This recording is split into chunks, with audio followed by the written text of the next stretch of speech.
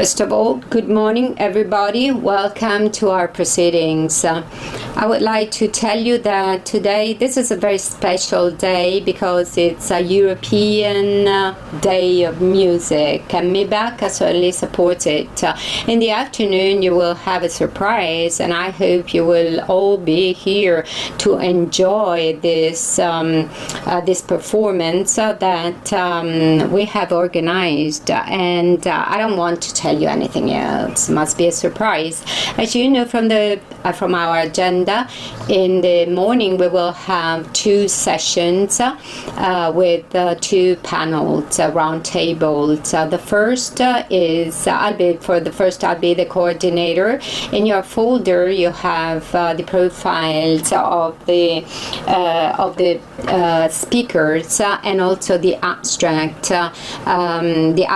of each speech and the presentation of the round table. As you know, this is on training for education to cultural heritage. As you may know, the premise or the forward to this round table is the training value of cultural heritage that fortunately more and more is recognized at a national level and also at a European level.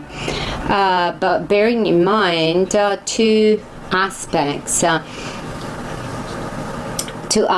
of this value. That is, first of all, is education and training to and for cultural heritage, to know it in its specific characters, in its multiple characteristics, its meanings and its values, to protect it and to deliver it to future generations, but also to train, to be trained in the jobs and in the professions of cultural heritage, because once again this is cultural heritage. But there is also another type of training through cultural heritage. We actually said it, we wrote it in several occasions. Cultural heritage has a training power for its very characteristics, for its stratifications, for the richness of its context. It helps to acquire cross-sectional values, plurality of intelligence, and I'm referring to Gardner, and especially holistic development of the personality. And let me just quote, to make a quotation. It's incredible that such an awareness that was not taken for granted in the past was present in the aims of the decree law of 1983 that is signed by my professor, my master, Giulio Carlo Argan. This was a decree on the rules of reorganization of cultural assets. The Republic favors access to the knowledge of cultural and landscape assets and use of citizens and use of its services to all citizens, so that in this field too, by avoiding inequalities and discriminations, the full personality of everyone will be fulfilled according to the aims indicated by the second subarticle of the Constitution, which is the one that guarantees the equality of all citizens in terms of access to the different opportunities.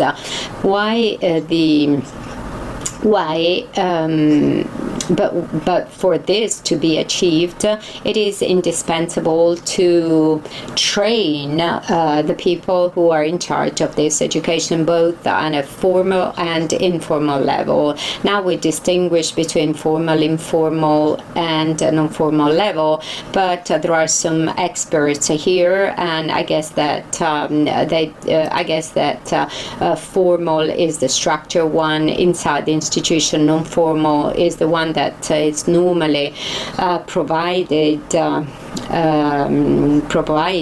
by cultural institutions, and informal is what we all acquire in different forms, and that European Union is now taking into account to define its quality.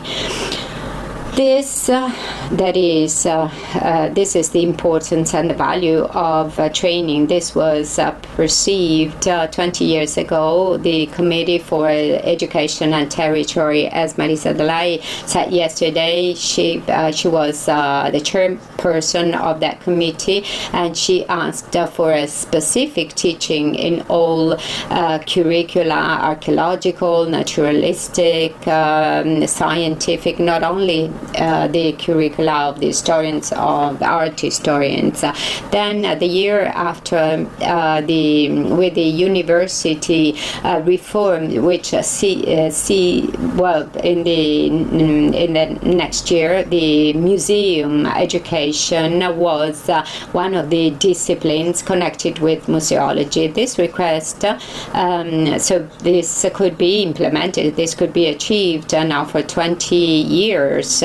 The education to territory is present at La Sapienza. So there was a survey that was made across graduates, and this proved to be professional and very useful. Methodology and results were presented, submitted to national and international conferences, and are the object of publications. In addition to me, other teachers, of course, taught this. And obviously, I'm not dwelling upon this, but I would just like to stress, for the purposes of our round table, our panel, that the presence of a specific teaching like this implies through the thesis, research projects, more or less financed. We work a lot for Art Historic Museum of Lazio, and the meetings, diplomas, all this. This means advance in research and fruitful cooperation in education and training.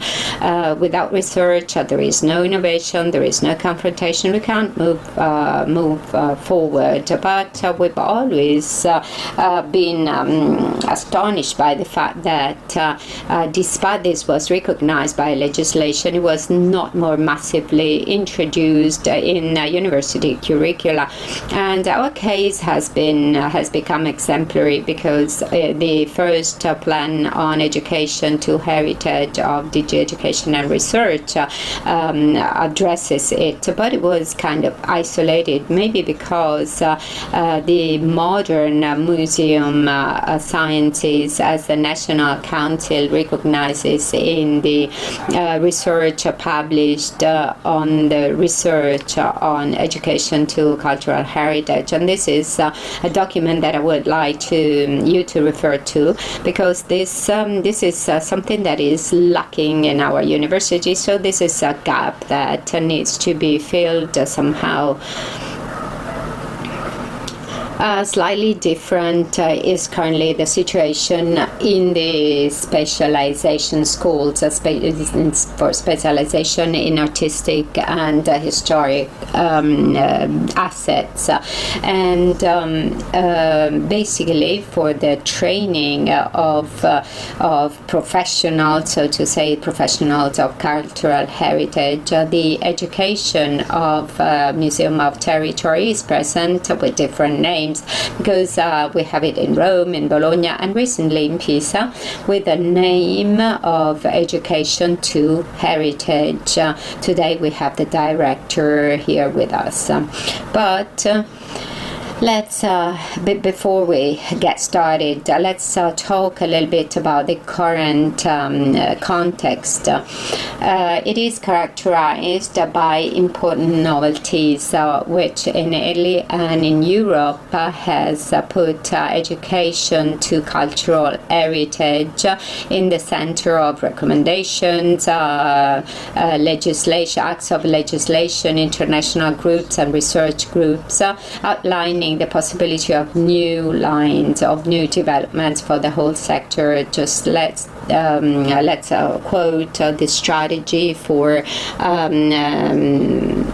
the cultural heritage in Europe that was presented yesterday, and it is divided into three parts, and one part is focused on education to heritage. But I don't want you to get bored, and to make our work more fruitful, we will take into account themes and documents of our context during the round table, during the panel, even because there are specialists present, and there are specialists working in these settings, each one in representing a specific institution. Our discussant is Walter Corsi, who is sitting in the first row. He teaches modern art history of La Sapienza, and he's a member of a scientific committee of Galleria Corsini and Palazzo Barberini. And over the past few years, he's been dealing with communication and high dissemination of museum and this discipline. He will bring us his remarks in the afternoon at the time of conclusion, together with the other discussants.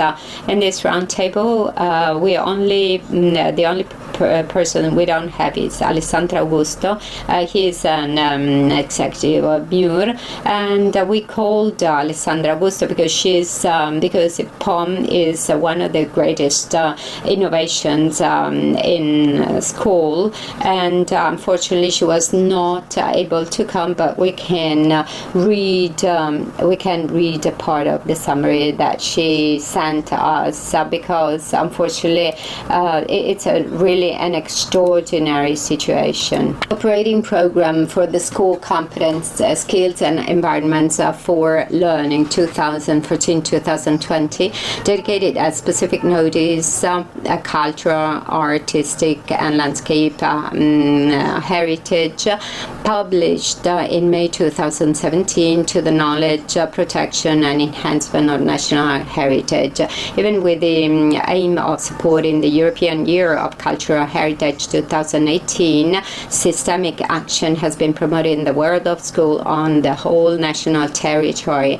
There has been total funding of over 100 million euros. I couldn't believe it when I read it, but it was confirmed. Allowed for the achievement of around 2,600 projects. Some of them are still ongoing, from archaeology to street art, that pointed to the will of consolidating an innovative, sustainable school, paying attention to its own identity and open to the different. And the current context in school is represented by law 107, so the hated goods school, and especially the 8 implementation decrees. And the current government is changing some aspects, but without changing the total asset. On Decree 60 on promotion of culture and enhancement of heritage, Article 3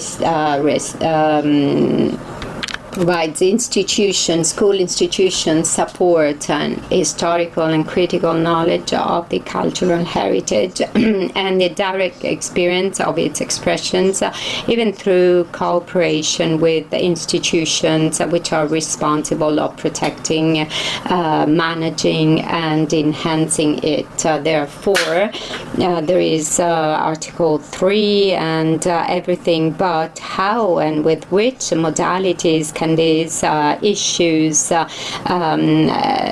get into the training path of educators and teachers? We leave the floor to Antonella Poce, Associate Professor of Experimental Pedagogy at the University Roma 3. She is Director of Museum Education Center, where she manages 2 masters, one biannual on advanced studies and the annual on general museum teaching. She has a large international experience, and her topic is development of cross-sectional skills of teachers and educators through the use of heritage and critical use of technology. As regards the modalities by which the panel will work, everyone has 10 minutes for his or her speech, because then we would like to come back to the main issues with questions and answers. Thank you, Antonella, and thank you for being here.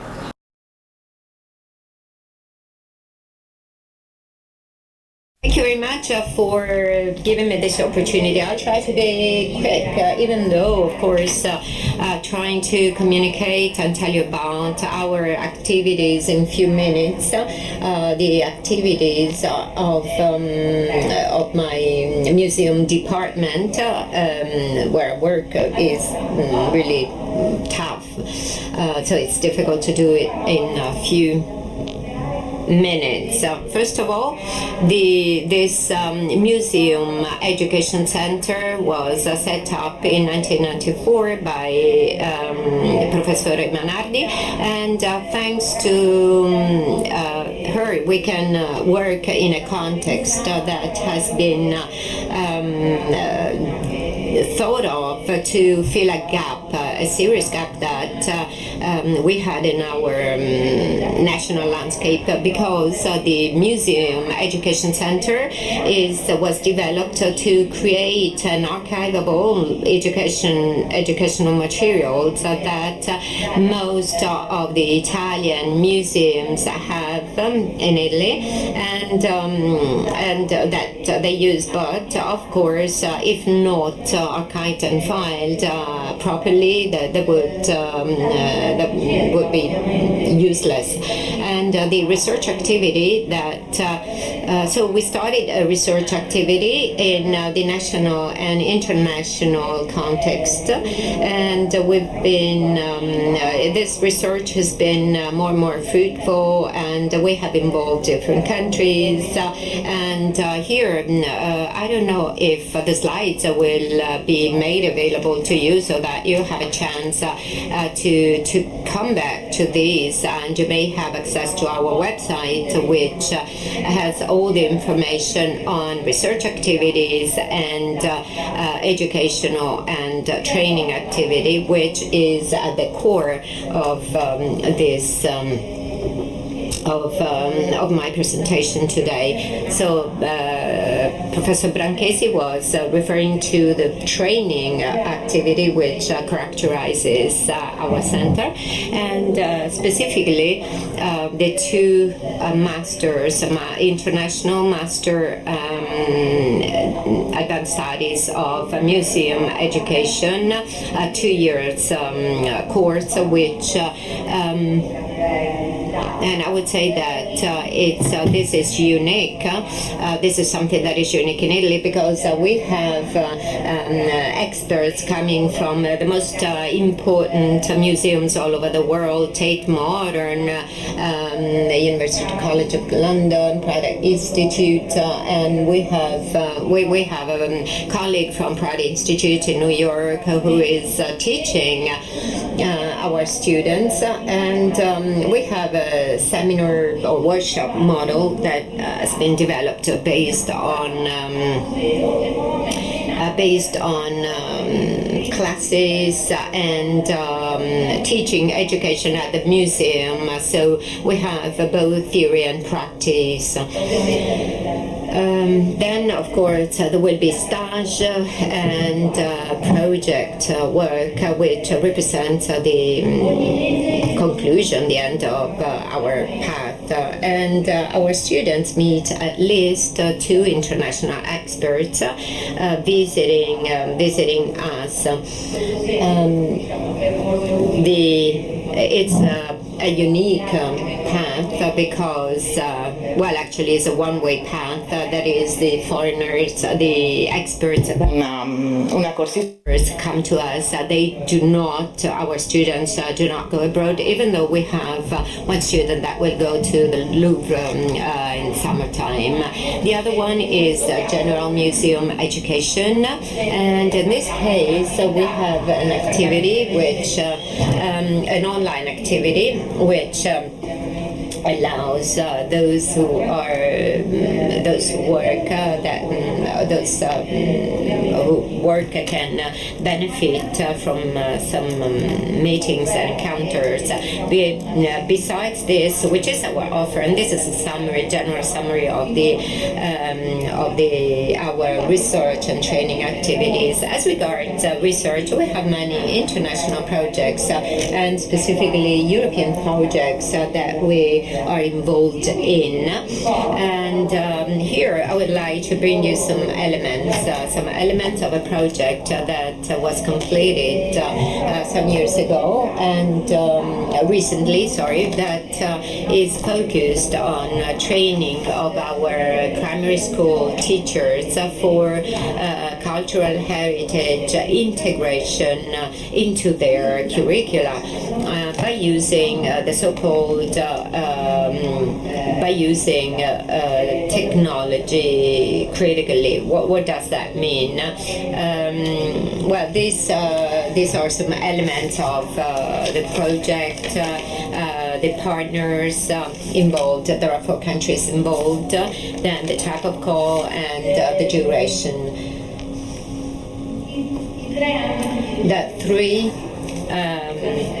The three main research areas: primary school, digital resources, artistic and cultural heritage. Sorry, I didn't see it. There is a screen here because I'm sorry, I had all the papers on the screen, so I couldn't see it. So you see the three main areas of the project. Now the goals. As you can see, the idea is to facilitate and develop integration of cultural assets in primary school, and helping teachers to integrate this content in their curricula, but also help them by helping them to increase their ability to use technologies that are made available and that are openly available. Obviously, facilitating development of the job profile. Here you can see the image of one of the activities that was performed at Terme di Diocleziano within the framework of this project. The idea was that of facilitating training of teachers, training teachers, and also teachers who had already been trained. For teachers who were training, we are referring to the students of the students of sciences of primary training, and 180 students of training sciences have worked to have developed educational activities for primary school, and considering following national guidelines, and they worked supported by us, obviously, and they were supported by research team, but they were also supported by some experts such as art historians who contributed to help them in identifying the museum objects that were integral part of their training, and for the integration of cultural heritage into the primary school curricula. And this we're supposed to So this occurred with a representative of museums that were involved in the initiative, and then there were researchers and also teachers that had already been trained, and we have worked to try and identify the tools to integrate this educational proposal with technological tools that might further facilitate acquisition of contents, but also development of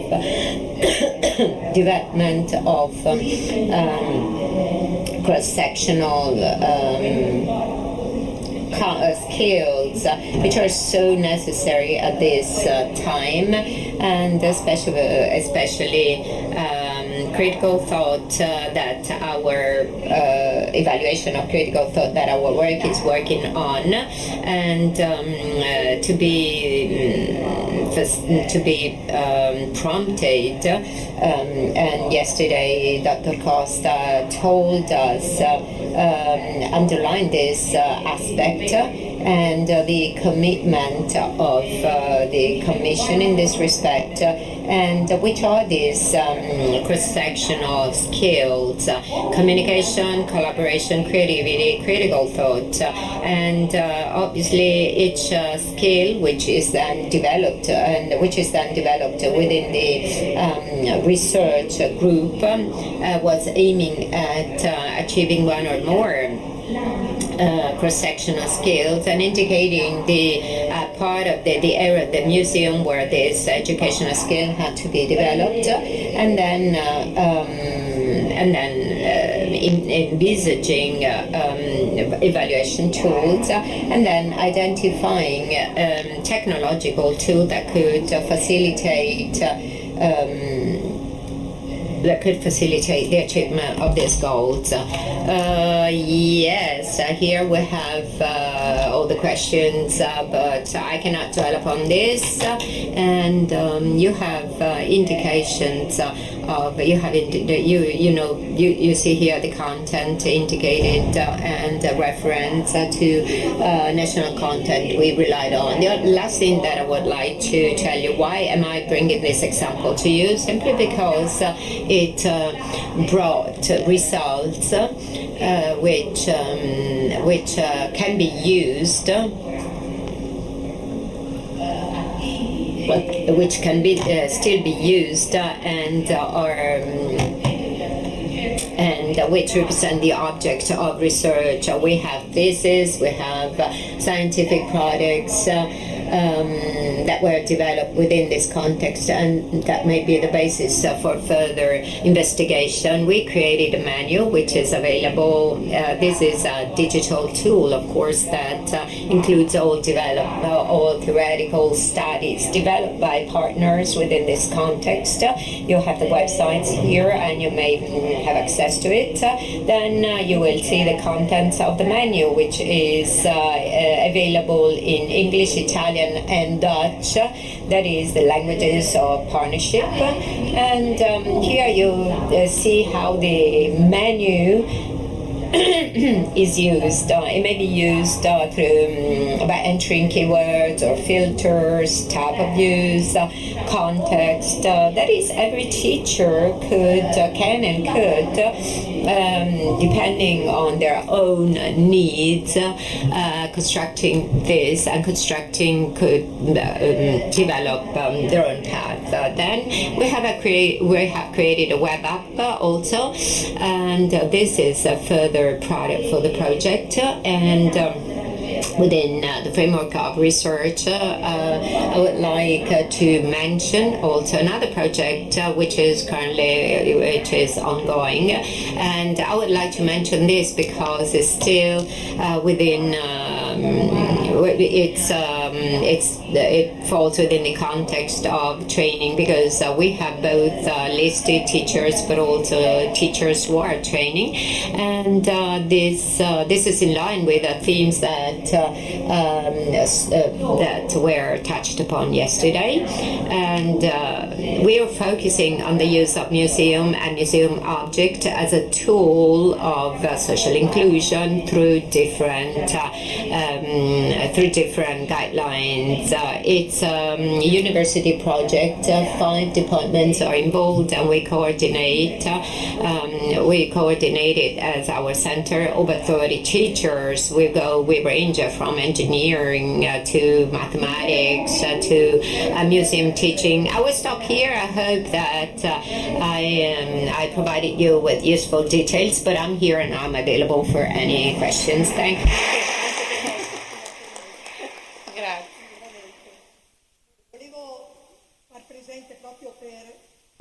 Quei coordinamenti che ci danno la possibilità di riflettere è che in ambito universitario say that at the university, updating of classification and academic knowledge is very important in view of internationalization process that started a long time ago. The favorable opinion of CUN refers to the ERC model, which is the European Research Council, ERC.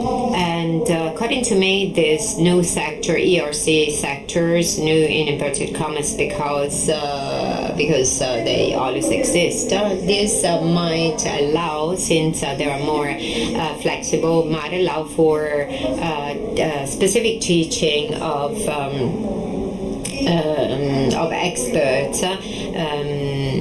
experts in education to heritage. But what is really interesting today, as was said by AFAM representative, certainly what is very interesting is the new curricula of Academy of Fine Arts. Giuseppe Gaeta will tell us about these. He teaches cultural anthropology. The director since 2014 is the director of Academy of Fine Arts of Naples. He was vice president of CLAM. That is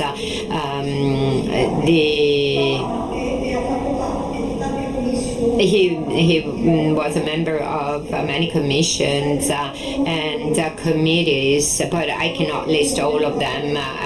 He is a member of the National Commission for Reform to reform AFAM institutions. Certainly, he knows very well the complex process of reform of institutions, and actually, the title of his presentation is "The Reform of Academies and the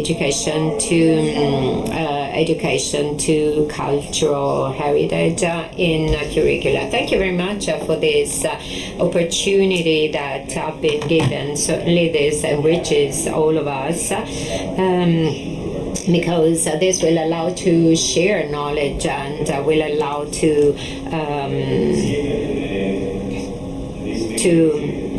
achieve common goals. I must say that I'm a cultural anthropologist, and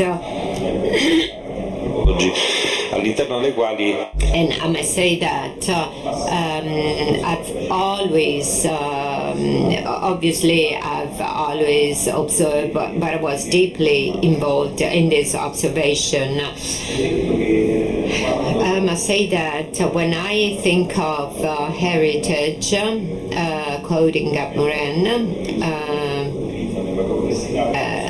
I think of a problem rather than solution. As Moran says, there is a problem, around which we had to set up strategic views because to approach this problem we need a strategy, but we have to go back to the past. We have to go back to the past path, as Miss Miriani told us, and this actually led to pave the way to training of restoration specialists. And I'm saying this because the historical steps are very important. There were some for academies, for the whole system of high artistic heritage, and yesterday Marisa Dalai reminded us of the Gentile Reform in 1923. There was a problem. There was really a very important point in training, because training was separated from other areas of knowledge, and this separation of knowledge was lasted until 1991, and now the artistic training that was regarded as expression and not knowledge was now included instead in the overall training approach.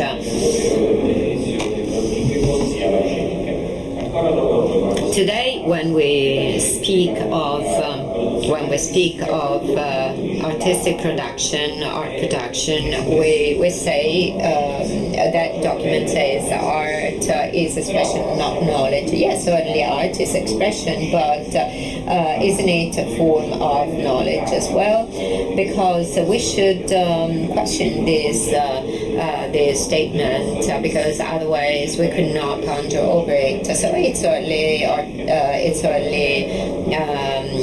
expression, but also knowledge. So with this prerequisite, or with this foreword, I must say that some years were paramount.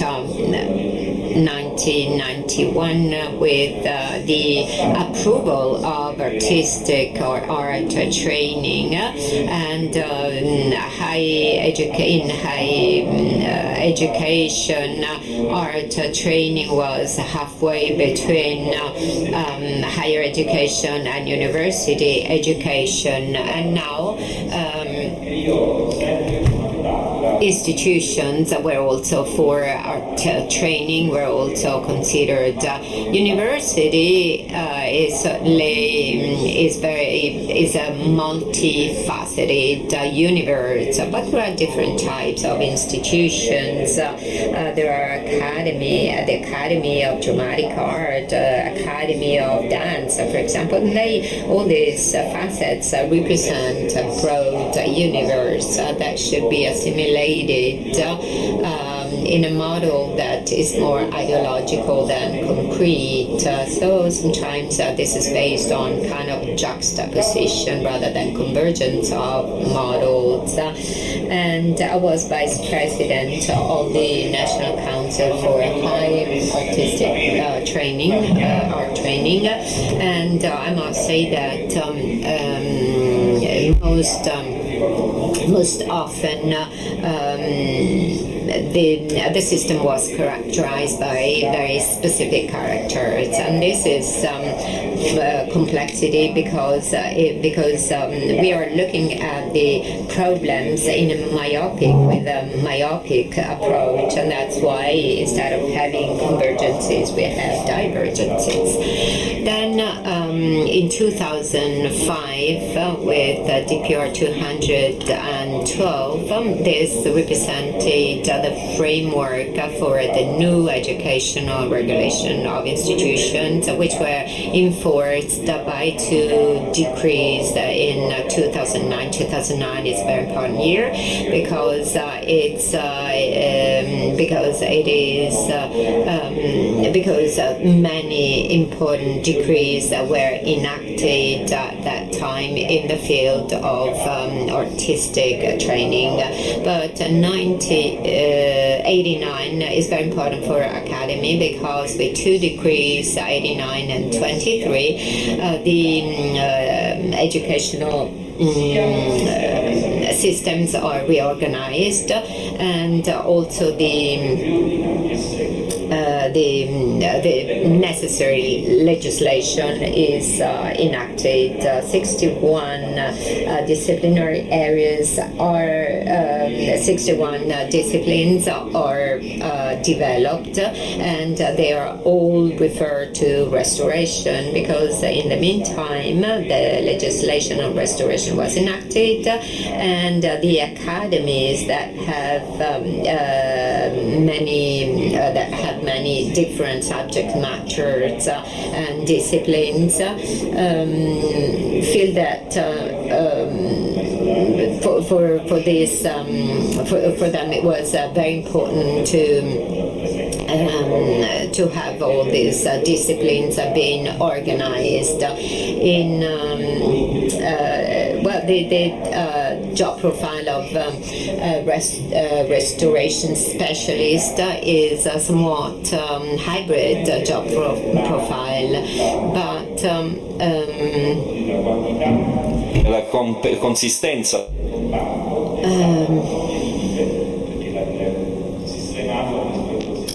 The AFAM system, as compared to university system, is much smaller. We have 100 institutions in Italy, but overall we have 100,000 students, including all these institutions and centers. But at the same time, there was a certain flexibility initially. So when developing knowledge and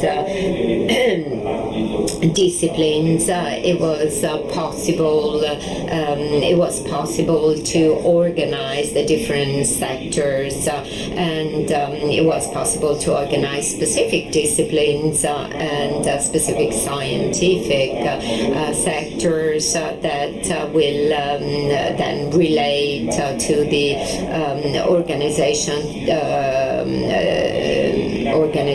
to the organized system.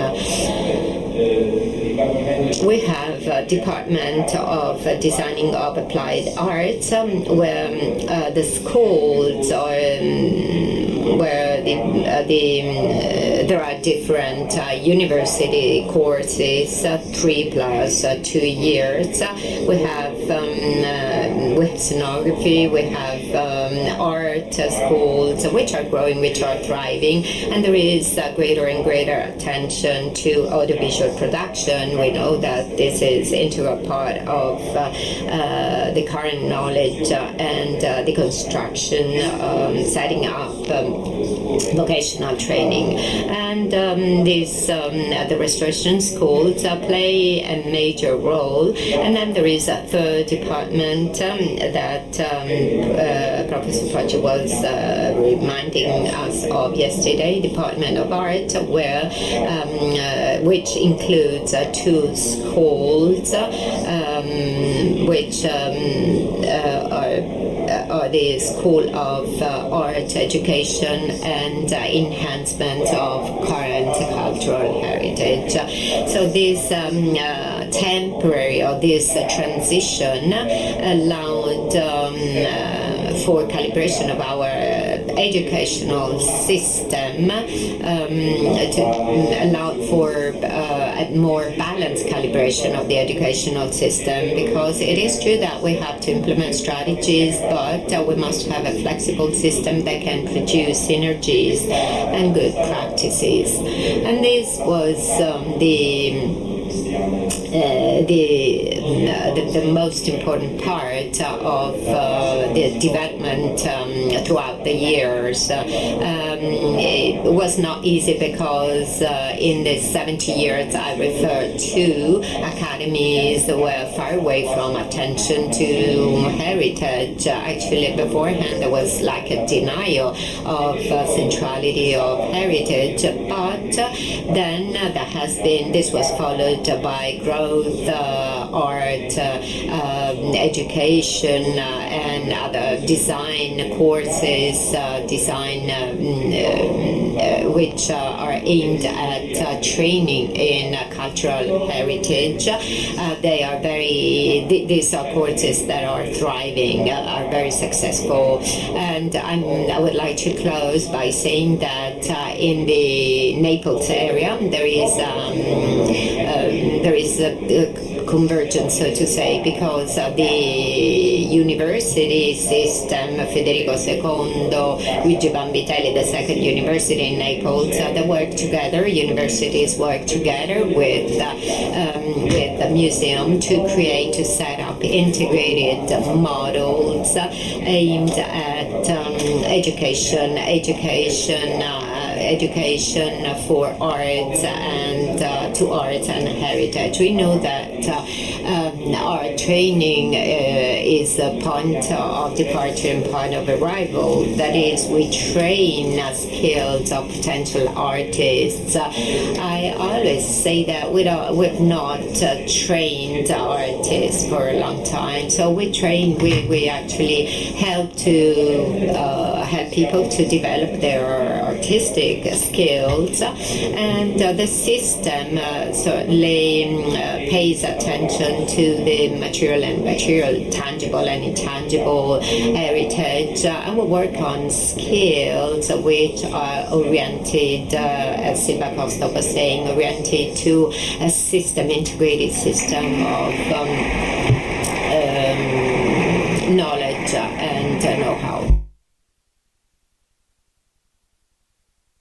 Come è indispensabile.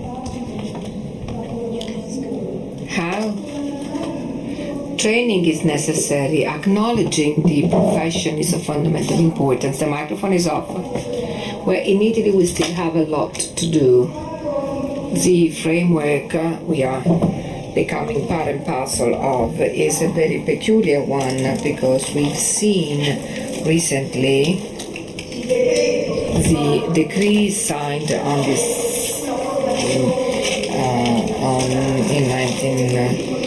in 2019 recognizes professions which are not part and parcel of the system, and this offers certainly relevant prospect for the future. Martina De Luca is going to mention that she has worked on these problems as an Italian expert, also at international level. Most of you know her. She's an art historian. She has a PhD in experimental pedagogy. She has been in charge with the educational services of the National and Contemporary Art Gallery, and then the General Director of Education and Research. Now she's in charge with the education, just recently, at the school foundation of good and cultural assets. I would like to hear something about that. Her presentation is on professional profiles and education and training to cultural heritage. Thank you. The microphone is off. Okay. Now it works. I start from far away to understand better. We understood that the past is important to understand the present. I'm doing it in a very quick and fast way. I start saying that we start talking about professionals of education or teaching. We started talking in a rather specific and precise framework. Those are museums where the principle starts that places of culture can be places of education, can have this purpose. And we started talking about that international level. Immediate evidence of this are the 3 seminars which have been organized by ECOM and UNESCO in the 50s international seminars, which were of considerable importance and relevance and lasted quite long period of time, with the participation also of the representatives of our ministry. And mention is made of the educational role of museums, and immediately attention is devoted to those who can do teaching in museums. And already then we have a two-sided story. In Brooklyn, the conclusion is a recommendation whereby in the training of museum curators, all of the knowledge and skills must be included to be able to carry out teaching activities in museums. In Athens, the subject matter is slightly set aside, and the preference is to agree with the school world and look for a cooperation with teachers and the higher education system to fill those gaps in terms of skills for those who work in museums. In Italy, basically same thing. Two circular letters, which I'm taking into account, and I'm going to give just very the nuts and bolts of this moment when still the Ministry of Cultural Assets is not existing yet. So the whole jurisdiction of this sector is under the Ministry of Education. The first circular letter dates back to 1960, which is very important because it shows the interest for the activities which can be carried out in museums in favor of basically schools. The recipients addressees are mostly schools. So what is being said is the teachers are suggested not to go by themselves to museums, but to ask the scientific technical staff, which can, quote, also urge and elicit curiosity, end of quote. So there is also a question of specificity which emerges in terms of teaching education within museums, which is not just the teaching in classrooms. And this is turned completely upside down with the most famous and mostly quoted here, the circular letter 128 of 1970, which urged to include in our museum, says only in main and art museums, and this was not very nice actually, of teaching sections, but which is turned an habit into an institutional function, which represented an important element for development of professionalism and the acquisition of values of educational activities within a museum, namely the agreement according to which it would be possible to have seconded teachers working in museums and superintendent offices. This is probably a huge problem and wound for the history of the museum conditions in our country. First, from the point of view of activities, this activity ends up by being just set aside. It's kind of find the people working there outside the administration, so they cannot be actually part and parcel of the cultural program of the institute. On the other hand, the fact is that the museum teaching is considered similar or equal to the school teaching. It's not absolutely the case, and we're still suffering the consequences of that. The 70s also mark huge changes from the management point of view. The ministry is established, but also the regional competence and in terms of local museums and bodies. A new ideas of museum starts looming large, and there too we start talking about participation in a way which is different from what we're doing today, but the theme is looming large. So basically, also thanks to the work of regions, the issue of who's doing education, how it is being done and where is being discussed, and a series of important elements emerge. For sure, the guidance documents of 2001, because they indicated within museums, we're still talking about an exclusively museum context. Within museums there must be a person in charge of educational services, a person who's devoted to dedicate to this type of activities, and then there are all of the important thoughts. We have the update work for professions, which shows the evolution from teaching, education, who is doing what is being done and why, because this is very important. Other research programs which shift the emphasis and try and make the education activity emerge. We're talking about education, not teaching, from the museum sector to the territorial one, to extend it to all of the cultural assets. Now, all of this, however, all of this is always a stop and go, because then at the end, when in 2010 the professional profiles are drafted, technical scientific professional profiles, which are still in force today, then the 18 profiles relating to this area go back to the traditional disciplinary classification and ascribe to each of them competence and skills in educational framework without requiring specific training and education, which is an important gap which we are still suffering from today. This is a very important theme and issue today.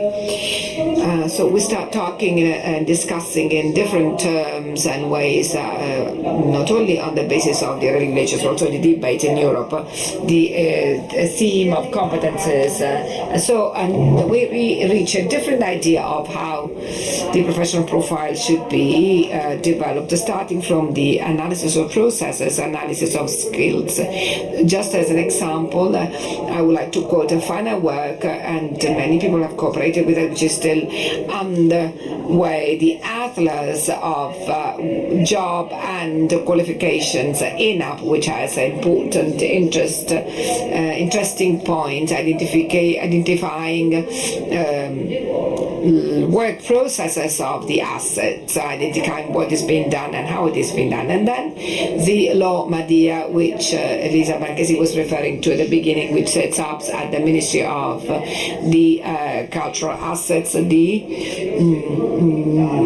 professions which are authorized to intervene on the cultural heritage law, which is a point of arrival, but for some people it's a starting point, first and foremost because of the extremely limited number of profiles which it implements, still traditional profiles, disciplinary profiles, but which we tried to develop from various points of view. We needed to take the landscape into account where these profiles are incorporated. We need to understand first and foremost that clearly these are profiles directed to the whole world. When we talk of art historian, we're talking about art historian being able to work both in the public and the private sectors, and this law regulates the private sector more than the public one. At least this is the idea. It is starting from there are certain rules that the public sector has already implemented, but it doesn't move on this only while it stems over the years, in these years after the reform of the ministry, which I'm not going to dwell on, we still have the National Museum system. Once again, while the museum on the one hand is kind of leaving some professional profiles which are connected to the disciplinary sector, it doesn't recognize specificities. While in the following National Museum system, it is clarified that under the item organization and under item staff, there must be the presence of people in charge of educational services. So finally and recently, these profiles are published with all of the annexes and descriptions work, so to be able to take into account on the endless opportunities for the archaeologist, the archivist, librarian. They are split in decreasing order, so to meet the European regulation for each bracket. The characterizing activities are described as well, the skills, competence and access requisites. Just to make you understand, in this way we succeeded in having the opportunity come back. The art historian can deal with education heritage provided that he has or she has specific competence, skills and knowledge. For each profile, activities are described. In the case of art historian, the last one relates also to the study, research, education activities in his own field. And for this, This is a slide which can't be read, but just to give you an idea of how it is organized. So it is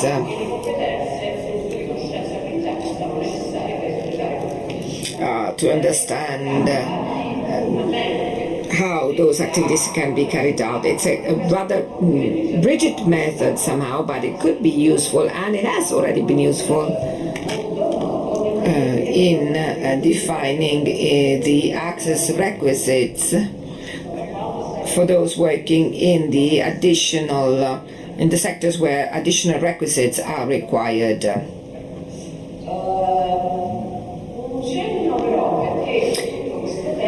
All of this reminds us also of the European framework, where the attention to rethink the cultural heritage professions is really strong and important. And I'm making reference to two important works, Voices of Culture, because it introduces something new. Up to now we talked about specific competence and skills of the educator, of those who deal with education to cultural heritage, but we also complained about the fact that managers were kind of lonely and abandoned. Europe helps us. We shouldn't be probably start to understand that the issues of education must be one of those competences and skills belonging to all of the professionals in the cultural heritage field. Shouldn't they become part and parcel of the legacy and heritage of each and every one of us dealing with these subject matters and the endowment of each of us? So the different way in which this is carried out is given by Europe. Voices of Culture speaks of a kind of cross-sectional approach, and this most recent work that maybe Emilia will discuss later on recognizes again some fundamental aspects, and I can stop here.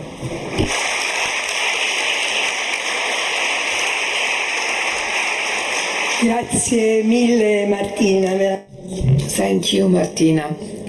We should be talking about that at length, but what is comforting to us is that this conference aims at being not only a point of arrival, also a starting point for thinking and discussing kind of charter for the education to cultural heritage. I think that the points identified here will become part of this, and maybe they will be further discussed outside. As already Martina has mentioned, another important framework rich in changes, which is probably the most impressive one, is the one that we always will know relating to the National Museum System.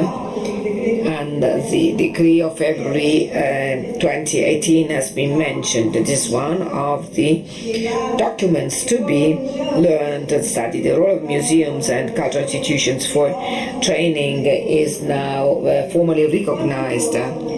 When the University La Sapienza signed a kind of atypical agreement, it couldn't be called in a different way, a typical agreement with Maxi to acknowledge a new type of partnership whereby the museum should carry out that function. This was unthinkable. So the education and training professionals is being now presented by Vito Tanzia. He's an anthropologist in charge with the operational unit at the General Directorate of Museums, where he has been working since 2015. He worked at length at the National Pigorini Museum, where he directed the library and the educational system services, so he can certainly encompass all of the problems. Good morning, and thank you. First of all, I would like to thank Lida Branchesi for inviting me. I would like to express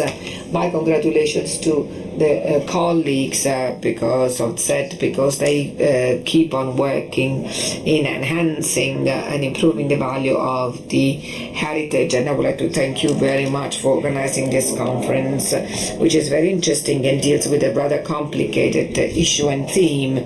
First and foremost for me, since I don't have so clear idea on this subject matter, since I moved from a museum to a general directorate, things have suddenly become much more complicated, especially because the reform of the Ministry for Cultural Heritage was started and the National Museum System was started, which was mentioned before, and which represents a point of arrival of a process, as you know, a 10-year-old process within which there are many professional and human stories which are represented also here, and which gave a contribution to reach this target.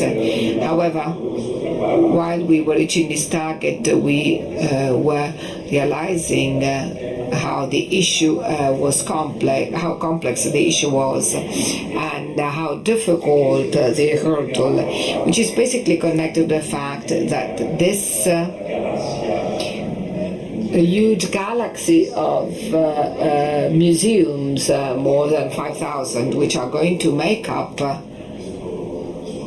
this new world organized in a system, right now need resources, they need ideas, they need training, and this is something that represents all of the main problems in all fields, and it's a problem from my point of view, and I will just to confine myself to make a few remarks which I hope can be useful for the debate when the mission of the museum has changed. Namely, we talk about education to heritage, but those who think and believe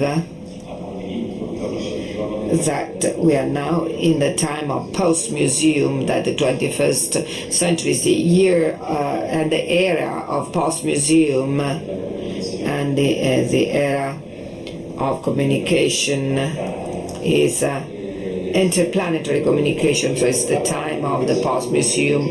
Talking of education causes some problems and some interpretation difficulties. Some people may wanted to distinguish between three different eras of museums and connected to different paradigms. And the education belongs to the disciplinary museum, which is the paradigm which enlightenment, and then the medium museum, the paradigm is that of communication, where we enter the second half of 1900s, which basically corresponds to the fact that there is a kind of social wish and desire for heritage.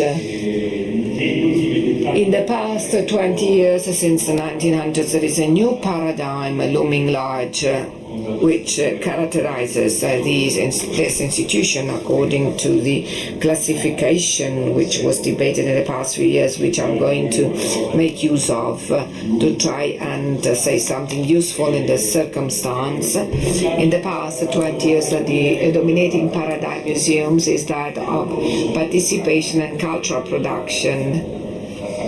The fact that masses within museums are entering, and the fact that all museums have to deal with the high numbers led to a situation where it was necessary to involve the audience in the cultural production. Therefore, the museum was no longer simply carrying out the educational function, but also an inclusive function aimed at building that interactivity, which was extremely important from us, also from a technological point of view. If the vision of the museum is so changed, and we basically share this scenario, the theme of education to heritage and professionals who are supposed to deal with that ends up by being quite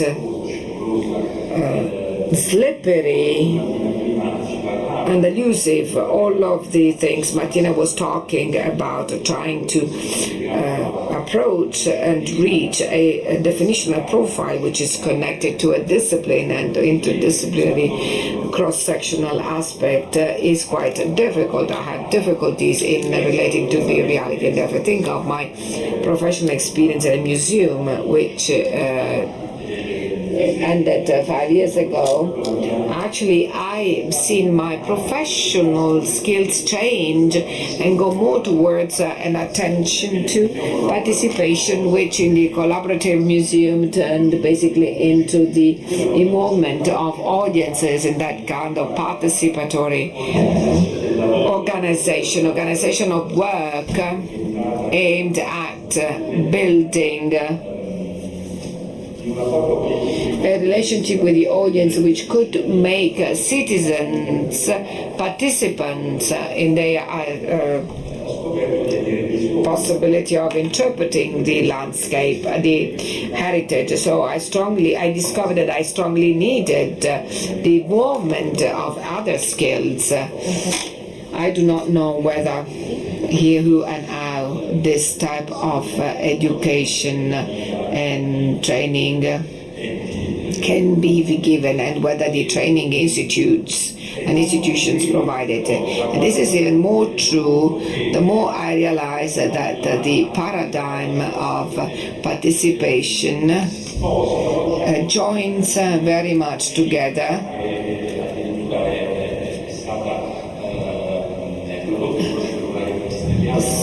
one element which was included in a circular letter a few days ago, which urges museums to rethink communication from the storytelling point of view. Some dates were mentioned before. In 1958, the ICOM conference in Rio was held. In 1957, Frieden Tilden published an essay which has remained of fundamental importance for the people of my age, and studied on what was called the Nouvelle Museum discipline. The Gilden essay, who was a museum expert who worked in Canadian natural parks, had this title, Interpreting Heritages, and stressed the aspect of interpretation, because in his opinion the real educator to a heritage, natural heritage we would say later on, is the one who succeeds in carrying out a function which is closer that to the artist or stage performer than that of the scientific curator. The interpretation of the cultural heritage or a natural park becomes from that moment on ability to tell a story, to describe, interpret, and where storytelling now has become a strong part of the museum activities. And there too we find out that we are kind of off balance in terms of our skills and ability to fully carry out this capacity and this competence. It was a very educational experience for me when I was at Museo Pigorini. The most interesting relationship was with the expert of storytelling. There is a professional category which has moved in this direction, and which with the participating society, with society participating in educational services, was organizing storytelling labs in order to turn into contents the meaning of the collections. Therefore, we discovered that the curator or the person in charge of educational services is not enough. We need other professional skills, and this is very important in terms of the difficulty we meet with in order to balance the three macro sectors where the forms of quality are organized, that is organization, collections, and relationship with the audience, which contains references to the issues we're dealing with. The person in charge with the educational services is part of a macro area.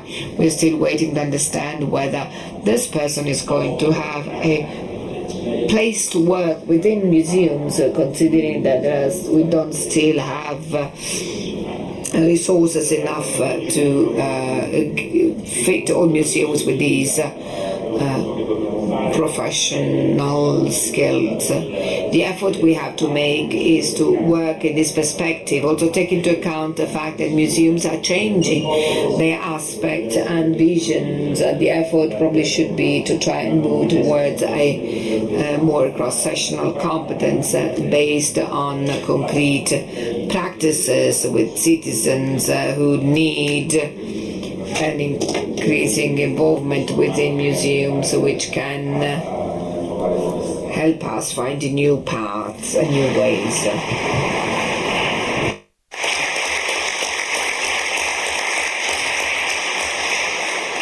Grazie mille, Vito. Thank you, Vito. You two opened one of the biggest challenges for the future. The Anglo-Saxon departments are no longer called education, they are called learning and interpretation.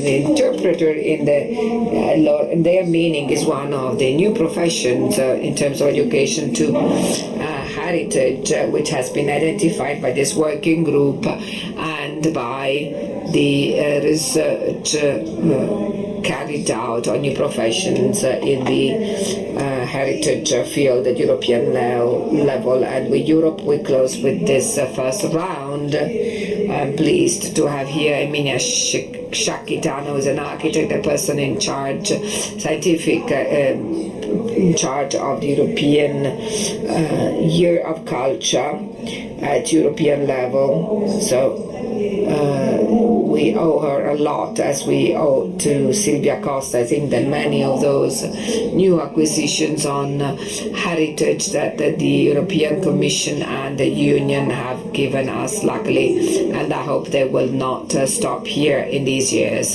Thank you. And Minia will talk about for a more inclusive Europe. The title is slightly changed. Education and skills at the heart of the EU policies for the cultural heritage. Thank you. Grazie a voi per questo. Thank you very much for this kind invitation, for this opportunity you've given me. It's difficult.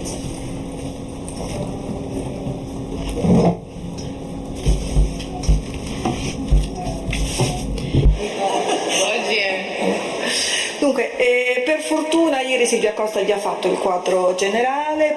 Silvia Costa gave you the general picture, because it's really difficult to speak of the European Year of Cultural Heritage, because we should have a whole meeting on that, on what happened, but anyway, we are developing an evaluation document that will soon be published and that will soon be available with all the details and information. Today I'm focusing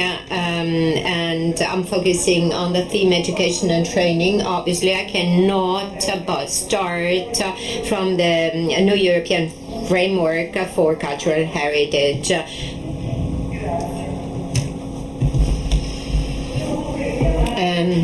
I have to start from this because this is a big result, and this is the first expression of a more inclusive Europe. But we should not forget that it is true that Europe is seen all over the world as a region of excellence in terms of cultural heritage, as Italy, certainly even more so, but Europe is seen as such. And within the framework framework of activities by EU about the strategies and external relationship of European Union, collaboration on cultural heritage is always put on the table by other states. And so this excellence has been recognized, and there is an important theme, the internal mobility, that is our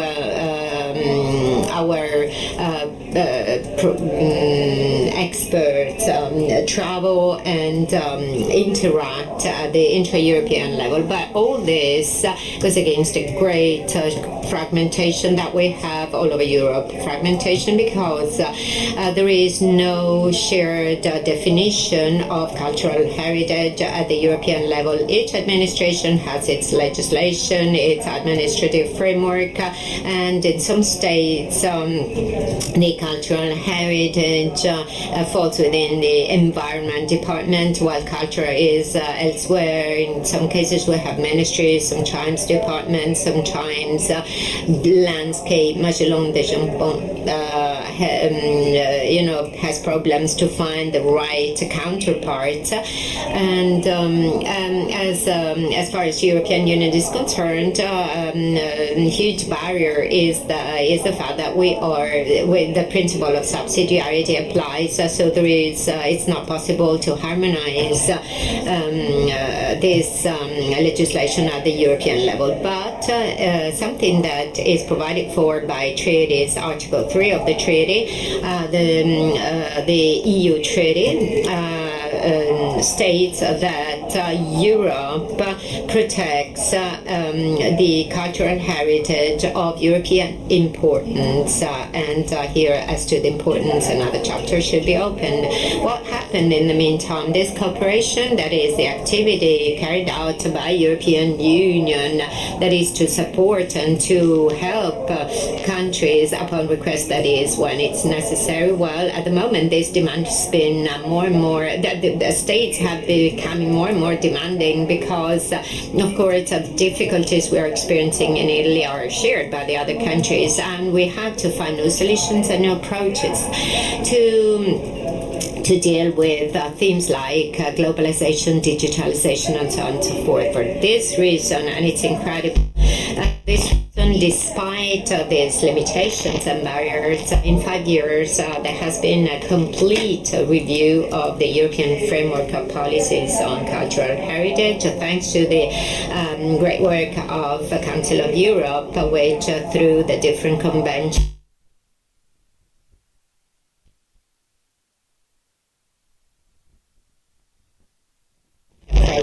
at the European level. So if you look at the policy, this has been completely revolutionized since 1994, when the Raffaello program was established. For the following 20 years nothing had been done, but now the picture is completely different.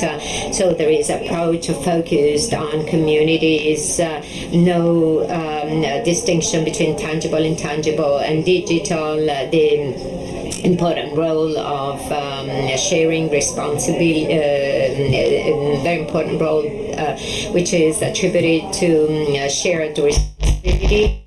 And the policies the policies that are enacted generate value, so not in view of sustainable development, but regenerating development, because we have to fix we have to repair damage that has been done. So integrated approach becomes more and more important, and at the European level we are lucky because we have the cultural heritage which is provided for by different policies, environment, tourism, education, and so on and so forth. And with the European year we decided to set up this integrated holistic approach and translate it into a concrete agenda. This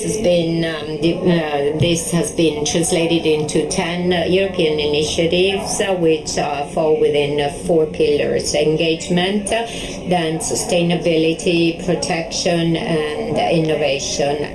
Of course I cannot dwell upon this, but what I would like to say today is that this approach works.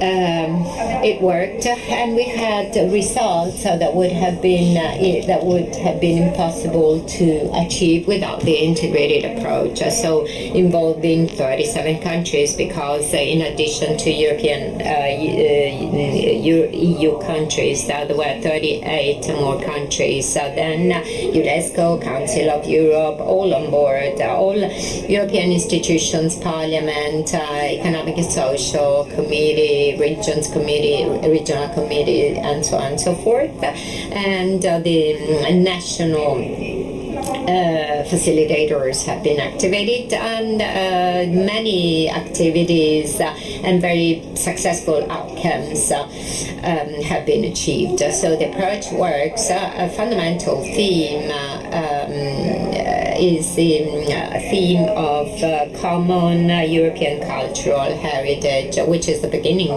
which is the basis of European year. And well, actually, we made a classical example of this. The website of Marcinelle. Marcinelle in Belgium is a mining site, and the Italian immigrants unfortunately died as a result of an accident. Over 150 Italians died. This is a symbolic place because this is the origin of immigration, because we start having immigrants from Turkey and Morocco to Belgium. So this is a very important milestone in the history of Europe, and safety legislation starts from there. The ECSC starts to focus on safety of workers. So this is an example of common history. This is an example of common cultural heritage, which is Belgian, which is Italian, which is European, and maybe involves Morocco too. So that's why we paid attention to this theme of European dimension, and especially the cultural heritage that helped us to build the shared values we all agree upon today. Article 2 of the treaty, which is never recalled the value of human dignity, equality, respect of human rights, including the rights of people belonging to minorities. So when we started this, we were warned because it's very easy to work on cultural heritage. It's easy to fall in the trap of nationalism, and we have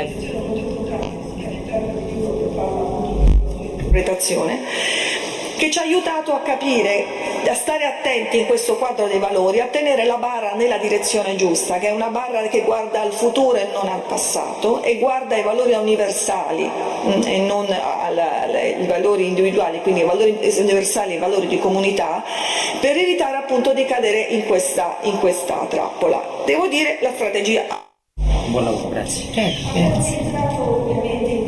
Obviously, we used in the DG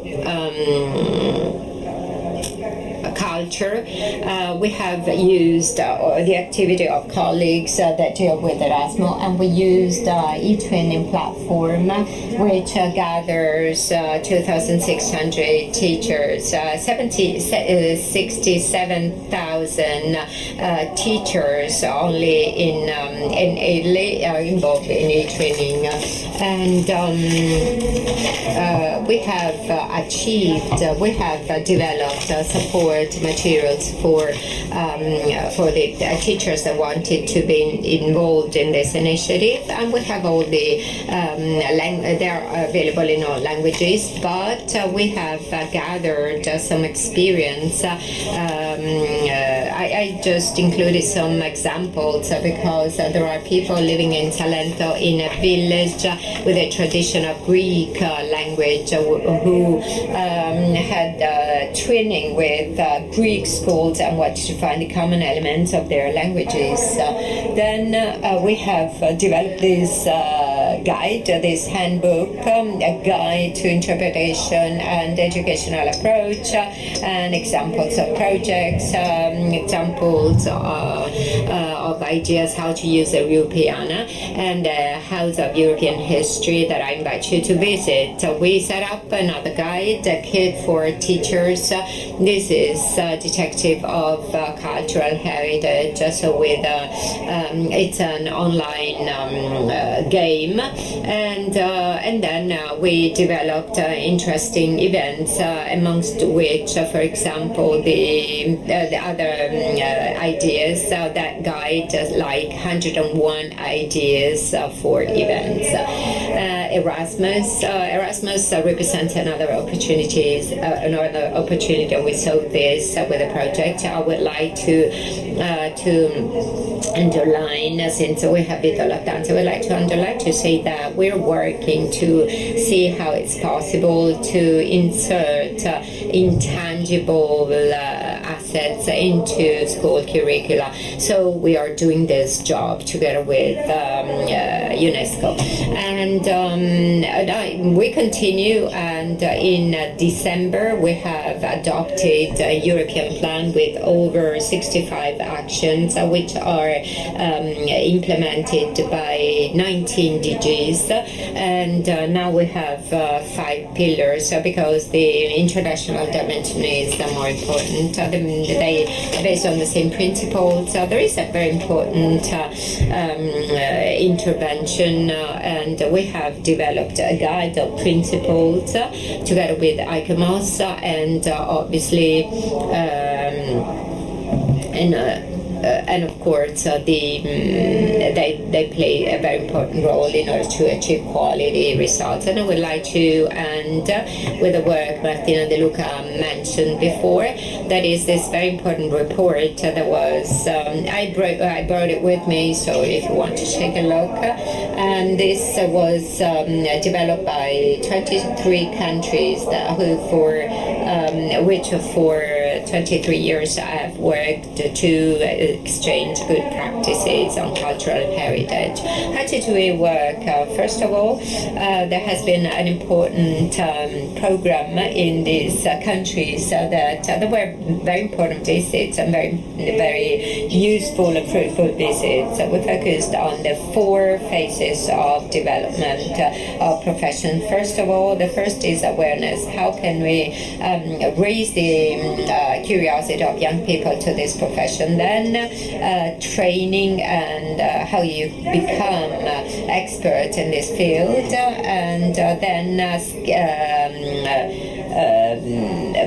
permanent skills, and of course cross-sectional skills that are more important to achieve, and then knowledge transfer that has never been dealt with before, and that is what happens when Patrimonio è il fatto che what happens when many experts retire and they don't know whom to pass their knowledge and skills. And to confirm the value of sessional value of profession, in this document there are specific recommendations referring to the 4 pillars of sustainability, innovation, because all these goals are aimed at. And afterwards there's a couple of Erasmus Plus projects which are defining curricula, which are working along the same lines on these topics about soft skills and interdisciplinary approach. We are working on a blueprint for skills, which would allow us to set up a strategy, and we will see all the skills and profiles, so we will set it in a European system. And just to start with, thanks to pilot project of European Parliament, we have started something to try and kind of have a systemic approach to these skills within within a European framework, European ESCO. And I would like to close by saying that I was very happy yesterday when I read the statistics about participation of young people when actually students chose 21% of students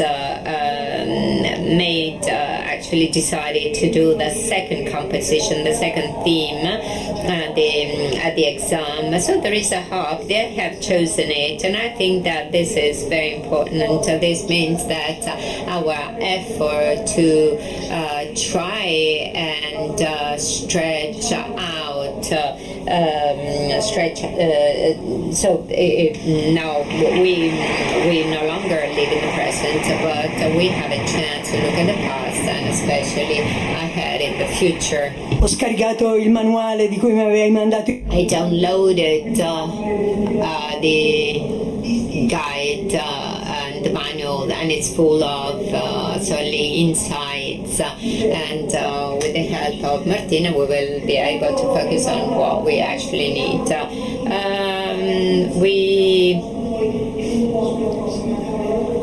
We started later, and actually we are a bit behind our schedule.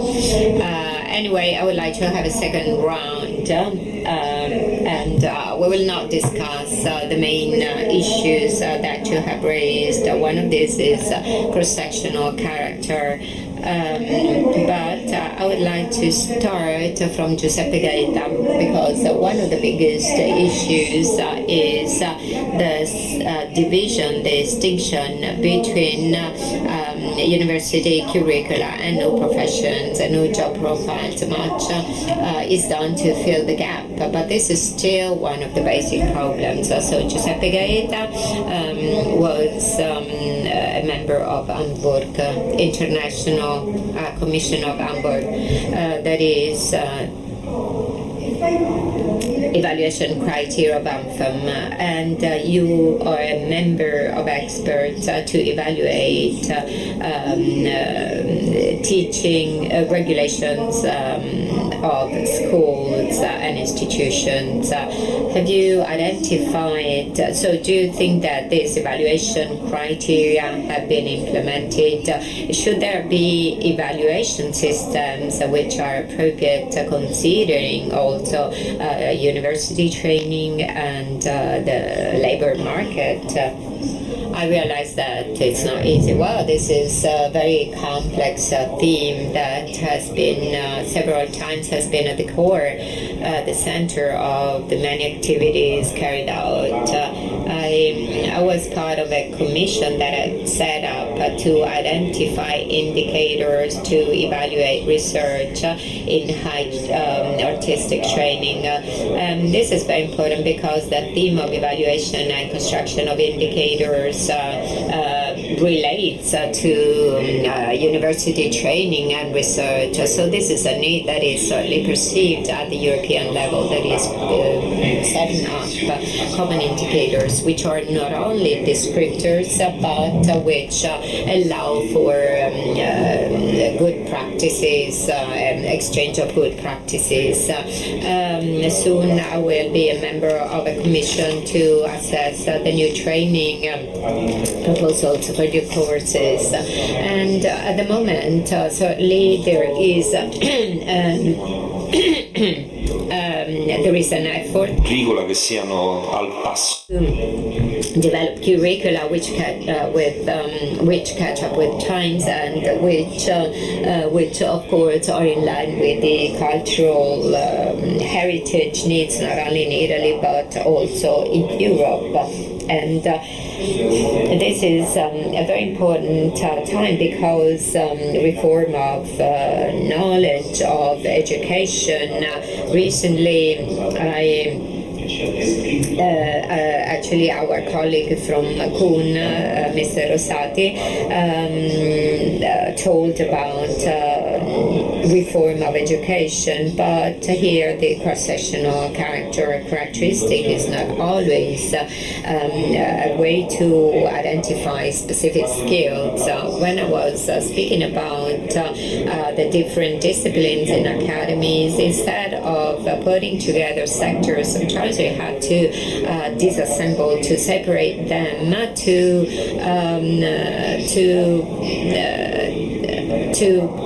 allow for some job profiles to be recognized, to recognize these specializations,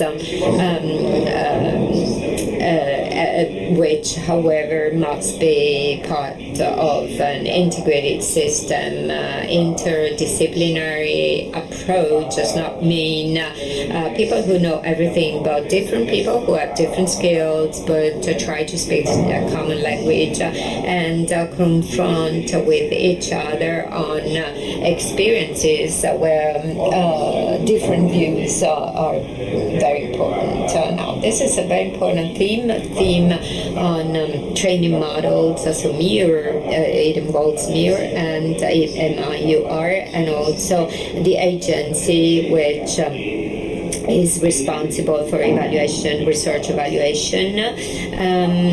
Amber is taking care of evaluation of research, but also evaluation of results. And I would like to close by saying that today we're speaking of third mission. I always remember that Gaetano Manfredi, rector of Federico II, president of CRUI, in a meeting that which Academy of Fine Arts was the host, he said this should be the first mission. That is the fact that tertiary sector institutions are the drivers in the territory and the prime engines in the territory within the framework of research that should be reviewed in terms of impact on territories, which must become object of evaluation and must become the path to development of good practices. Thank you very much. We will pay attention to these aspects. Maybe not me, but those who will follow me. As regards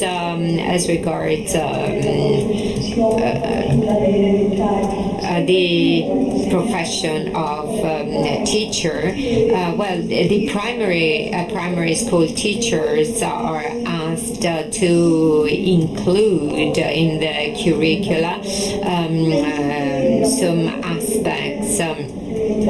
aspects that relate to cultural heritage. Do you think that more specific teaching, more specific education should be included, and therefore so as to allow for new and more specific skills? The new school for high school, whether primary or secondary high school, oblige teachers who want to train to get 24 credits in different areas, and they must get the credits at least in 3 sectors in these 3 areas. And should we also think of ad hoc training to better use heritage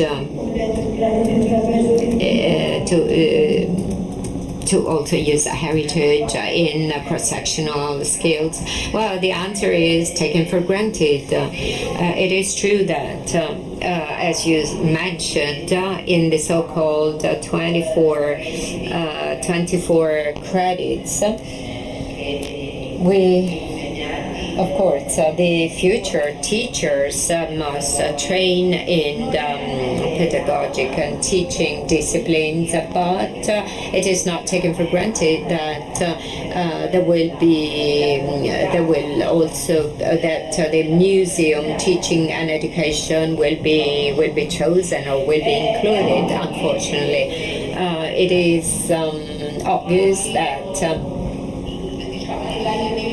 Well, from an personally, of course, I want to include this content, but in the post-graduation courses, those who attend these courses may get the credits in the teaching area, and then this may be acknowledged in the different university curricula to specialize and to have access to teaching. So this is something that is not well standardized, is not taken for granted, but we are trying to do that while it should be better organized, should be organized politically. There should be a kind of standardized system that might include these areas. In my in sciences training, this is always provided for, it's always included. And this might be one of the lines along which to work with Martina. I would like to discuss different things with Martina, and I think that we'll have a chance to discuss many topics. But here I would like to ask you since you didn't have a chance to speak about that, what about the school and the heritage of Mibak? Do you think that education to heritage might be included in the fourth level training? It is part of it, the foundation school and school for cultural and cultural assets has started its activity, deals with training, education, research, and everything connected to that.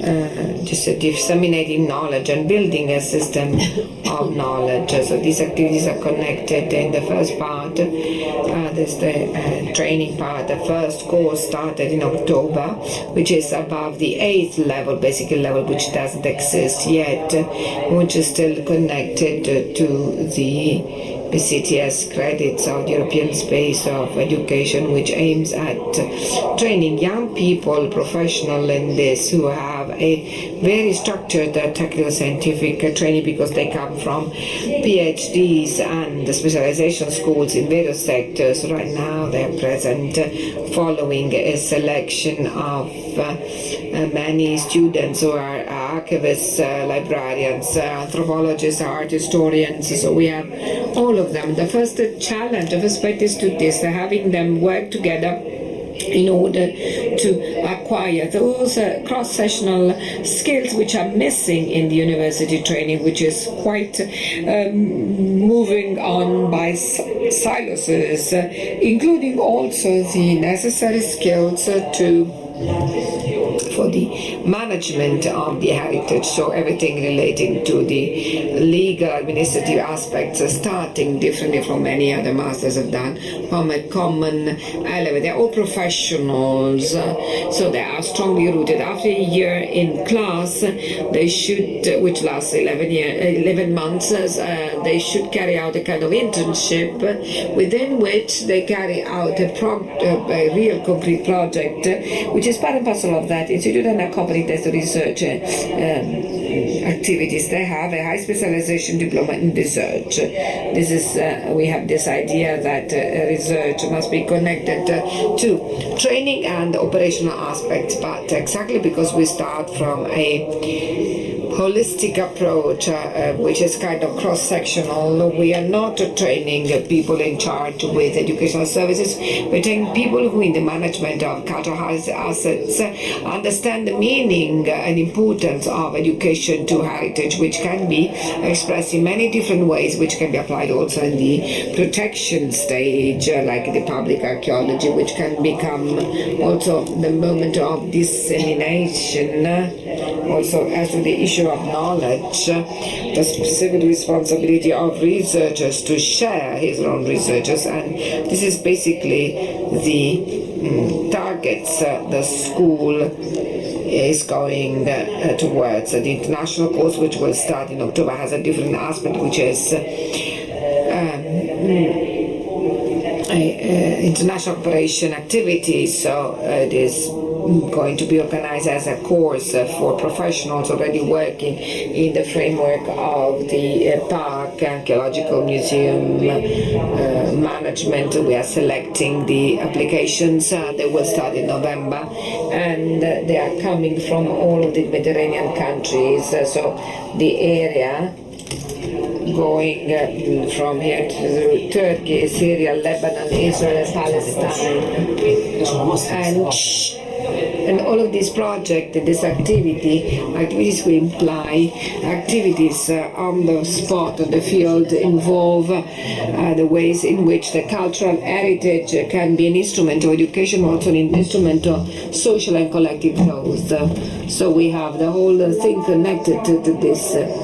We started right now with this past month with the research activities, and research activities is related to the research on knowledge and on professions and jobs of cultural heritage. What's the target of research? On the one hand, we need to calculate the present professional profiles. Many of them, there is a huge movement here. On the other hand, also i fabbisogni anche emergenti e cercare di valutare poi and also to evaluate how to fill the gap, because also a very strong problem in the relationship, in the ways in which these are being recruited. We've seen it. We've seen it also with the most recent competition. We did need a strong participation. We moved on like this, where we recruited the necessary staff according to the disciplinary profiles. So what happened is, for instance, that quite kind of trivially, not only at the institute, at least the things I know, the institute, which is called Pathology of Book and now has a different acronym, the paper restorers did not arrive, were not assigned. Since the professions are much more complex, much more complicated, they cannot just correspond to a fixed profile. We need to start thinking in terms of skills and how these skills can be aggregated, and each has to build its own profile. And we're perfectly in line with Europe in this respect, having this issue of acknowledging skills as something relevant, which are not only the ones which are being acquired during the formal course. And we go back to what Vito was saying, they're part and parcel of the personal endowment. Those who have to recruit people can select specifically the people they need, and therefore we can avoid to have massive contest competitions which imply selection through tests, which we know are not necessarily, not always precise. I think I've spoken too much. Riflettendo Thinking and building about the future and thinking of the present, Vito. Increasing museums are required to be a place of education. The school job periods, which are no longer called like this, but instead they call it cross-sectional and guidance pathways, but it does exist and require a presence, a participation by students in places of culture. The education of teachers has become, and the training for teachers has become by law a permanent, lifelong. So places of culture are also involved in this. Do you think that right now our museums are appropriate and ready to carry out this task and fulfill this function both from a structural and from the organizational point of view? Is it possible to carry out the work of exchange of views, organization, which can be a more shared participation between the Ministry of Education and Ministry of Cultural Assets? I think so. I think that the system is moving towards this direction because it provides for the fact once there has been a full working system. We're going to have an exchange of skills, sharing competence and projects. But I think that we also shall understand how many staff members can be involved and just offered to this wonderful market of culture. And it's a form of investment. You probably cannot rely only on the statistics, the figures coming from the School of Heritage or contests which are being carried out, because we do need energy, creativity, young people, especially people willing to meet a fundamental request, which are the origin of all of them. What is today the place for historical collections? Because that's what we're talking about. We're talking about the past in the research and interpretation and rendition and building the contemporary knowledge, the contemporary humanities which characterize our world become richer and richer with the value added thanks to the work we do on the assets. How, in which direction? Is it still worth investing on all of this, or has the digital system made everything more fluid and less organized? Because if I think of the conditions where archives and libraries are, and many important museums and very little resources is spent to make them survive, I think that the future is very bleak. There is no museum system nor any museum which can survive. We think it has a fundamental place, but you need to fill it with people, resources and ideas. Chiudo con Erminia. I'd like to close with Erminia. Rather than a question, it's more of a recommendation. It is clear that no framework has been ever so favorable at European level towards the cultural heritage in terms of its values and the opportunities offered by sustainable development of our societies. However, if we look around, we see that there is a dissemination of cultural, social, political trends which nothing have to do with those features and those values. Now, the doubt emerges that in a serious moment of crisis of Europe and its founding ideals, the heritage characterizing it has become more a shelter asset than a shared value, and that's the reason why we should also aim much more at education, because in reading the two books of the Chart of Italy, which you gave me, and I thank you very much, devoted to the European Year of the Heritage published by Treccani, there are many contributions by the main European experts, but none of them is devoted to education, and this is my impression. Do we want to aim at that more? Otherwise our young people will not ever go against that kind of trend in a critical way.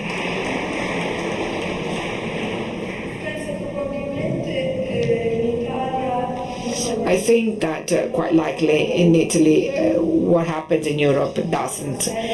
We have a serious problem of communication and information, and this must be said quite clearly, because I see things in a different way. I've just given you a short idea, but I've just launched the Solidarity group and form, which works on the pillar of the voluntary work. We worked on young managers together with UNESCO on the issue of promoting the new generations so that they can take on the control in terms of heritage. We worked a lot on education, and if we want to check, and this was shown by the first project, who has supported up to now innovation, who has been the engine, who has launched the idea, who could support the innovators so often were isolated or didn't have in this country the conditions to launch something new. If we check thoroughly each of these initiatives, especially in the issue of education heritage, there are always European projects behind. We shall describe Europe properly and we should describe what Europe really does. Thank you. We close here our panel discussion. We would like to thank the participating speakers from the bottom of our heart for coming and participating at these levels, and in particular we'd like to thank the audience who has been following us. What we're sorry is that we cannot open a debate and take advantage of the persons who are here to ask questions. I just wanted to say, and I think we can discuss that this afternoon. If you have ideas, if you have indications, if you have proposals, if you have criticism, please send them at the DGR for this panel discussion. You can send them to me. I'm Lidia Branchesi, uniroma1.it. Thank you all.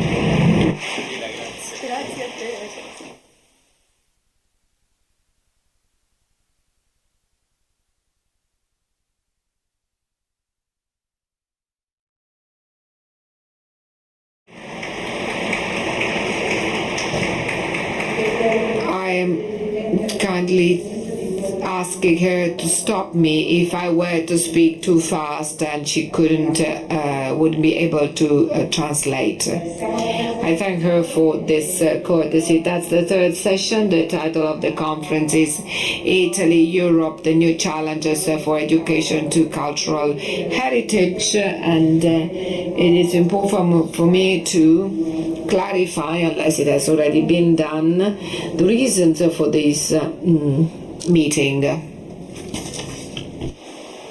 and the reasons which led us to promote and organize and devise this conference. I would like to think together with you as to the reasons why, the purposes, and the recipients, who are the recipients of this meeting, the why and the goals.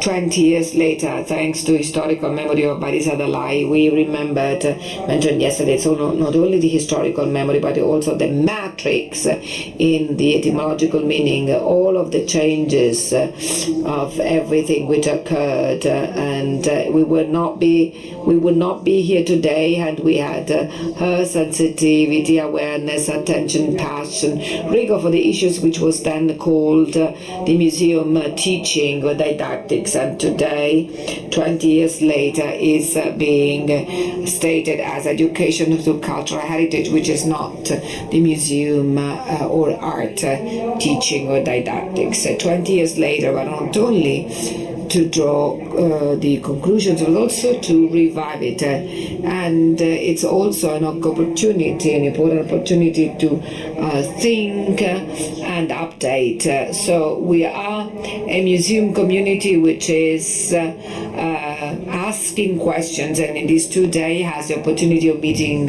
with colleagues and exchange ideas and views, for whom, certainly for all of those who are been dealing with education to heritage. So not only young professionals, I'm very happy because I see here many of my students or former students of the master course, Educational Services for the Artistic Heritage of Historical Museums and Visual Arts, who have been teaching for 17 years. So certainly also other young people who are either approaching this professional path or wish to follow that. But please allow me to say that not only for the young people but for the old ones, quote unquote. Yesterday we heard Simonetta Maione, I'm quoting her because she's present here, but also other colleagues and our mates and colleagues who have been working for more than 20 years in this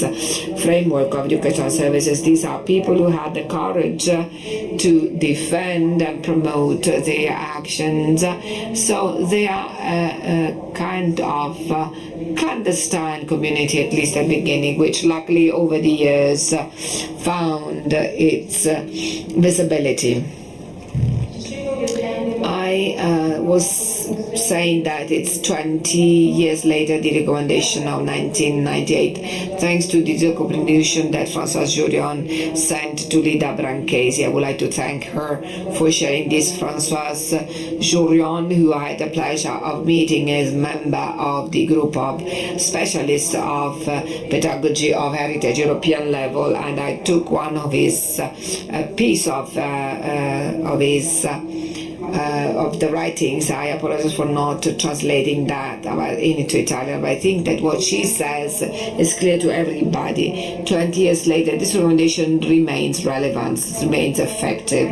When I was preparing my slides, I wanted to stress some of the words and some of the experts. At the end, I actually highlighted everything. I said everything is so important. What she says is so important.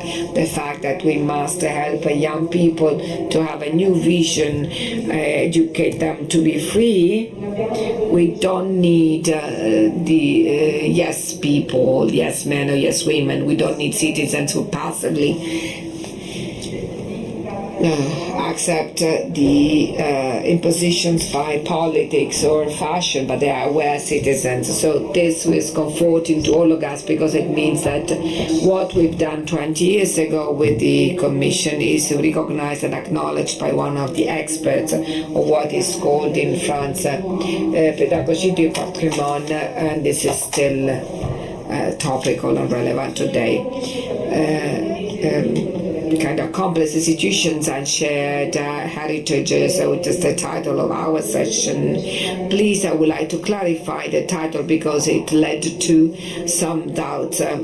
People wanted to write accomplices, quote unquote, and I said that it was not to be done, because if the museums are not implied and involved, accomplices in a positive meaning of this word cannot allow be sure that heritage assets are shared. We listened to the conditions so that in a museum, cultural institutions can be open accomplices, open to listening, and open to audiences. Our session basically is in the title of the conference when we talk about new challenges. The new challenges are us, we can say, meaning that what we propose, what we aim at achieving is to think in terms of the most crucial issues of education to heritage, which are accessibility as strategic conditions. We asked Maria Chiara Ciacchelli, is one of the top experts of accessibility, to help us understand what it's meant by accessibility. But we've also took on in education, we included the education to heritage, also education to landscape and natural heritage, and Francesco Mannina in some cases even a bold way has been promoting and experiencing pathways of knowledge within cultural or natural landscapes for a way to understand in a conscientious way. We know very well that the issue of education to heritage in an cultural way is a very important element, and in this historical worrying moment, I think that the awareness that Simona Voda and myself, because we share the experience of heritage interculture, and we've been walking along next to each other for many years, more than in any other moment, we feel aware and responsible for what we have to do in order to establish a dialogue between the heritage and the other cultural elements. We asked Sara Orlandi, on the contrary, to help us understand what is meant by web strategies and open education. Certainly in the new challenges, everything relating to technologies is something which is is attracting our attention and us to thoroughly discuss, because our behaviors, the way in which we learn, have been and will increasingly be affected and strongly influenced by the presence of technologies. And last but not least, we're going to discuss two observation point. One in the Italian framework represented by the Ecom Italy Commission, coordinated by Valeria Piccola and Cristina da Milano because of her expertise. She shall help us understanding the differences and similarities with European context. Ma a quale museo, a quale visione di museo facciamo riferimento? Uso il plurale perché questa sessione... This session was co-built together, so we have thought about it and we have developed it together. I have the pleasure to meet all the people sitting at this table, and the museum is a complex machine which is and must be included in the city. Michele Lanzi spoke of a relevant institution yesterday. I would like to remind you of the fact that Nina Simon, who for many of us, she's a kind of young guru because she's very young. After having read the Participatory Museum in 2010, last year she published The Art of Relevance. It's difficult to translate the idea of relevance in Italian. It wouldn't make sense, but Lansing yesterday said that institutions must be relevant, so they should switch from being, they should stop being indifferent to the society and to the most, to the hottest topics. Instead, they should become involved without losing their specificity. So it's a sentinel museum that is a museum that opens to the world and to the people, and which has a strong link with people, and the Proximity Museum, which are our neighbors, those who are close to us, that is, with whom we have intense, strong relationship. I chose this masterpiece, a table of love difference, Michelangelo Pistoletto, because obviously I'm modern or contemporary art historian, so my heart beats for contemporary art, and because artists are very sensitive, artists need the world, and the wish is that museums are not only accepting and showing contemporary art masterpieces, but that have a dialogue with artists. And this is a table that can move. This is a shape that can take, a table that can take different shapes according to the people around it. And as you can see from the images, each session belongs to a different culture. What do you do when you are at a table? You talk, you discuss, you share, and I think that this is very illustrative example. When Michele Lansing ended his presentation, I opened my computer and I said, well, look, everybody will say that I copied this slide from you, but this has has been instead for a while. This has been on my computer for a while. This is the cover of the book that I mentioned, dating back to 2010, but I would like to show you for another reason, because people are kind of climbing the temple, and the icon of this temple museum as a temple conveys a message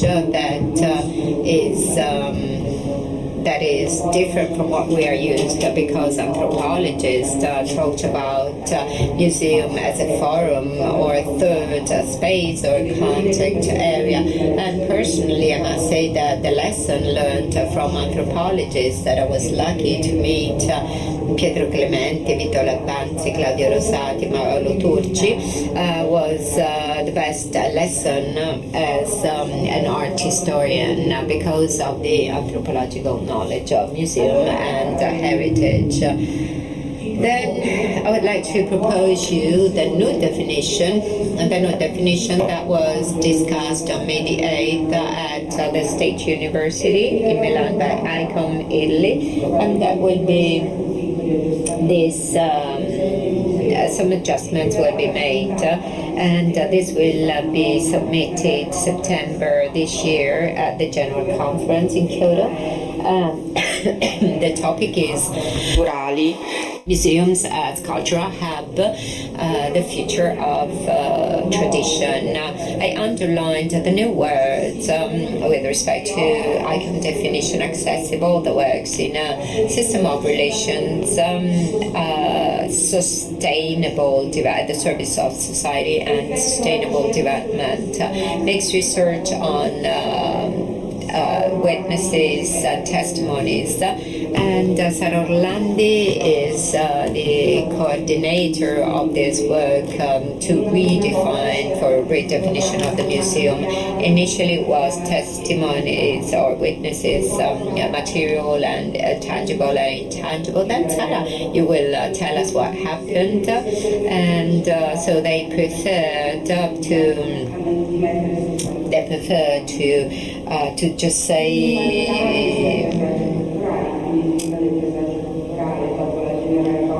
testimonies, and anyway, on testimonies of mankind and its cultural landscapes it acquires, keeps, communicates, and disposes to promote the knowledge, critical thought, and participation and well-being of community. And as to well-being, this is a very touchy area, and a whole meeting might be devoted to it. We have to be very careful in using the heritage and education to heritage. So very quickly I would like to introduce this session, speaking of politics and practices, and I'm referring to the masters, that is poetics, Franco Russoli. Anytime that I read Franco Russoli, I would like to change the date, and instead of indicating 1972, we should replace it with 2019, since it's so topical, so modern. His view is so modern, and his view 45 years ago is something that still applies today, and that shows what is still to be done. So from poetics, this should be turned into practice or translated into practice. And what I would like to underline is awareness of our current status. And when it says poetic evidence or testimonies of human condition and other places and times, and and this was already kind of his vision. The museum needs audience participation, needs lifelike public. The audience needs the museum if they really want to take part in the life of the community. And then I would like to recommend a couple of passages. One is a librarian. If you go to YouTube and see his conferences, they're absolutely extraordinary. In 2011, IFRA, which is the counterpart of IFRA International. Well, actually, he delivered a beautiful speech at that time, and I want to quote him because this brings me back to the idea of cultural responsibility and museum politics. The simple use is not enough, and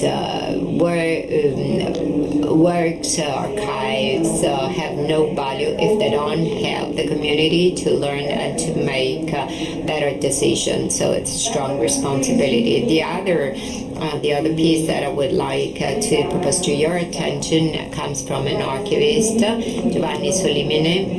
This book, Senza Sapere, il costo dell'ignoranza in Italia, the cost of ignorance in Italy.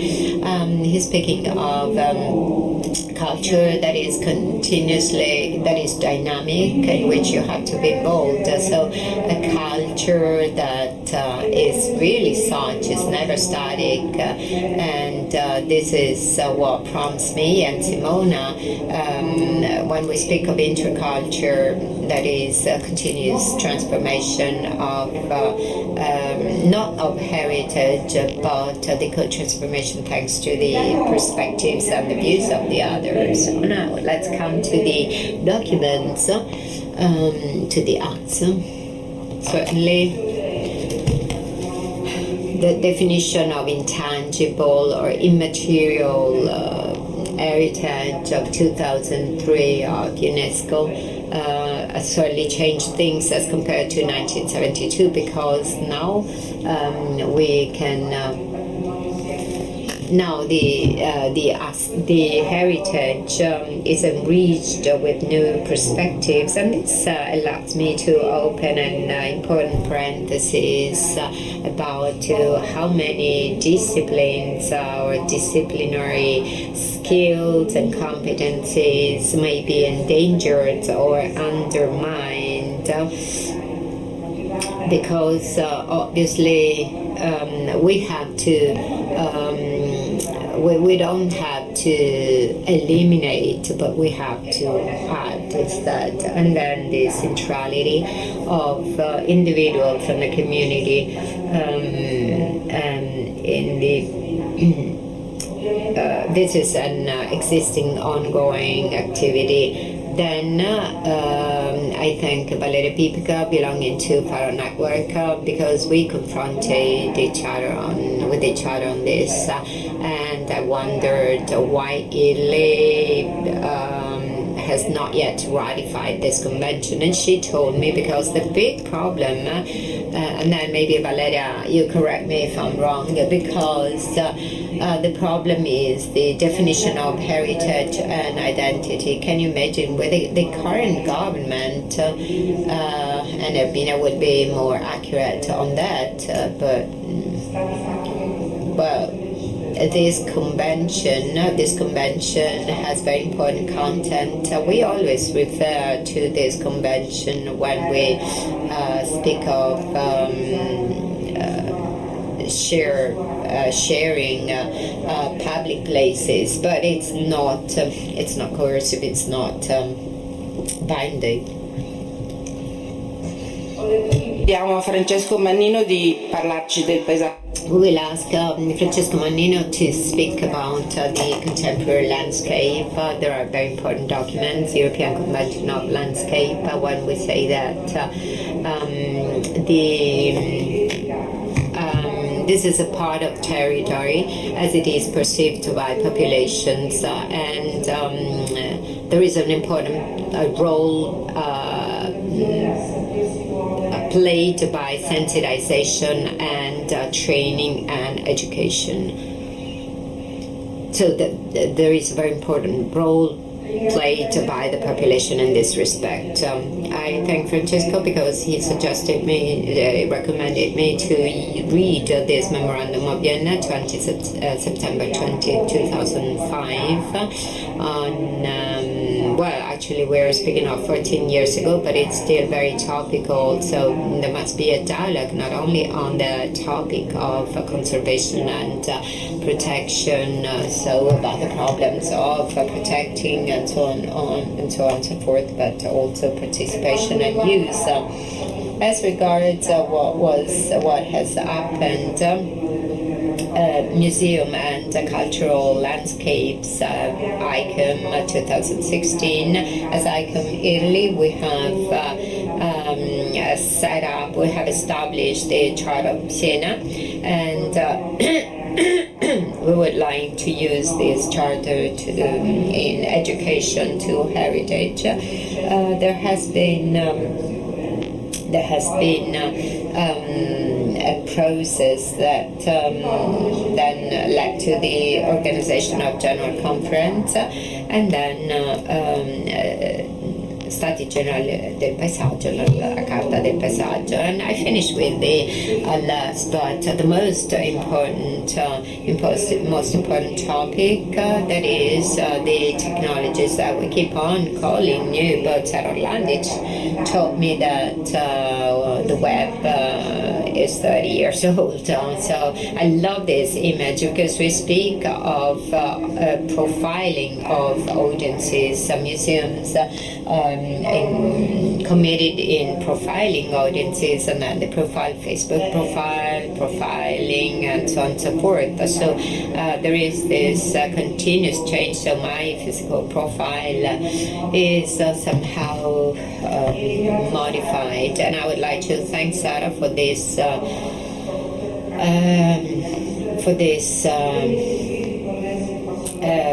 contribution from Don Tapscott. Millions of individuals connected may actively participate in innovative process and social development with modalities that we could only dream of, and when population cooperate, they can promote arts, culture, science, and education with fruitful modalities based on principles such as opening, research, sharing, and acting globally. Sarah will tell us that technologies represent a resource as far as cultural heritage is concerned. Which education to the heritage? What is our education, and what is the educational relationship? Certainly, it's a very complex process. It's intriguing, and certainly we have to be very careful to be based on disciplinary knowledge and the specificity of disciplines and heritage. So we have to rely on that, but at the same time we have to assume this the process of the cultural heritage. Cultural heritage is something that is very complex and that can be viewed from different perspectives and viewpoints. So we should not be afraid, and it's not one-sided knowledge, but it's something that is evolving continuously. And as far as the panelists are concerned, I will not introduce them. I mean, I will, because you have their ma sono tutti o storici dell'arte o archeologi o storici o architetti, quindi sono tutti disciplinaristi che hanno aggiunto e quindi che hanno in qualche modo vivificato i loro saperi disciplinari attraverso le loro poetiche e soprattutto le pratiche, perché quello che ci preme è vedere come si può fare, se si può fare. Grazie.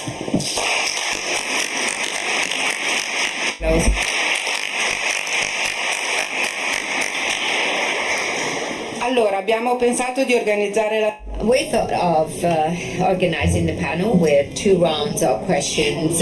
You know that I'm kind of Swiss style, so I pay attention to time.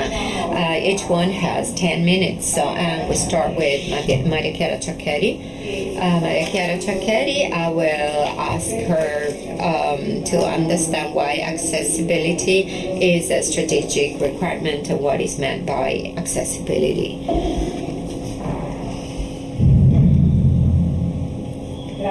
Thank you. Thank you. Good morning, everybody. Okay, I will start with a short introduction because I would like to share with you my approach to a complex interdisciplinary approach which implies shared will make the museum an inclusive space. Museo possa Inclusive means that the museum may include all the people involved, all the people that are outside its walls, and can identify first the barriers and find the leverages that facilitate access. There is a limitation with respect to accessibility because there is an easy rhetoric in which we tend to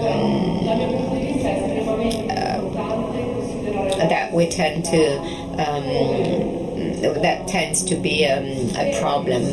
Now, accessibility is a sort of critical thought that makes us think about barriers, and barriers obviously are motor barriers, intellectual, sensory barriers, but they're also economic, digital, cultural barriers to communication, participation, and many others. che questo debba essere I think that this is the actual reference framework. That is, we should constantly refer to people and find these people within a presence which is perceptive and which in this which is always in this present in this workshop, in this conference. This is an approach that must be integrated within a broad and systemic picture. What happens is that sometimes some projects are offered or we have the intuition of carrying out activities. I think that whatever the project we want to implement is, this should be inserted in a broad framework within a certain time context, and we should also consider all decisions that involve all the staff, from the director to those who deal with education, that are working in education training, and welcoming the audience. And this, of course, we have to ask ourselves questions. The questions might be difficult. There are many things that are easy and that can be done without economic resources, something that we can do well.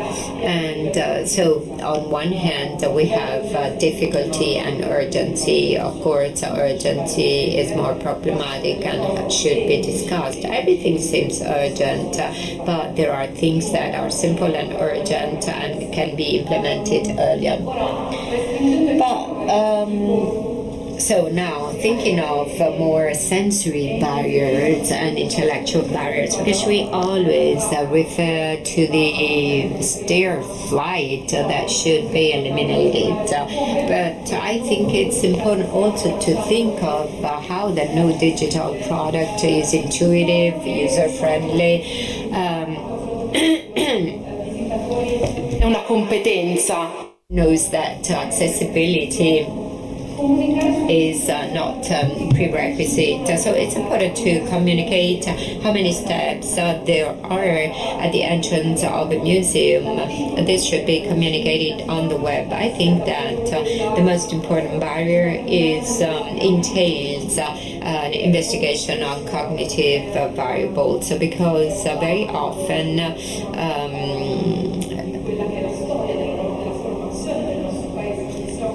of course, those who deal with museums, we try to reproduce museums in a 3D format, but is apprehension made of variables that are linked with another dimension that links the relation and the relational and personal dimensions. These are variables we are not totally aware of. And in a book,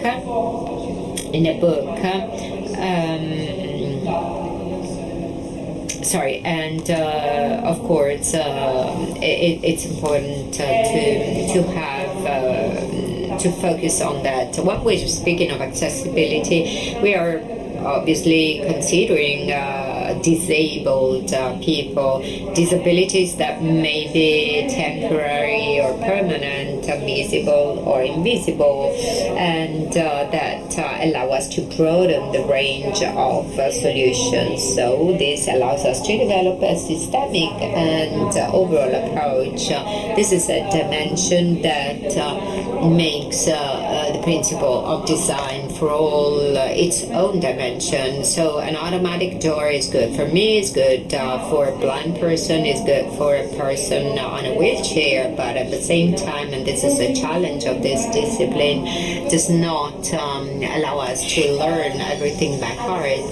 That's why it's so complicated. The training is so complicated and challenging. And speaking in terms of design, one size doesn't fit for all. This is what we normally say, and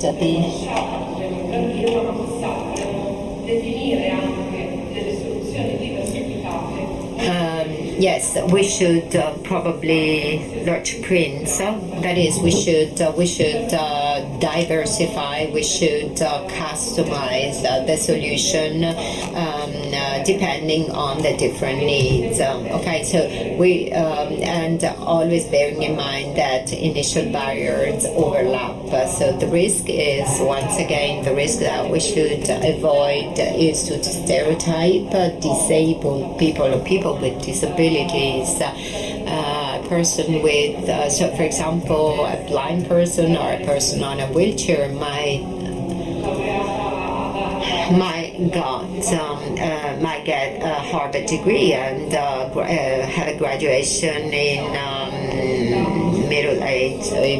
medieval history, and sometimes we just think of economic barriers. This is certainly a topic we should ask ourselves many questions, but the issue is quite more complicated now. Thinking about the current situation in Italy, we know that over the past few years there has been there has been a more open-minded approach, and the General Director of MIBA is certainly what they have done is to be appreciated. They tried also probably to catch up with other countries, and now they're to remove what has been done in Italy is removing physical barriers, but also sensory and intellectual barriers. This is a real intellectual revolution, and this is why this place, these places, the places we are referring to, we are talking about, are open because they're constantly questioned, and there are many reasons why in our country has not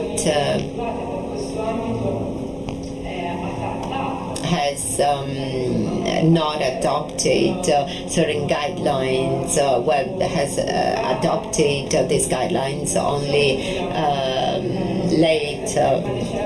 very late, so it's lagging behind in the adoption of these guidelines, and but because there has been a late acquisition of structured knowledge of museum studies, or studies on visitors intertwined with disciplines art historians do not deal with, that might be associated with design. These are the areas which our country should invest in, because then the risk might be the strict implementation of certain rules. And while this is an area that is changing and evolving continuously. The title of this presentation, accessibility. Accessibility is a strategic requirement because accessibility teaches us, and because it allows to broaden the spectrum, the range of the people we are addressing to. It's not only a person on a wheelchair, but a mother with a stroller, or an elderly person who does not have a good vision, and we know certain things. We start from certain knowledge, and we have to start from that knowledge, from that basis. And this is where research should start. Therefore, we should not just things exposed, but we should start acting based on prototypes and models. And at the same time, of course, we must have a feedback from the public, from the audience. That is what we are doing. Is it making sense? And of course, communication is important, not only accessible communication. Here I'm quoting social media.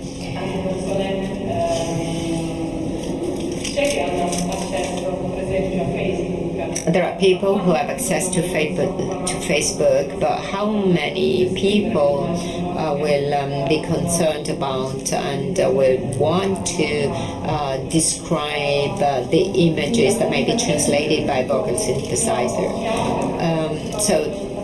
Whatever we do must reach people we are addressing, and I would like to close by saying just one something that I heard in a conference in 2017, where I heard that accessibility is on a par with security, because when you go to a building, you don't you take for granted that security rules have been abided by, and accessibility should be on a par with security.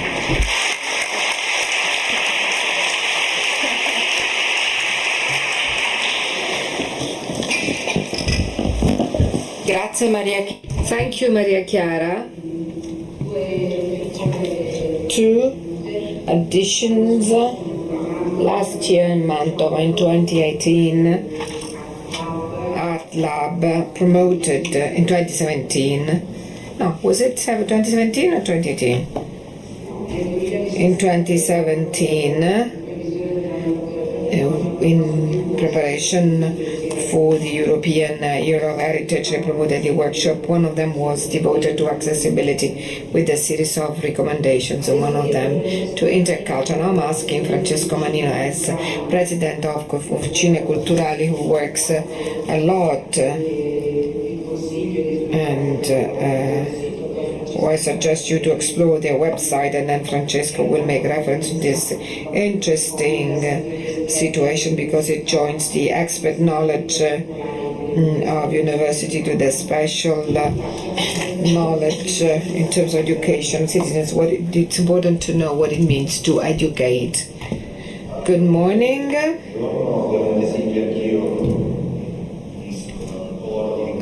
I join the thanks for this invitation.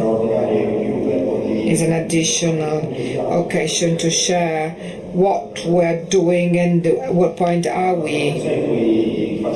The organizations I'm part of, it's an association, a social business, which from 2018, University of Catania deals with trying to reach expansion objectives of cultural participation of citizens, starting from some buildings where you're seeing images on my back, which are universities mostly, subjected over the years, in particular the monastery of Benedictines, to interventions to rehabilitation and repurposing, in particular the monastery, thanks to the intervention of architect Giancarlo De Carlo. Basically, what we do is cooperating without burdens for the public authorities in the objectives which were discussing in the previous panel.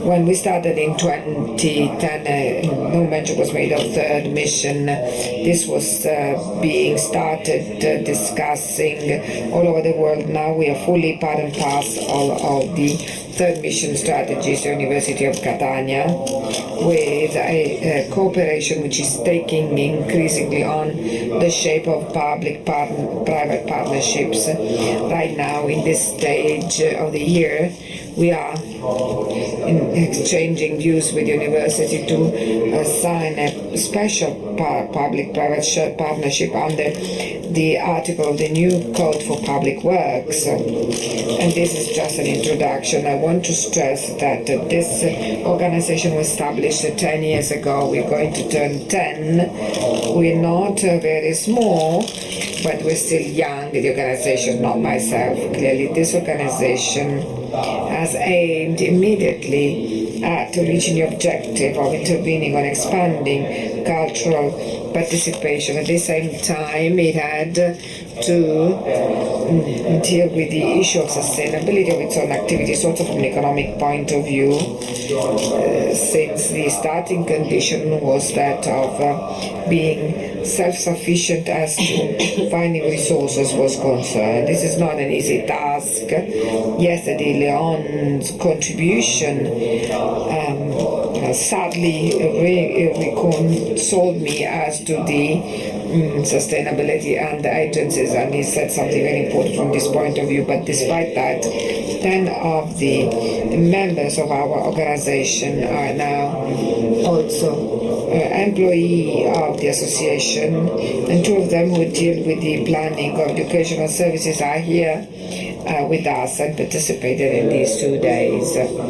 This just to give you the framework of what we are showing. What I would like to deal with to discuss what Silvia Mascheroni asked me to illustrate, and I link back to what has been just said. The issue of a couple of elements, the issue of accessibility, therefore lack of accessibility, but also the issue of participation, hence the issue of exclusion. Why? We constantly wonder not only how to do the things we do well, with those who participate in our activities, approximately 38,000 people a year and so forth. But also we wonder constantly who is being left out of this type of activity, who are we not able to reach just rarely or badly. Why don't we fully reach those people? This is the reason why we ask for help from statistics. Is that to Save the Children in case of minors with quite interesting statistics.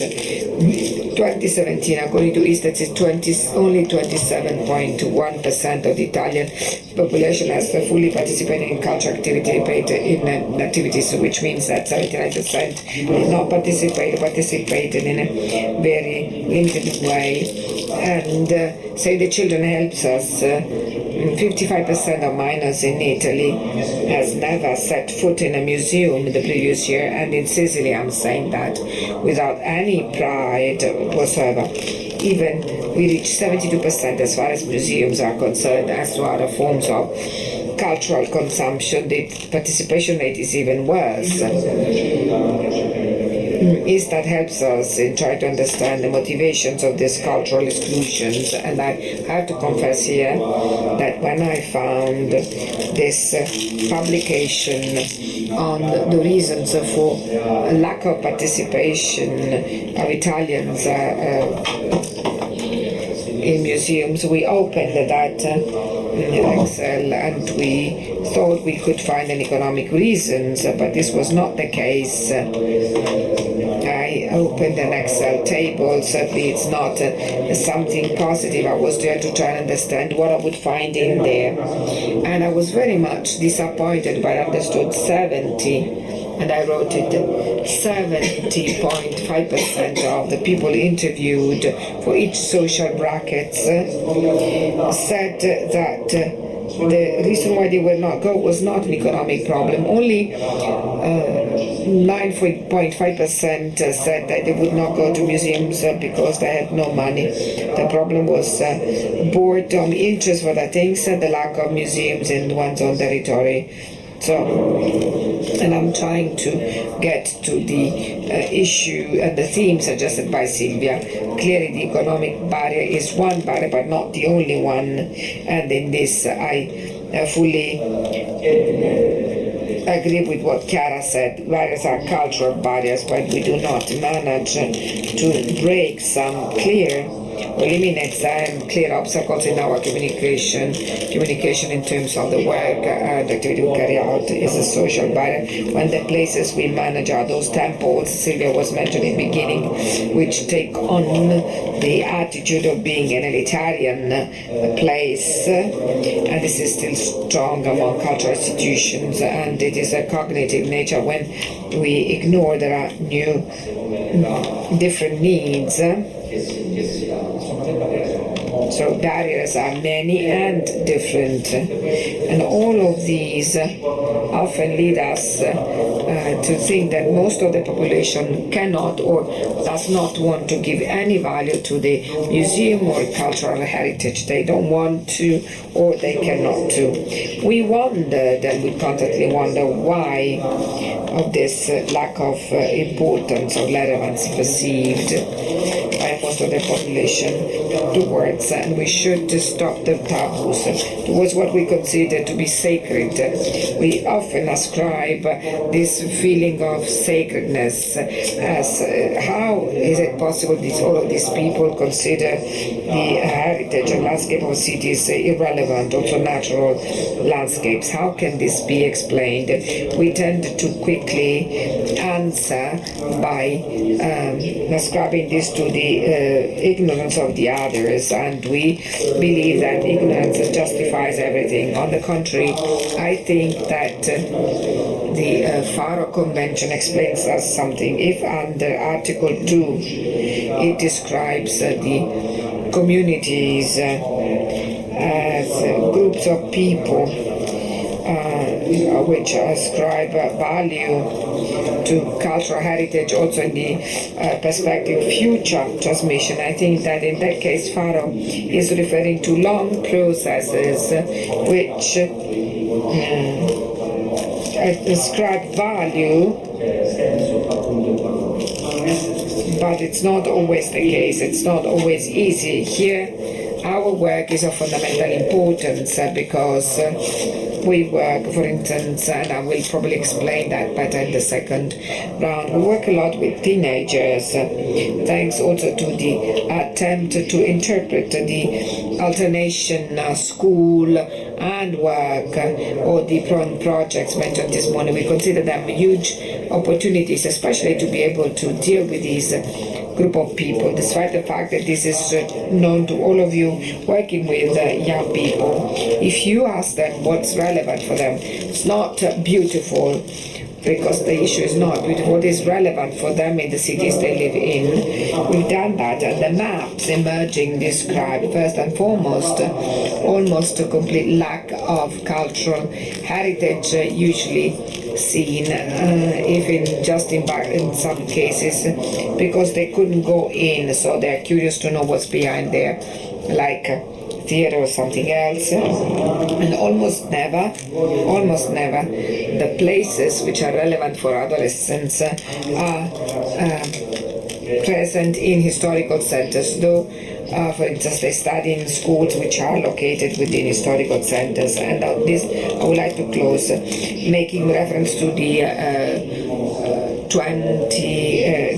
2005 Vienna Memorandum, and I say probably we should stop talking about historical centers, we should talk about historical urban landscapes, because they are relevant. It's not only connected to how ancient is the urban space that we are defining, but connected to the relevance of some buildings, some contemporary spaces have for the population living there. So maybe, and here we can discuss that later on. Here, the work of educators to cultural heritage or with cultural assets must be interpreted in this direction. An issue which is not just shifting or changing the relevance. We shall not educate somebody to consider something more relevant than what they believe, but at least trying and helping and shifting or moving, enabling aspects so that can be more aware of how to experience their cities and their landscapes. And that's the work that we are about to do.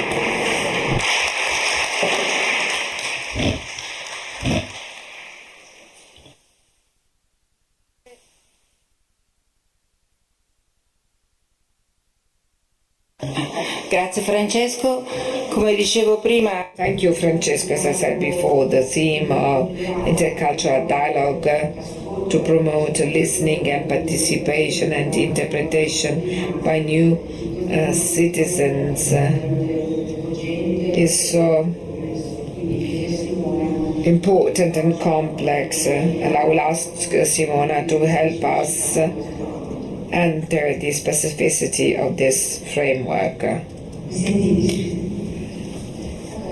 I would like to start from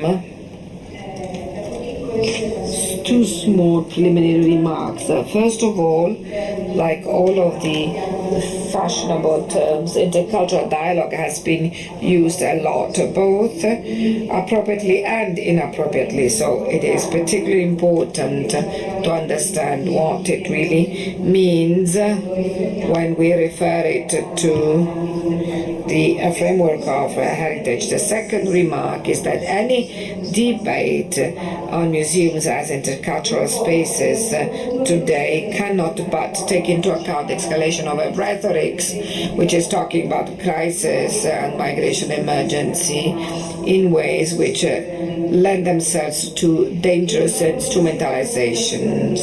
The second remark gives me the opportunity to try and clarify what years of research and experiments on the field have led us to achieve, and I'm using the plural because I'm also trying to include also a community of practice. What do we mean by education to heritage from the intercultural perspective? Stressing the fact that I think now the time has come to emphasize in a clear, strong way not only the dimension, the social inclusion, but also cultural innovation. Why do I talk about cultural innovation? Because the heart of education to heritage from an intercultural point of view, there are four revolutionary elements. If not in theory, we heard them many times, if not in rhetorics where it is easy to use to fill the declarations of intentions, at least in fact. Just try and imagine these revolutionary elements as pillars which underlie the education heritage from an intercultural perspective. The first is a way of seeing and conceiving the heritage more as a process than a substance. So the emphasis going from preservation to conversation. The underlying question is whether the heritage is a closed system, something which lasts forever and impermeable to the flowing of life, or whether this is not a constantly changing resource which can be questioned to try and activate processes, awareness and relations which are fundamentally important for human development, personal growth and social cohesion, all dimensions which are also mentioned in the Faro Convention. These two ways of seeing the heritage are not compared in order to suggest that they are incompatible or to say that one is better than the other. The problem does not lie so much in the legitimacy that they both claim, but rather that the static vision of heritage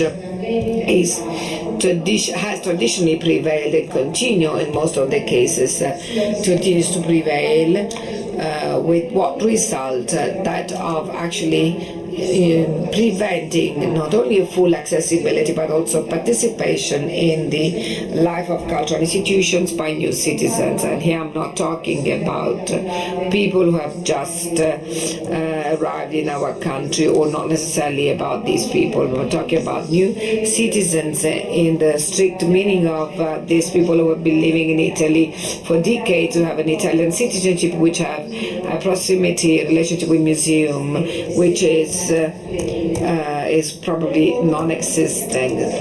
The dialogue vision, on the contrary, is based on an open process, dynamic concept of heritage, no longer as a closed system, as a kind of identity element, but a lively body where anybody can identify, can mirror himself or herself to activate correspondence with one's own knowledge, experience and emotions, as it were to say that the heritage, apart from me, protected and conveyed to future generations, must be made close, must have resonance with the life of people here and now. The second pillar is a museum as a place of meeting and relation, so no longer the only authority able to interpret the heritage and guarantee its physical or scientific integrity. In other words, a museum which has the courage of investing on the face of the people rather than just being self-referential. A museum which is able to intertwine a reciprocity relationship with and among its audiences, able to receive new voices of narration. The third pillar I do not know whether Vito is still here. Yes, I linked back to one of his most beautiful experiences at the Figurine Museum is the intercultural education, seen not so much as teaching differences, but rather as a transformation practice. What makes an educational project intercultural is not so much conveying concepts and abstract comparison among cultures. An intercultural project, when it promotes listening to oneself and the others, mutual learning, exchange of points of view and stories, trying to share one's own emotions, overcoming one's own selfishness, both personal and cultural, is important, which leads us back in a kind of circular way to the concept of heritage as conversation and the concept of museum as a place of meeting and relations. So everything corresponds with the fourth pillar. Heterogeneous communities which are expanded and inclusive, where individuals have the opportunity of going beyond the borders of belonging. Only by encouraging the creation of these new interpretation communities, the museum, like all of the other cultural institutions, can really, though temporarily, allow us to express different cultural citizenships which escape the attempt to just typecast the people on the basis of, to say, a nationality, and mostly imagined, as Benedict Anderson would say, the importance of creating new heritage communities with these features will never be stressed enough, because their role is of crucial importance in remodeling museums as spaces which are not divisive but shared, but rather as strategic public spaces to promote new belongings, because the heritage communities do not divide along lines of nationalities, ethnic groups, or religious faith, but rather lines of belonging and attribution of meaning. Since I was asked to give you an idea of what we mean by education to heritage from an intercultural point of view, I have provided you with very broad concepts which cannot thoroughly analyze in detail. I would like to ask the directors to show a web page of a project that I'm inviting you to go and read, because it gives substance and concrete features to what I said in a very short way. It's a recent project promoted by the Gallery Gli Uffizi, which is called Factories of Stories. Why do I mention that? Because the heart of this project is one of those heterogeneous communities I was talking about before. A group made up of museums operators with different functions and responsibilities and different skills, and a group of citizens from Florence, both old and new citizens. If we scroll down, is a kind of audio path, which can be downloaded both from the website of the Uffizi Gallery and in the section Hypervisions or Special Visits, and from the main podcasting platform, so Spotify, for instance. It's 12 storytellings, narrations, which intertwine the history of the works and the experience of these people, just to give you an idea, to make the things I told you concrete.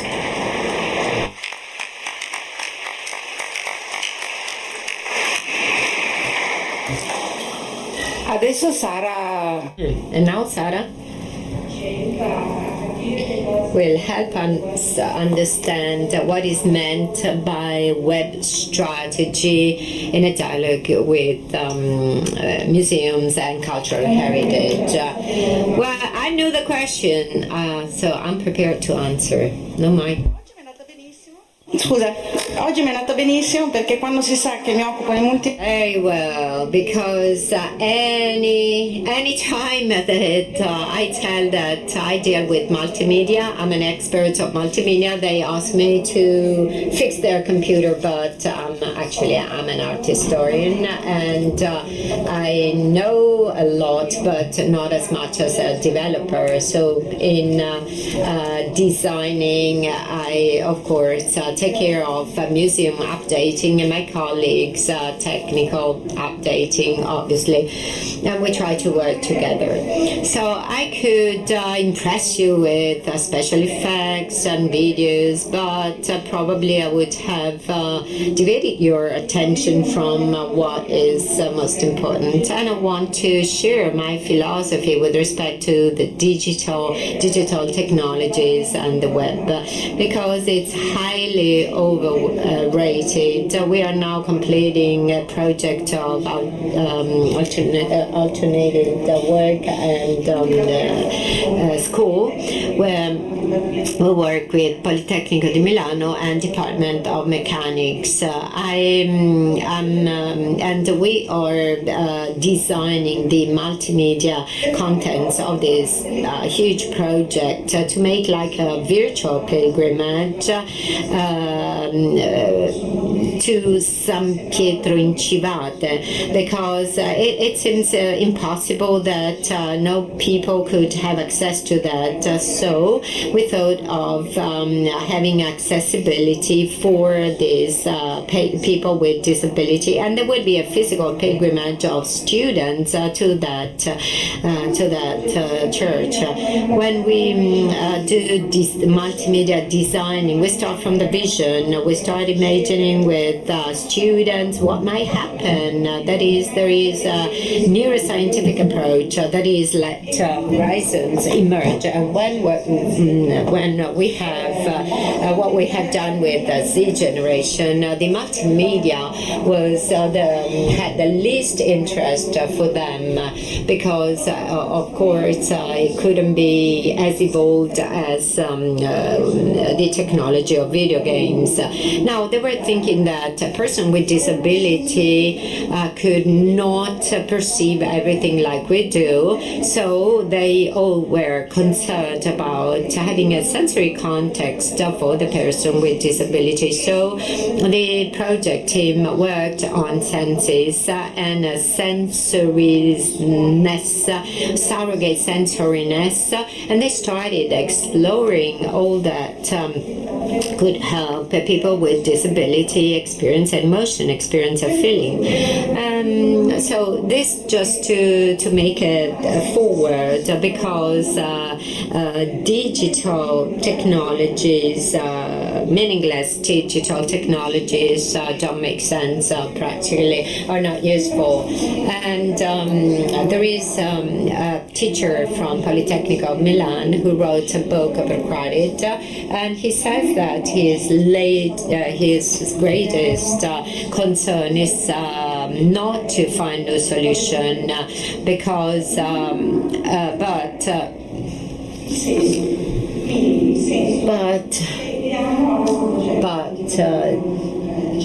the meaning that we give to this multimedia project, online, offline, and digital instruments, digital tools, and this is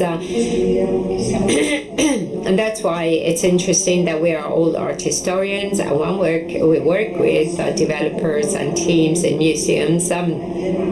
We agree on goals, trying to develop machines and equipment that are meaningful for the museum, rather than having a special effect, which instead,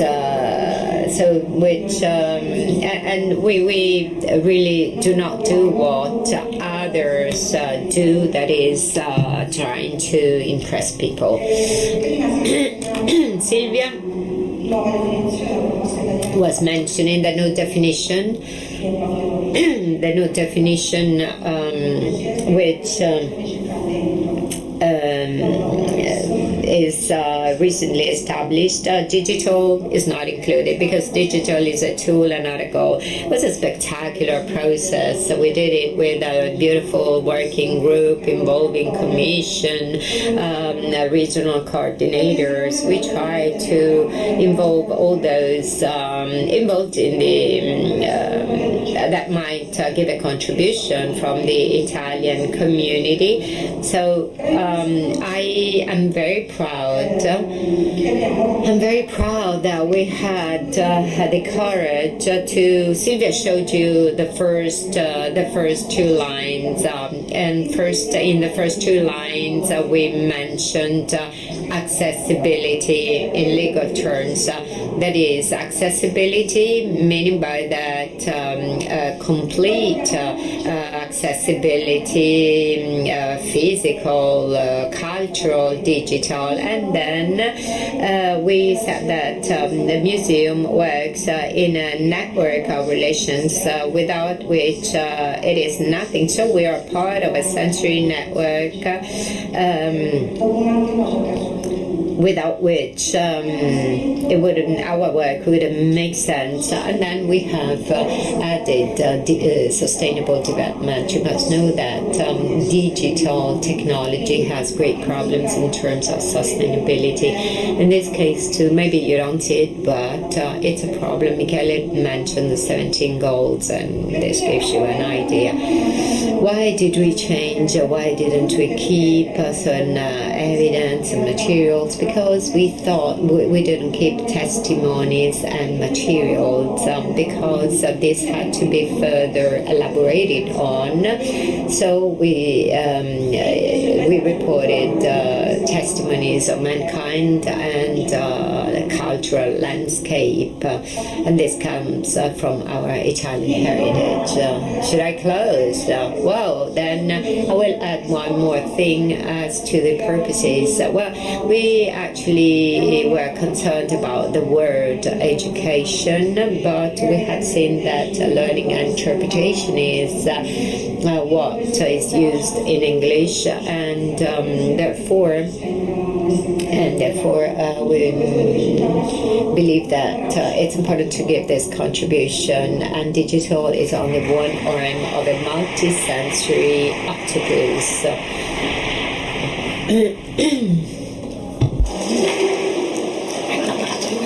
15 minuti. I would like to give the floor to each panelist. You have 5 minutes. In 5 minutes, you can make it because when Ecom conferences, Market of Ideas, is just 7 minutes. So just submit as a case study, which you think is an example because it solves some problems. Or if you prefer, which are the problems, which are the most stringent issues that we should work on. Chiara? Devo ancora qualche... Allora, diciamo... Well, there are 3 points. It's a study case that I will tell you at the end. The first is sensitivity is not enough, and this is a topic that we often are confronted with. We cannot rely our designing on sensitivity of rulers or people working in the museum, but we have to identify clear policies in museums, and I will make an example. Maybe one day we will think that probably we should have writings in Braille, and this might be a good idea, but we should think how blind people can reach that writing, can reach that lettering, and decide this at the time they are still at home and decide to go to the museum. So every decision has to follow a certain process. Then second point, which is linked with the theme of perception, and I'm referring to the case of disability just because it makes us more visible, but it makes some issues more visible. And this is object of design. This is design for the elderly with Parkinson's disease, which prevents the fluid from coming off the cap. But it's a beautiful object. So working on these themes, we should try and develop products and services of impeccable quality, because otherwise the risk is to have negative impact on people's perception. This is another theme that we often and here sometimes you have good intentions, but they are not developed with the right care, which should be greater care than the one that we involve in other projects. One more thing. Shared responsibility. This obviously makes us think of a cultural problem. So we think, which is the cultural hierarchy defining our work. I don't know why those dealing with accessibility should always be the last. I will quote an example, will make an example. A museum, very beautiful museum, the most accessible museum in Portugal in 2017. It was awarded with Stilito Prize Award as the best European museum, and which meets all the requirements that I mentioned before. Something interesting. Any exhibition they organize, there is interdepartmental committee, and there is always a person responsible for accessibility, which takes care of learning skills for all of us, who is the spokesperson and an advocate, and defines the borders. Okay, next. What's at the time, so I know when I should close.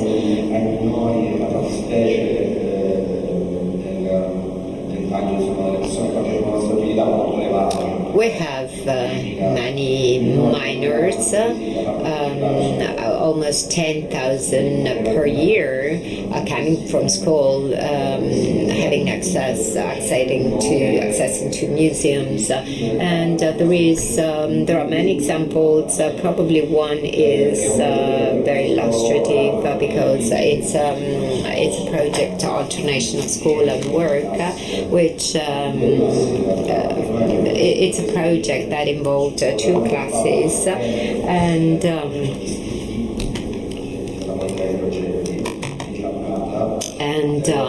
it was a long-term project, a 3 years project. It started in first half of 2016, and it ended with the diploma that is last year. It was a scientific lyceum near Monastero de Benedettini. There was an air refuge shelter, and these guys were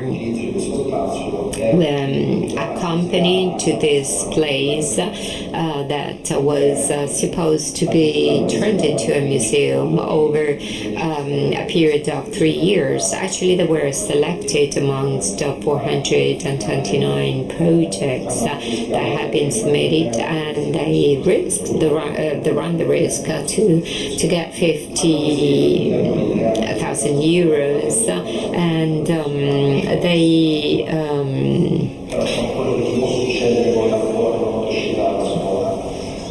they experienced what might happen when you leave school. They interviewed the elderly, they studied the war, all this material, there's this material that was prepared, and then the project was completed, and now the project is over. So we go back to cultural landscape. So maybe that project, was that project important? Because it reached probably it achieved 2 or 3 goals that it could achieve. That is, first of all, knowledge, because these students learned much about about history in the Second World War, and then it had an educational impact, of course, because this was in line with all the school curricula, and also the other goal that was achieved was that they were made aware of the fact that the cultural heritage tells something of about their story, and we don't know, and probably this is the most difficult to investigate. We don't know whether there was any social impact from these projects. That is, if this had an impact on their life, on their prospects and outlooks for the future. In the meantime, these students now they are attending university and doing other things, but in this project we allow them to view the environment from a different viewpoint, and they had approach to this neighborhood near the school. They learned, they investigated this neighborhood, then the monastery became part of reference for them, and there was an attempt to sow the seeds which are now given some fruits, seeds for a new social capital that can be invested through these activities. Well, whether they learned a job or they acquired new skills, well, probably, I don't know, because actually they wanted alternation between school and work should be named alternation between school and citizenship. Sì, si sente adesso.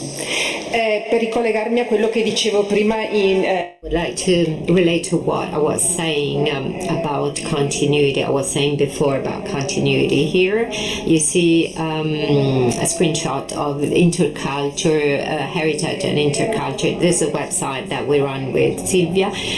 We managed this since 2007. We have 90 case studies. I counted them. There are 90 case studies, and although amongst this in these 90 projects there are excellent practices, practically none of these are deep-rooted in the institutional culture, but it's here that here it comes that it's here that sustainability is at stake. We submitted it to a workshop in Florence. In a world with many fears, a museum was not afraid of entrusting this group of people with its collection, and it's important not to be afraid of feeding or fostering this experience. Allow it to extend to other areas of the museum. That is, in one word, they should not remain as episodes or just single events. So it's important to have relations not only outside of the museum but inside, because museums should be more intercultural, should become more intercultural, as in the case of Uffizi in Florence, and and the funding allocation, resource allocation, criteria for partnerships, and so on and so forth. So I only have 5 minutes, so I will not mention the case study that you will find on the website on the Gallery of Modern Art of Bergamo, but I would like just to mention a tool which is useful to map out this trip throughout the museum, which that is something that allows the museum to transform. I realize that it's impossible to read this slide, obviously, but it's there's no way to read it. But anyway, I would like you to go to that link and click on the link, and this is a benchmarking tool which was made available in a project in European project Brokering Migrants Cultural Participation to monitor the evolution of a cultural institution. In this case, yes, it was museum, but also libraries and theater archives, and from a base model where cultural migrants culture is forced upon, to an advanced model where a real intercultural cultural interaction is made possible. So the institution becomes aware, and this of course has consequences in terms of documents, in terms of developing new initiatives and strategies, and establishing ad hoc groups. This is a tool that was developed in 2015, so not very recent, and very often the outputs of these European projects is at the end of the project is put in a drawer. It's just satisfied, but this is a very important tool that should be used, and this is a very important tool to help cultural institutions to cope with changes in a comparable and systematic way. Sara? Allora, la case che porto in realtà è uno strumento che abbiamo fatto. The study case that I would like to show you is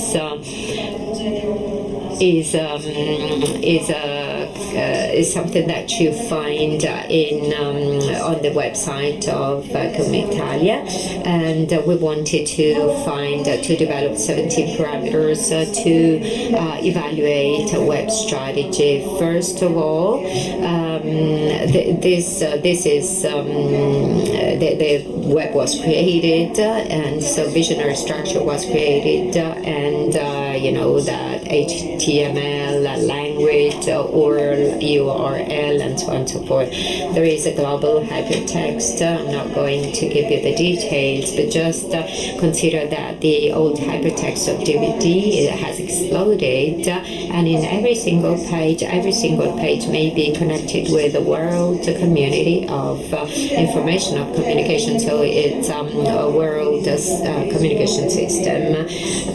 So there is absolute knowledge sharing, and CNR has raised objections to this, but we are on the web because the web is a territory for designing. And in this, in our team, in our research group, we set up the 17 parameters, and many are for education, for the educational field, something that does not emerge clearly.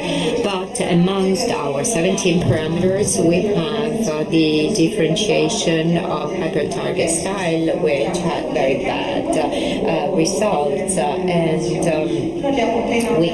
we have just finished we have just completed a project with my colleagues, and in this designing path, we tried to tell the masterpieces for 4x4 targets. So you will find the text fragmented according to the 4 different targets.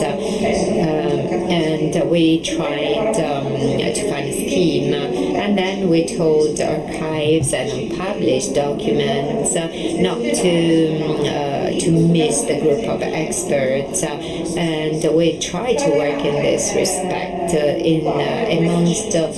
so we have 5 sections. One is community building, that is the sense of creating community, of building community, and the sharing.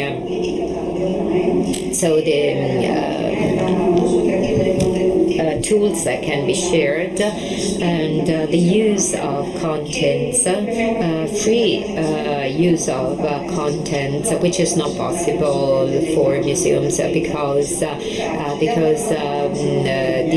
the images cannot go publicly, not because there is no design inside, but because we need legal support, and we're not lagging behind because there are some legal constraints. Here we'd like to stress some projects that Vincenza will elaborate on, will explain you,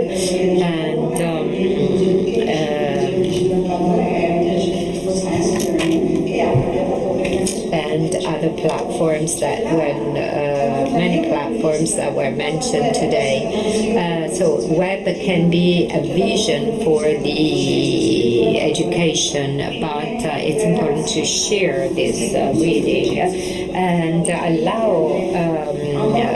So now Wikimedia is probably the biggest project of mankind. It has wonderful tools, but there are also other things, but the pedagogical value is very important. These students or these young people who have to abide by the rules. So this analysis is very interesting. What remains to mediators and cultural operators? Everything, because these tools, without a person who makes them meaningful, don't mean anything. So I invite operators to work with agencies because they don't know which are your goals. When I speak with my developer, I don't tell him about technical stuff. I say I want hierarchies to be eliminated. He immediately understands me because I work with a very smart expert.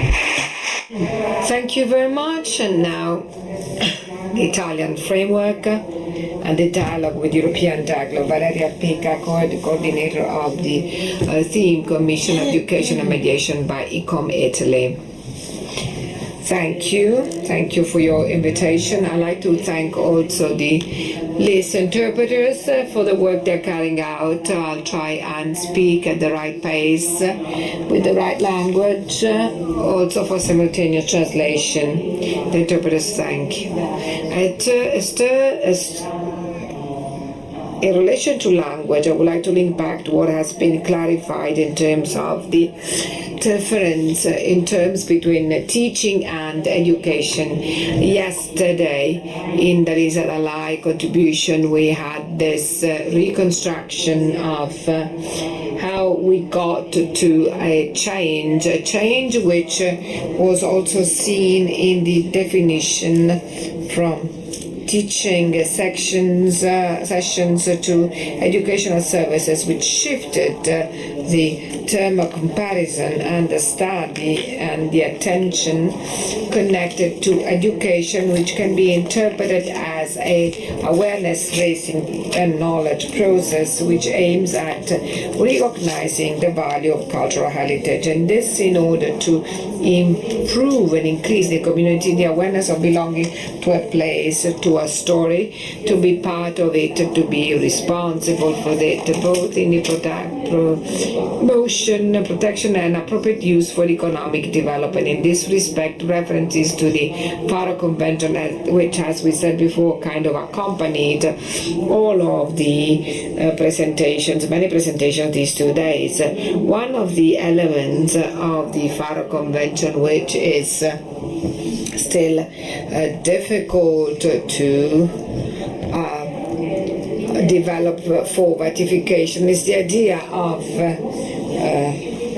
turning upside down in terms of management promotion, which become part and parcel of the individual and collective right of community, an individual and collective responsibility which has not been identified or described before this moment. The Convention of 2005 is not a very recent paper which was signed by Italy in 2013, but it is having a rather complex life with a series of breaks within the Parliament, the Italian government, where still today, in the past few days, this block has been discussed and debated because interferences of European institutions are being discussed and debated within the Italian institutions. The problem is that it seems there is a kind of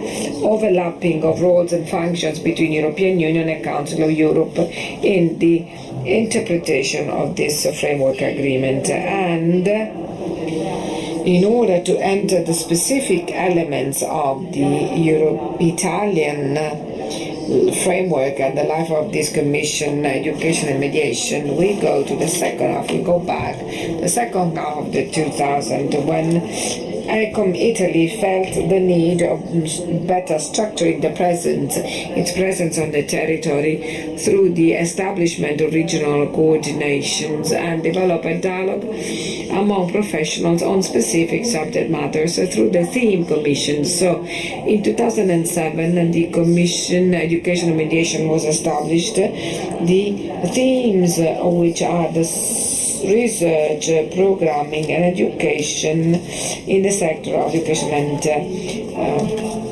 mediation. So the main purpose is to develop a national debate also in relation to the indications and the works of the International Committee, which Branchesi mentioned yesterday to be the SECA, the Education and Cultural Education and Action Committee. Since its establishment, the Commission also became a kind of privileged observatory, both physical and virtual one, and we'll devote a couple of words to this, where operators and professionals in this field could meet, share research, good practices and experiences, critical elements of this sector, therefore grow together. There have been some elements which I'm going to quickly mention because of lack of time. First and foremost, I'm making reference to the relationship with the National Committee, which had one of its most relevant moments in 2016 on the occasion of the General ECOM Conference. ECOM International organizes every 3 years a general conference. 3 years ago it was held in Italy, in Milan. This year, Michele Lanziger mentioned that it will be held in Kyoto in September, the moment when all professionals identifying themselves in the ICOM community world meet to exchange a series of experiences. The impeccable organization of the works connected to the International Committee was taken care of by the committee, which at that time was chaired by Silvia Mascheroni, which gave a very important thrust also to the knowledge that people have in Italy of the International Committee. Another area of research and work, which was an important one, is that of acknowledging the profession, recognizing the profession. Martina De Luca gave us the background of the various, and they gave us they trace back the various documents which define the profiles and roles connected to the education to cultural heritage. ICOM Italy, as Martina was mentioning before, has developed a national charter of museum professions which is being updated in order to include profiles which today have become part and parcel of the management communication work of the Institutes of Culture, which is a constantly topical issue. It's going to be the next issue we are going to discuss in an expanded way in Catania, because we already decided that it will be in cooperation with our friends and colleagues of Officine Culturale and in cooperation with other commissions and with the Digital Cultural Heritage Working Group, because one of the activities we've tried to promote over these years is also the activity of intercommission or intercommittee meetings, because it's really cross-sectional subject matter. We were talking about accessibility, security, conservation, restoration, technologies. I'm not saying new technologies, but technologies. Everything which relates to the world of mediation and education. We've tried to bring the activities of the committee to various regions in Italy by organizing meetings from Turin to Florence to Bologna, Naples, Palermo, in a way that they create a feeling of belonging also in those who could not physically participate and constantly participate in the activities. That's why I go back and talk back and focus back on the observatory. It's both a physical observatory characterized by these regular meetings, which made it possible to meet different situations, increasingly interesting situations. Also thanks to this exchange with universities and superintendent offices over the past few years, we've organized some conferences and some meetings. The International Conference in Florence in 2017, and the borders of mediation museums, and Maria Chiara was mentioning some of them before, which emerged as being sensitive ones, to the conference organized last year in Turin on participatory strategies in museums. A peculiarity of the theme commissions is the opening to non-ICOM members, which makes dialogue and the exchange of views much broader, because there is a constant relationships with the experts and professionals, which can lead, which can bring a series of ideas and have a broader and the broadest and most constructive sharing possible. Over time, the Facebook profile was opened, and then a newsletter where it is possible to gather the activities of individual museums, the ones which cannot physically participate in all activities, but which want to share what they do with the museum community, and therefore participate in the life of the committee. This observatory, at the beginning of the life of the commission, drafted a document which is still today the basis for the discussion, where the recommendations are still sadly topical, because in these 10 years there was no time to make them such. The document is the occasional function of the Museum for Cultural Heritage, where there were a series of elements being taken into account, the training functions, the educational functions, and the various roles and various profiles within a museum, where those who deal with education basically play an ancillary role. The acknowledgement professions, which we are still talking about, relations with the territory, lifelong educational, permanent educations, and outsourcing. So there has been a change over time, and I'd like to ask ask a question to myself and to all of you. What and how what can education to cultural heritage do to bring the museum closer to the audience, to the people? I would like to quote briefly this sentence taken from the experience of a text of the 30s, which is sadly still topical. And the solution is to reconstruct the continuity among works of art.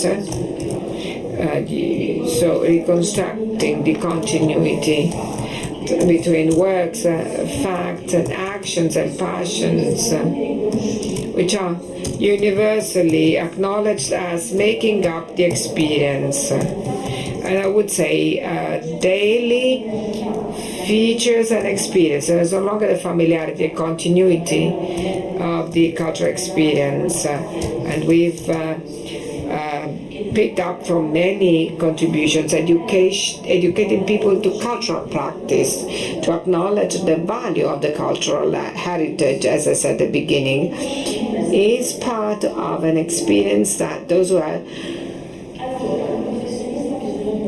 help to mediate are professionals. Professionals need an appropriate university and post-university training. They need to be able to practice, so they have the practice to be able to overcome obstacles and hindrances. All of this requires a regulatory recognition, also economic acknowledgement and recognition, which builds back again a consistency between the regulatory framework, the required training, and entering the labor world, because it is objectively a problem that what we constantly see, experience as people work in this field, that we are underpaid and under-evaluated within the museum framework. What's the work of the mediator in this respect is to take the emotions that museum work can give it shape and substance, fill it with meaning, connecting it to the knowledge of facts, people and actions which bring it to life, so that a real museum experience can be achieved, so that there is a kind of educational process of belonging, sharing and understanding, which aims at creating a community which identifies itself to protect one's own memory and cultural identity.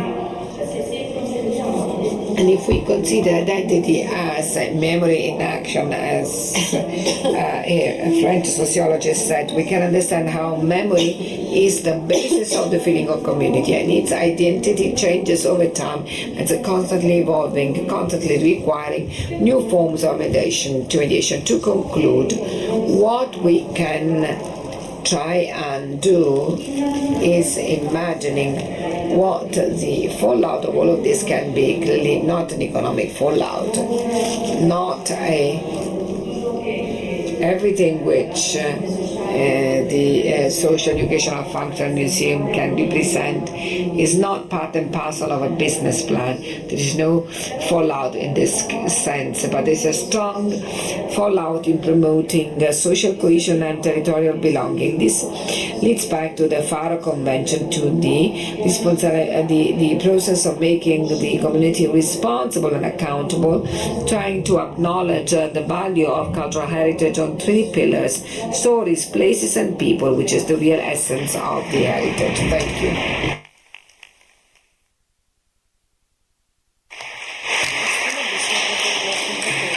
Italia Europa si intitola questo convegno, Italy and Europe, this is the title of this workshop. There have been many hints and remarks on the Italian and European situation.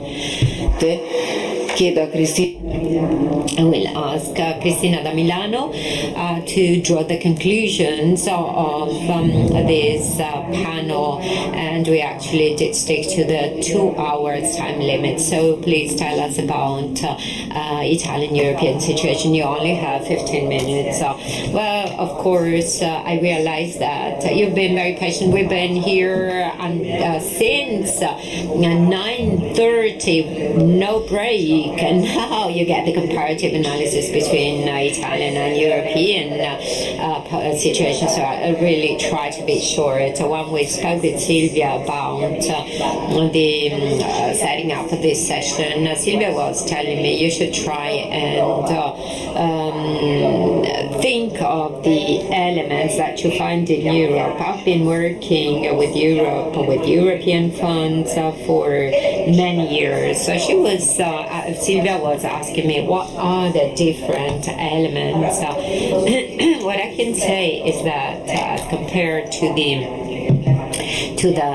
theme of cultural heritage, cultural activities and training. Well, I started in 2000. I started working with European projects. At the European level, there is a meaningful framework which we don't have locally. What is the meaningful framework at the European level? There is consistency between cultural policies and programs and the way the money is spent. I found a continuity which allows me and my organization to work on certain themes, that is without interruptions, without mismatching, and I find a long-term view which allows to include all the activities in a broader context. And I'm going to make practical examples. Where do I find it? In the year 2000, I started working on the theme of lifelong learning. And this was a theme that had just been recognized by the Lisbon Strategy as one of the goals of the European Union for the next 20 or 30 years. Not all the goals or the objectives were achieved, but there was a continuity of projects and finances and funding that allowed museum staff to be trained.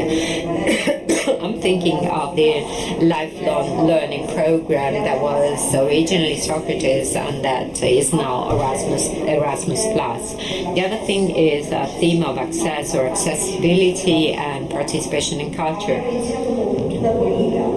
We started with Culture 2000 and we went on with Orange Development that is diversifying audiences, creating relationship with the community, and these themes were pervasive inside some programs such as Creative Europe and Erasmus Plus. Adesso vi dico brevemente. There is continuity between policies and programs. I'll tell you something about a document that was published last year, the new agenda, European Agenda for Culture, because the new European Agenda for Culture is a visionary document, is a cutting-edge document, which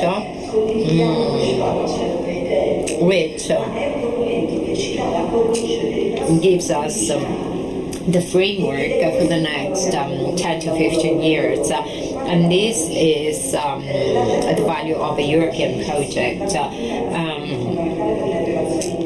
Culture is fundamental for international relations and also for economic development, because this is a dimension that is never forgotten. But it also says that culture is fundamental for social development of Europe and mentions well-being, health and consistency and social cohesion, and speaks of cultural activities in a framework, in a future perspective, imagining investments in training, not only technical training, but training, educational training in the broadest possible meaning, interdisciplinary training that is aiming at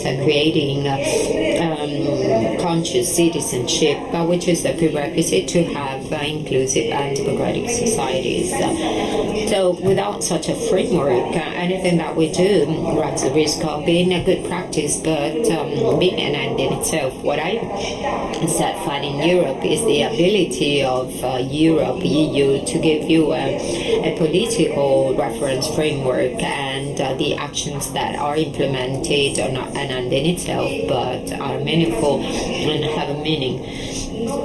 Simona was saying we should not leave some documents or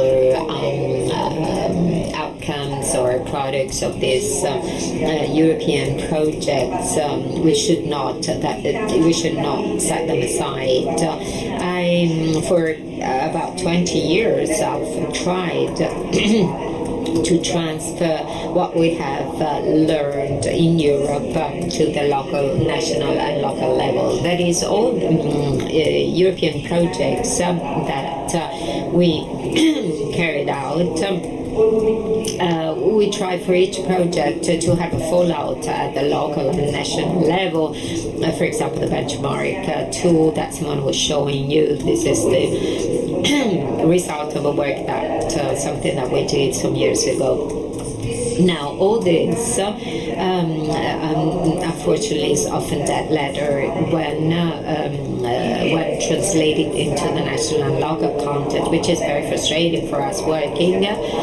But of course, this is not so bad. I mean, frustration sometimes is experienced when you work, but the problem is that certain insights are not even, and certain stimuli are not perceived, and this detrimental for the country and for the society, because these are all tools that may help orient thinking, critical thinking, and may help create democratic conscience and democratic awareness. When we speak of cultural participation, I'm thinking of data on numbers on functional illiteracy in Italy. So is there something that, are there mistakes that we have made? Are there any opportunities that we missed? Is there a system that is well established and cannot be changed? Because there are many things that are taken for granted and cannot be implemented here, not applicable to Italy. So this is a battle for Italy. And I will close here. In my experience, I can say that there are many positive aspects. I don't want to sound Europeanist, European oriented. EU-oriented, necessarily EU advocate, but I must say that there are many European projects that we should have capitalized on. The battle is not over. I still fight, but people do not seem to respond here at the national level. And I close here my speech. Allora, ringrazio tantissimo i relatori. I'd like to thank the panelists. We had 2 hours for this panel.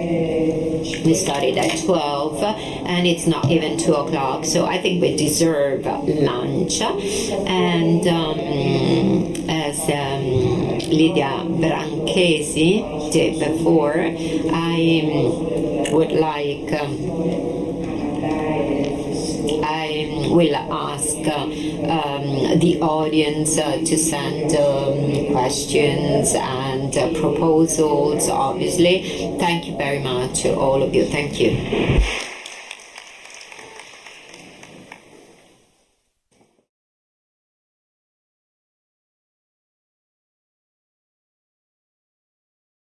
Good afternoon to everyone. We said it in the morning when we started, and Silvia repeated it today. We celebrate the European Day of Music, and as a group that has promoted, and the ministry in particular that has organized it, we thought that speaking of heritage, we couldn't make our way to mention music, and we had to include music, even though it was a little moment, even though important, and we wanted this moment to be associated with the heritage. So with some friends, we found some opportunities, and we have chosen a group that we're very happy of. This group comes from the Conservatorio Santa Cecilia of Rome.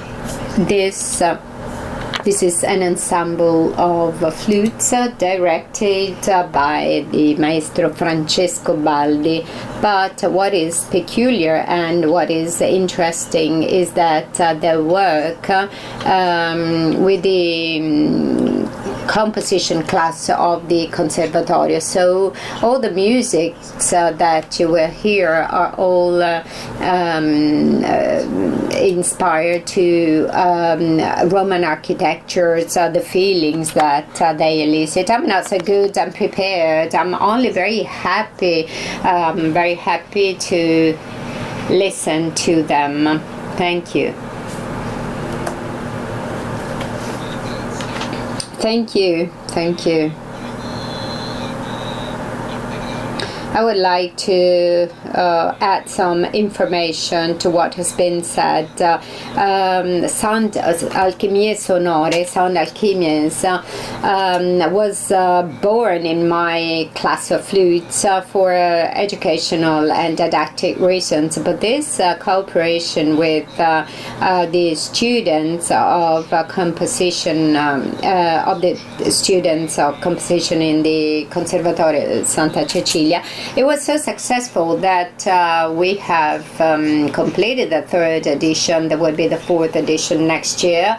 In the meantime, Alchimie Sonore and the composers have left the Conservatorio, even though most of them are no longer students, and Alchimie Sonore is becoming established as an ensemble, and it's an independent ensemble of flutes, because it's very important that a school like Conservatoire,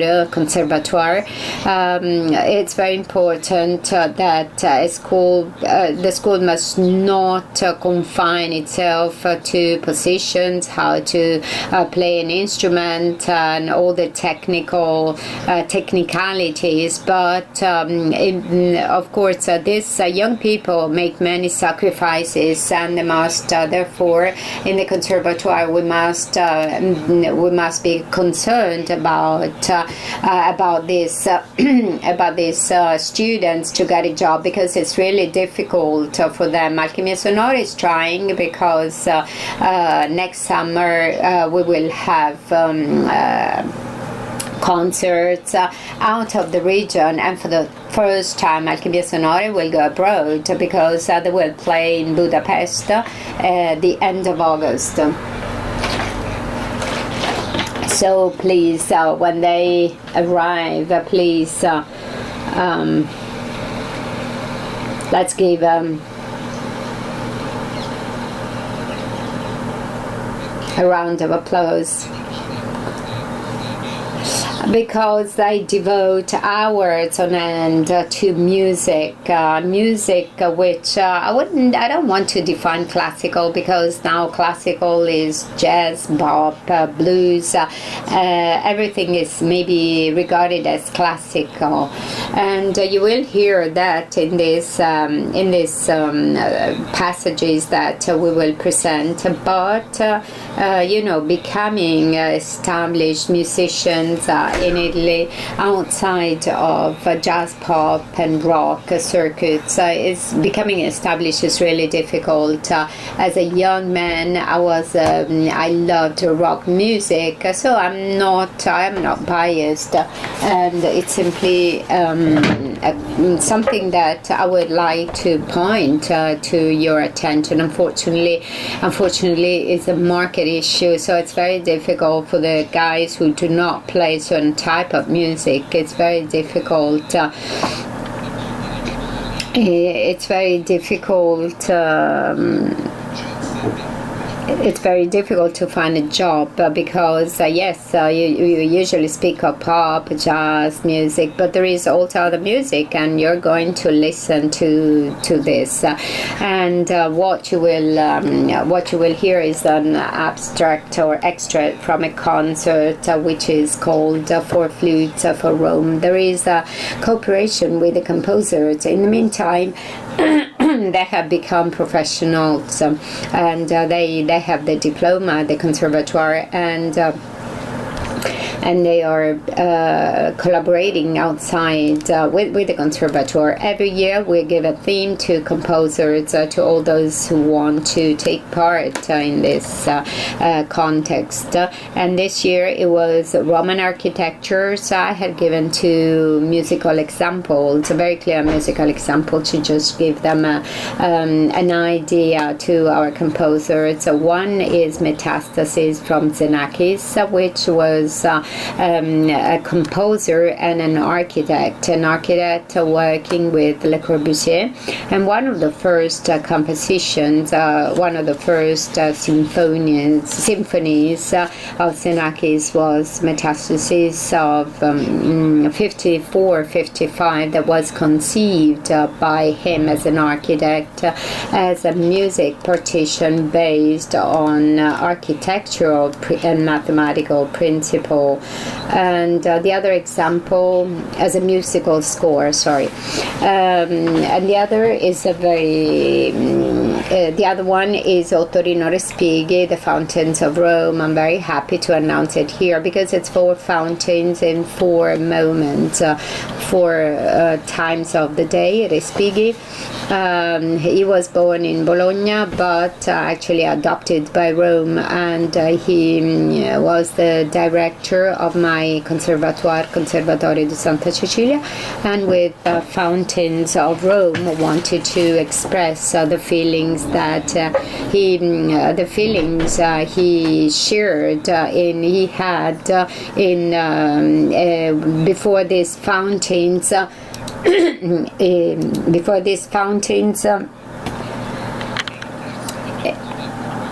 for different times of the day, and the third is actually Fountain of Trevi in the afternoon, so you can listen to it in the afternoon. Anyway, having said this, each composer, you will see that the languages are completely different, and because now in the century where we live, there are no more barriers. We don't have the barriers that have been there until the mid-20th century. So you may have compositions which have classical accents, or rock with rock, jazz, movie, film music. Now I would like to introduce you the ensemble, which is called Alchimie Sonore.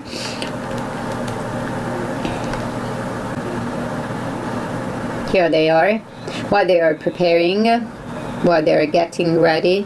I would like to spend 2 words on this ensemble, which is made up of different people, and they actually alternate over time, but we asked the composers to write for this quartet of flutes. The quartet of flutes may be a quartet with 4 flutes, which are the quartet with the 4 flutes, which are most common, that is flutes in C.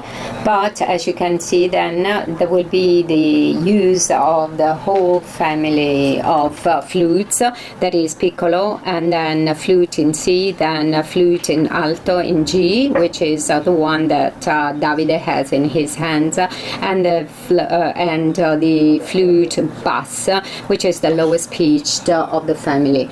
And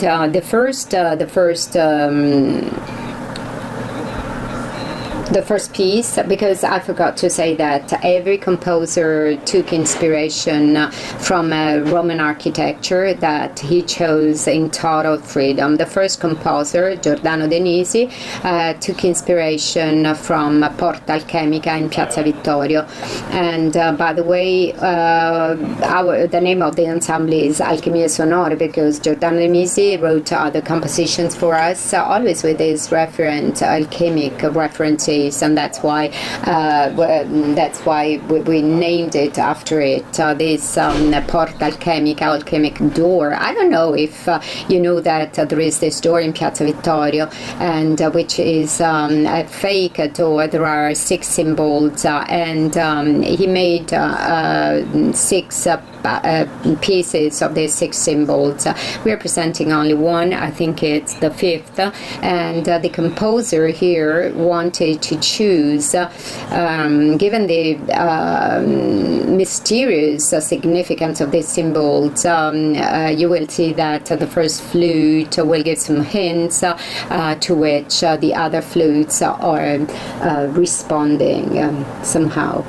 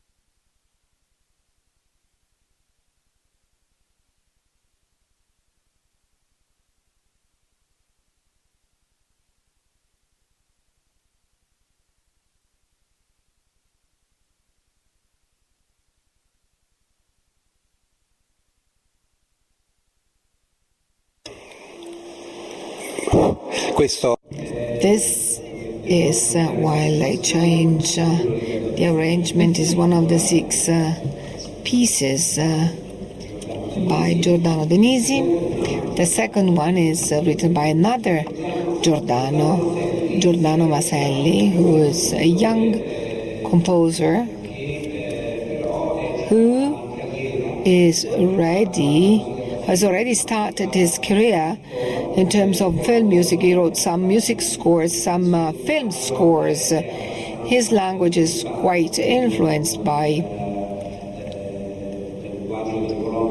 language of the film music scores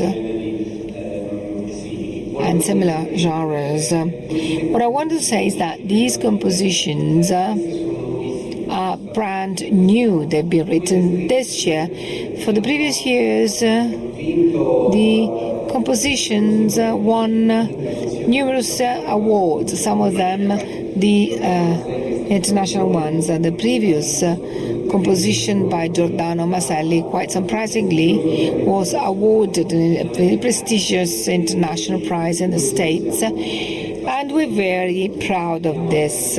And we do hope that these new compositions will receive other prizes. This composition is called Roman Garden and is devoted to the Esedra of the Capitol Museums, and the composer, imitating Torino Respighi with the Fountains of Rome, wanted to describe the feelings he felt and experienced while in the Esedra room, where there is the original statue of Marcus Aurelius at the Capitol Hill.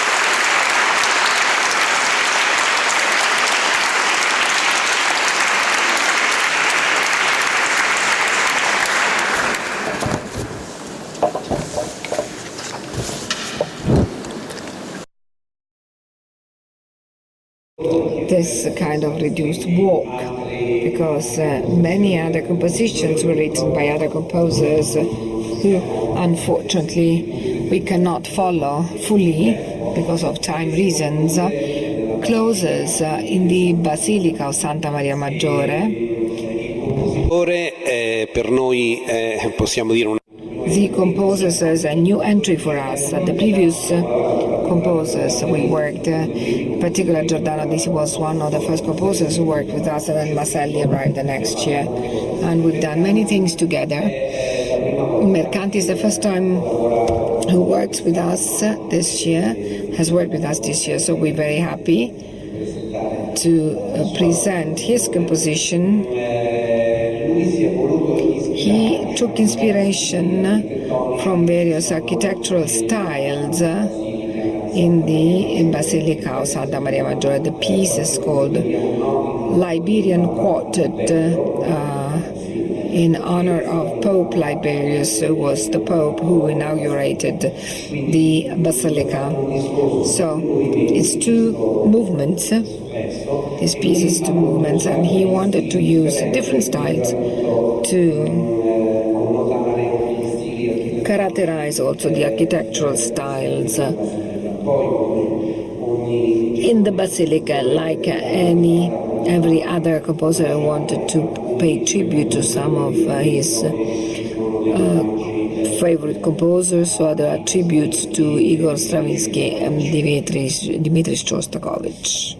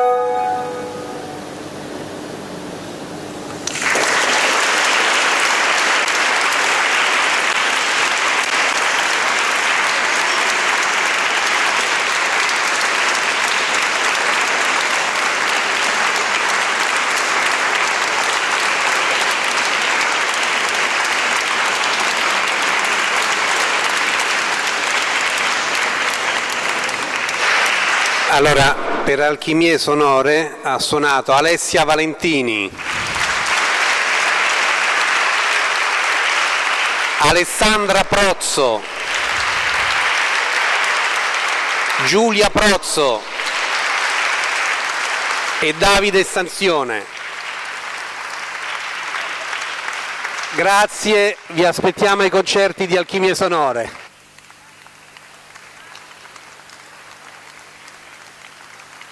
Mi sentite? No. Sì? Ecco, ora sì. Innanzitutto buonasera. First of all, good evening. I'd like to ask the speakers of this session to join us here. And I've seen also our Director General, Francesco Scoppola, whom we would like to welcome. We thank you because you are here with us in this afternoon. I would like also to thank the musicians, the artists who have given us really exemplary evidence of education to our cultural artistic heritage this morning. Very effectively, Professor Faita mentioned that by saying that the cultural heritage is also the artistic heritage, and also the expression is a vehicle of knowledge. The service number 1 of the General Secretariat of MIPAC, which coordinates the UNESCO activities, is in charge with the coordination of this last session to draw conclusions. I would like first of all to express my personal greetings as well as the greetings of our director, architect Pietrangeli. I'm Elena Siribaldi. I deal with UNESCO, I'm in charge with UNESCO, and in particular I'm in charge with the application of the UNESCO Convention for the safeguard of the cultural material heritage, also for the protection and promotion and diversities of cultural expressions. I would like to thank you very much for organizing these 3 days of study, because I must say that there have been these 2 days of study which have been very intense days of work and rich in hints, suggestions, and first and foremost, as it was said this morning, they link back to something which was started in Italy in a meaningful way in the past few years, but which also show how effectively our huge potential of knowledge and professionalism can be used to look at the future and develop further elements which the purpose of which is to educate to cultural heritage in the broadest meaning and the most inclusive meaning of the word. Before leaving the floor to the speakers in this session, I like you to screen the interviews of the associations and bodies which have given their contribution to this question: what can be done in order to improve and implement the whole network and necessary actions to look at a much more structured education of cultural heritage. These are contributions which, together with others, as mentioned this morning, will then be incorporated in the project of the Charter for the education to cultural heritage, which will be then presented later on. I would like to leave then the floor to the video interviews. Parlando dell'azione educativa, nel comparto che rappresento in quanto presidente dell'Associazione Musei Ecclesiastici Italiani, credo che si debba fare una premessa, cioè che l'azione dei nostri musei si distingue da quella di tutti gli altri perché deve coniugare l'azione educativa alla finalità pastorale. Quindi credo che il primo obiettivo per noi sia quello di capire molto bene che cosa si intende oggi per azione pastorale, per finalità pastorale. Siamo in una società secolarizzata, in una società che sta cambiando, le comunità sono trasversali, abbiamo a che fare ormai con persone che provengono da luoghi e che hanno fedi diverse, quindi come ci poniamo rispetto alla finalità pastorale da svolgere nell'azione educativa di fronte a una realtà così mutata. Allora la strategia quale deve essere? Quella di usare il nostro patrimonio, che è un patrimonio di arte sacra, riuscendo ad allargare lo sguardo, quindi a fare di questo patrimonio un luogo di confronto, di dialogo, di apertura, stabilendo ponti, connessioni e non chiusure in base ad una fede o ad una verità che si crede di possedere. La verità non esiste, la verità è un dialogo continuo.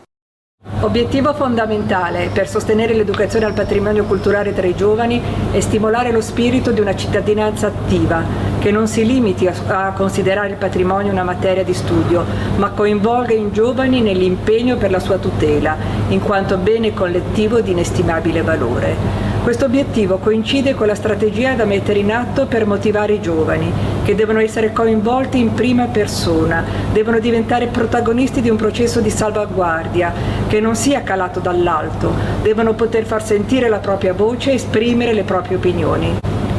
E quanto il FAI mette in atto aprendo alle scolaresche le porte dei beni che possiede e gestisce, con attività di osservazione, lavori di gruppo nel corso dei quali gli studenti sono invitati a fare confronti e a esprimere il proprio punto di vista. Un apprendimento quindi attivo che viene attuato anche con il progetto Apprendisti Ciceroni, in cui gli studenti sono coinvolti in occasione di eventi nazionali come le giornate FAI, nel corso delle quali accolgono e accompagnano il pubblico dei visitatori, prendendo coscienza dell'importanza del nostro patrimonio culturale. Una strategia che guardi al futuro deve inoltre dare la massima importanza alla formazione dei docenti, affinché siano sollecitati ad attuare una didattica fuori dalla scuola, atta a stimolare i propri alunni affinché apprendano a scoprire e analizzare il territorio di appartenenza e in esso ricercare le proprie radici e la propria identità.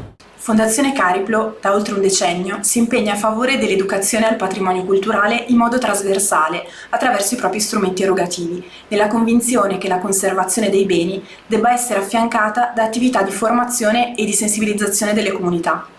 Queste attività sono un elemento imprescindibile per avvicinare la cittadinanza al patrimonio culturale, materiale e immateriale, e al paesaggio in cui siamo immersi. Conoscere è il primo passo per prendere consapevolezza del ruolo che ciascuno di noi può avere nel custodire e riattivare i luoghi storici. La Fondazione, nell'area Arte e Cultura, premia le iniziative che contemplano attività di educazione al patrimonio, promuove attività di accompagnamento per migliorare l'efficacia dei progetti sostenuti, raccoglie e diffonde esperienze positive, favorendo la creazione di comunità di pratica. Anche sul tema dell'educazione, Fondazione Cariplo si impegna a svolgere un ruolo di facilitatore tra soggetti di natura diversa, istituzioni, enti locali, organizzazioni no profit, per sostenere iniziative basate su competenze interdisciplinari e destinate sia alla formazione di nuove professionalità che alla riscoperta di antichi mestieri, con particolare attenzione alle giovani generazioni. L'educazione al patrimonio culturale è una sfida che pone al centro la persona e la sua identità, e per questo indubbiamente merita un'attenzione crescente e costante nella programmazione delle strategie di una fondazione importante.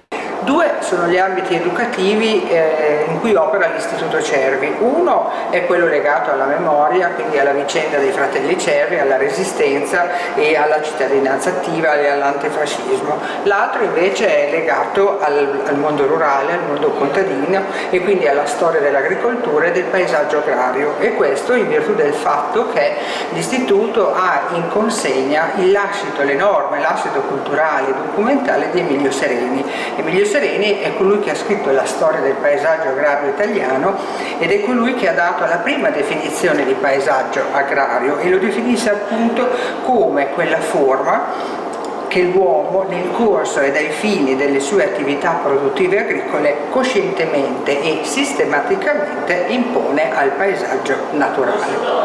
Quali gli obiettivi fondamentali per sostenere l'educazione a questo patrimonio culturale che è appunto il paesaggio agrario? È considerare il paesaggio come una risorsa apicale, cioè come lo specchio nel quale osservare tutte le varie risorse che compongono il patrimonio culturale, i processi storici della loro produzione e riproduzione, i soggetti passati e anche le generazioni future. Quali gli orientamenti strategici per azioni future? Sicuramente l'inserimento dell'educazione al patrimonio nella scuola e nelle iniziative di formazione permanente, non come una specifica materia di insegnamento, ma con un obiettivo trasversale che colleghi e rafforzi il senso di appartenenza e di coscienza dei luoghi. In questo senso noi organizziamo da 11 anni una scuola di paesaggio intitolata Sereni, l'ultima settimana di agosto, da 7 anni una scuola di governo del territorio per professionisti e per amministratori pubblici e da 5 anni i corsi di aggiornamento per docenti e l'attività di alternanza scuola-lavoro per le scuole superiori del territorio. Nell'ambito dell'educazione al patrimonio culturale vi voglio parlare del nostro progetto La Scuola adotta un monumento, un fenomeno che da 27 anni è in continua crescita in Italia, coinvolgendo nella rete nazionale di Adotta 2300 scuole di 450 comuni delle 20 regioni italiane, in Europa dove è stato progetto pilota in una città per ognuno dei paesi coinvolti e ora il 6 settembre a Porto Alegre, da dove partirà il progetto in Brasile. Adottare un monumento non significa solo conoscerlo, ma anche prenderlo sotto tutela spirituale e dunque sottrarlo all'oblio e al degrado, averne cura, tutelarne la conservazione, diffonderne la conoscenza, promuoverne la valorizzazione. Possiamo dunque dire che il progetto ha dimostrato e sta dimostrando che in oltre un quarto di secolo è entrato nella vita della scuola e delle città, perché oltre alla rete nazionale si creano le reti cittadine delle scuole, dove chi adotta sono i bambini e i ragazzi che attivano curiosità e studio e inventano con entusiasmo un nuovo modo di apprendere. Ha significato scoprire una nuova Italia, unita dal nord al sud del paese, dove tutti si sono espressi all'unisono con il nuovo entusiasmo di sentinelle del patrimonio culturale nazionale. Sin dai primi anni di fondazione, la Federazione Nazionale delle Istituzioni Procechi ha posto fra le sue priorità l'educazione al patrimonio culturale in tutte le sue forme per le persone che non vedono o con grave disabilità. Al di là degli studi per la migliore fruizione e di sviluppo del rapporto aptico, oggi nuove tecnologie aprono nuovi orizzonti. Negli ultimi anni si sono sviluppati tanti progetti con il Ministero, con i musei più importanti e con le varie soprintendenze, perché noi riteniamo che la conoscenza del patrimonio artistico del nostro Paese e non solo sia una parte fondamentale della cultura che deve poter essere raggiunta anche dalle persone con disabilità visiva. L'educazione al patrimonio è parte strutturale del sistema museale di Ateneo dell'Università di Bologna, che da decenni impegna grande parte delle proprie energie nella didattica rivolta alle scuole. In questa fase abbiamo chiaro che per coinvolgere nuove fasce di pubblico sia necessario orientarsi verso narrazioni sempre più attrattive e nuove strategie comunicative in grado di veicolare i contenuti educativi in modo più innovativo. In quest'ottica il sistema museale di Ateneo ha sviluppato recentemente un progetto pilota che ha visto alla sua base un'accurata ricerca delle radici scientifiche del mito di Frankenstein nelle collezioni di uno dei nostri musei, il Museo di Palazzo Poggi. I contenuti emersi sono stati raccontati al pubblico attraverso la realizzazione di una docu-fiction proiettata in eventi che vedevano la successiva trasformazione degli attori in guide museali. A conclusione, tutti i contenuti sono stati trasformati in un percorso in realtà aumentata, fruibile attraverso dispositivi multimediali forniti dal museo. Inoltre stiamo portando avanti un'importante opera di coinvolgimento e sensibilizzazione della cittadinanza per la valorizzazione dell'orto botanico. L'operazione, che vede anche una campagna di crowdfunding, mira a riqualificare uno dei giardini botanici più antichi del mondo e poi restituirlo nel tempo alla città, facendo sentire tutti parte del progetto, con un continuo racconto della sua storia e dei suoi contenuti attraverso i canali di comunicazione. L'educazione al patrimonio è un pilastro fondamentale del processo di sviluppo democratico e sostenibile del nostro Paese.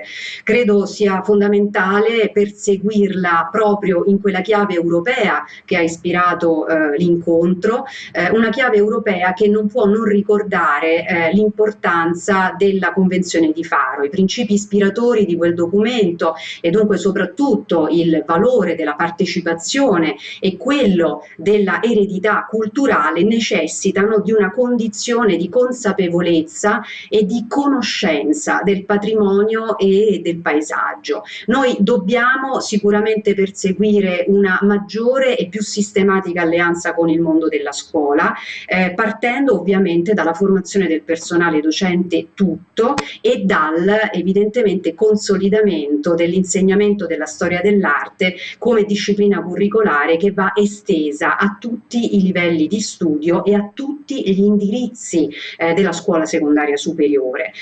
Noi dobbiamo sicuramente concentrare i nostri sforzi verso una trasformazione degli spazi della cultura in luoghi di esercizio della cittadinanza attiva, e questo evidentemente va fatto proprio nell'ambito di una volontà politica forte che naturalmente metta anche a disposizione le risorse e gli strumenti necessari a realizzare un piano così importante, naturalmente senza dimenticare, lo sottolineo, la dimensione europea ed internazionale.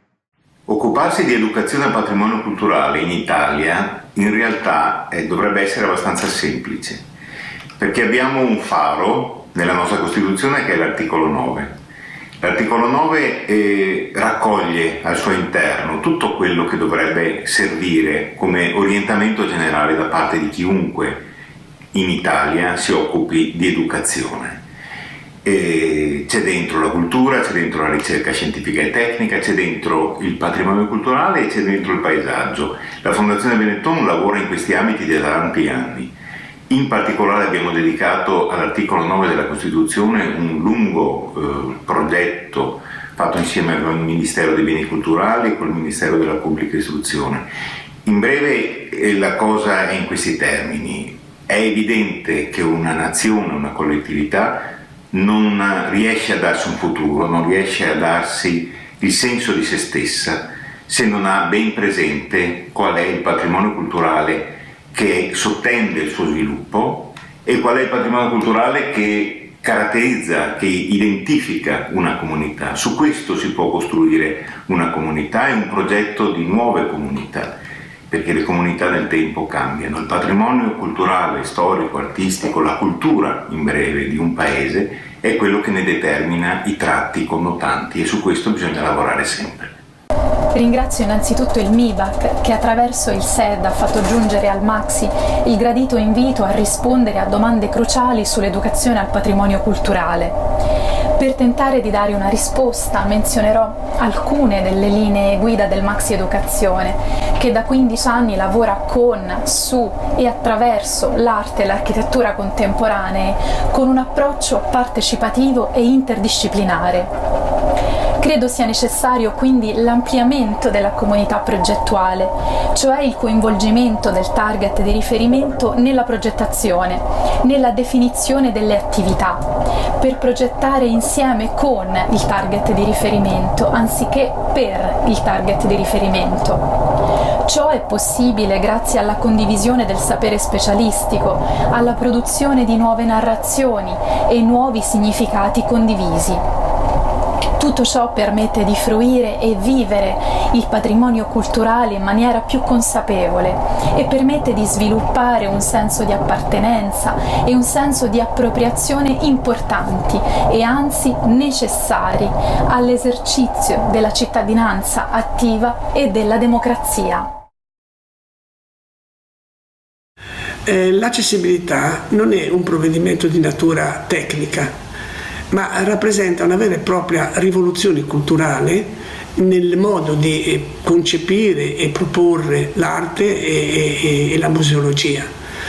Bisogna ricordarsi, l'opinione pubblica deve rendersene conto, che il discorso dell'accessibilità non è un qualche cosa in più che viene dato in casi particolarmente fortunati, ma è un diritto per tutte le persone che, come tutti gli altri, vogliono e devono poter fruire della bellezza, della cultura, dell'arte, in modo particolare per quanto riguarda i ciechi, che di fatto sono la categoria più esclusa in un mondo che concepisce l'arte, soprattutto i musei, come il luogo del vedere.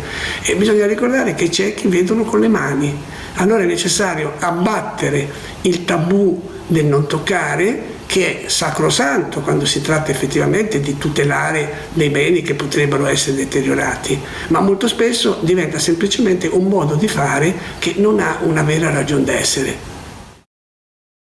Riguardo all'educazione al patrimonio, quello che è il mio consiglio è di coinvolgere persone sorde, adulte e anche giovani educatori, perché riescono pienamente a sintonizzarsi con l'utenza sorda, non solo come presenza fisica, ma anche in video, offrire dei servizi tradotti in LIS come anche in altre lingue. Questo garantisce un'accessibilità a tutti. Relativamente poi alla creazione di nuovi progetti, consiglio ugualmente di coinvolgere in parte attiva le persone sorde, perché sicuramente garantiscono servizi di qualità. Infine volevo diffondere il progetto MAPS, che sta per Musei accessibili alle persone sorde, che ha avuto l'obiettivo di fare una mappatura di tutti i musei accessibili e che offrono servizi di qualità. Tutto questo lavoro è stato molto impegnativo, per cui ringrazio l'Ente Nazionale Sordi e il finanziamento del Ministero del Lavoro e delle Politiche Sociali. Quindi il nostro obiettivo è di diffondere questo progetto. Grazie a tutti. I beni demo-etnoantropologici sono una tipologia di beni culturali molto recente, nata di recente nell'attenzione del codice dei beni culturali. È una tipologia di beni particolare in quanto si riferisce alla cultura in senso antropologico, quindi cultura espressiva, feste, saperi, consuetudini, manufatti del mondo agropastorale e non solo. È una tipologia di beni che più che essere conservata deve essere trasmessa nelle comunità e quindi salvaguardata. In questo senso l'educazione al patrimonio di questa particolare tipologia dei beni è un'educazione particolare. Come ci indica la Convenzione UNESCO per la salvaguardia del patrimonio culturale immateriale, è importante salvaguardare la trasmissione del patrimonio culturale, bene demo-etnoantropologico, dentro le comunità. In questo senso la scuola e i musei rappresentano dei presidi territoriali fondamentali. Soprattutto questa seconda tipologia, i musei locali in particolare, di cui l'Istat ci ricorda che sono la tipologia più numerosa di musei in Italia. Sono spesso musei piccoli, molto piccoli, che hanno un alto tasso di volontariato, molto radicati nel territorio, che rappresentano appunto dei presidi importanti. Quindi da questo punto di vista uno degli obiettivi più importanti per salvaguardare questo patrimonio è rafforzare la rete dei musei locali e sostenerli soprattutto come comunità di eredità, come ci indica la Convenzione di Faro. L'apertura al pubblico della tenuta presidenziale di Castel Porziano rappresenta un'esperienza concreta di attuazione di un modello di divulgazione del patrimonio culturale inclusivo ed innovativo. L'apertura della tenuta fa parte di un progetto complessivo che il presidente Sergio Mattarella ha voluto avviare in velocità sin dal suo insediamento a febbraio del 2015 e così è aperta la tenuta, è aperto il Quirinale, la Casa degli Italiani, è aperta Villa Rosberry a Napoli. La tenuta è aperta e offre ai visitatori un patrimonio ampio, un patrimonio complesso articolato in varie accezioni, un patrimonio culturale, sicuramente storico, artistico ed archeologico, un patrimonio sfacciatamente verde e naturale, la tenuta è un'area naturale protetta, ed anche un patrimonio immateriale. Noi facciamo osservare ai visitatori arti e mestieri antichi come la conduzione delle mandrie da butteri professionisti o l'inanellamento degli uccelli nella stazione che studia le migrazioni dell'avifauna.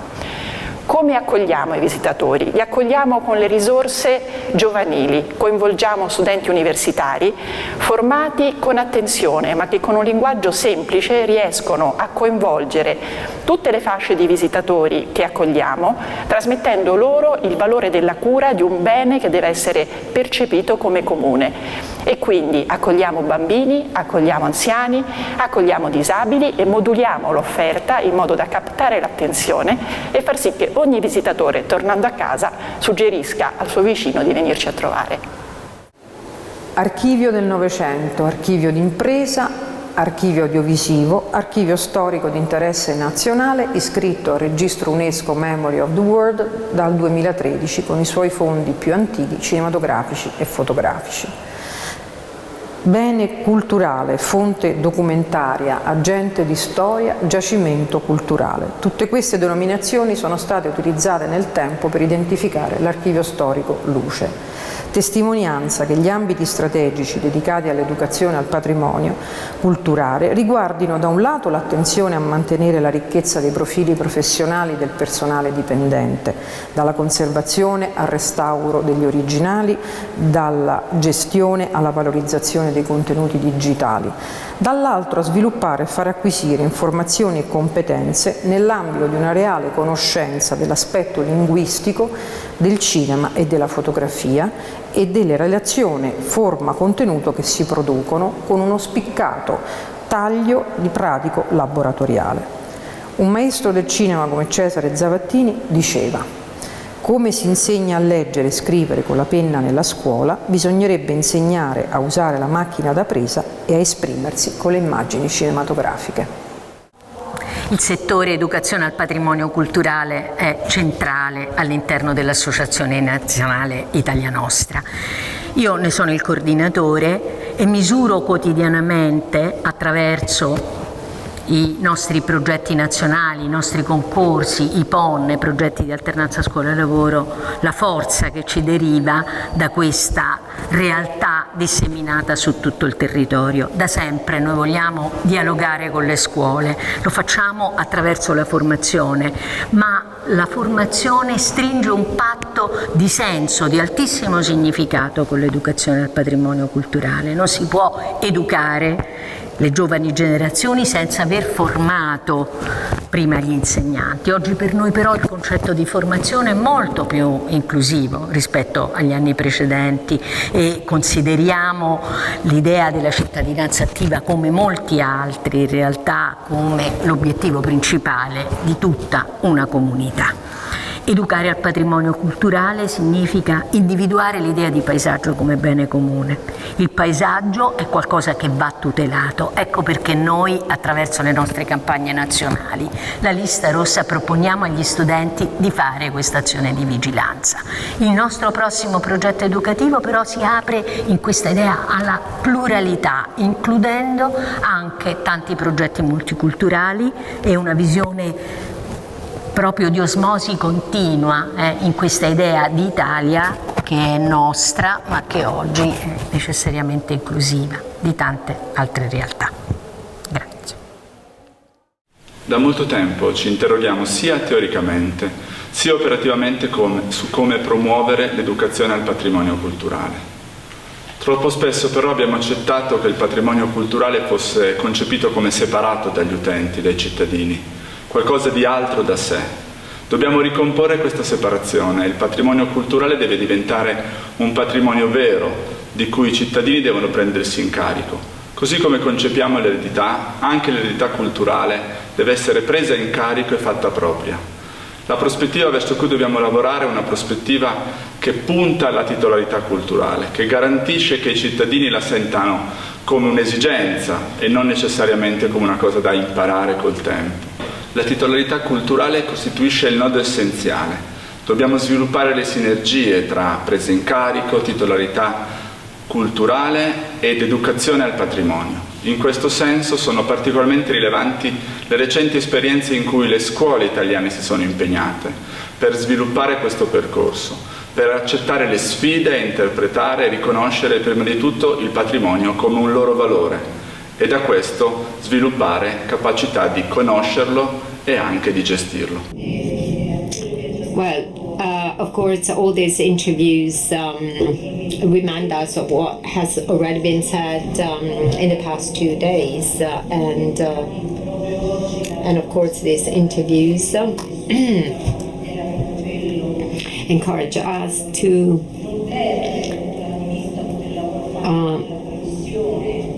and prompt us not to capitalize on what has been done by the Commission and try and recognize the cultural places as places of confrontation. So museums that representatives of civil society have reminded us, it's not only what has been reminded us by representatives, but also what is is being done in libraries, in institutions and agencies and bodies. That is, with these subjects, we can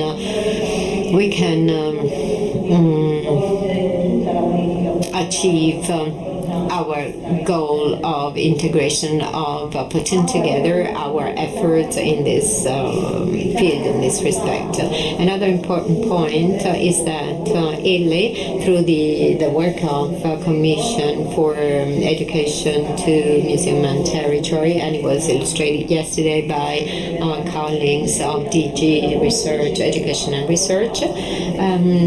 So all the work that is done by education centers to highlight the efforts of the ministry to create an active synergy in the awareness that citizens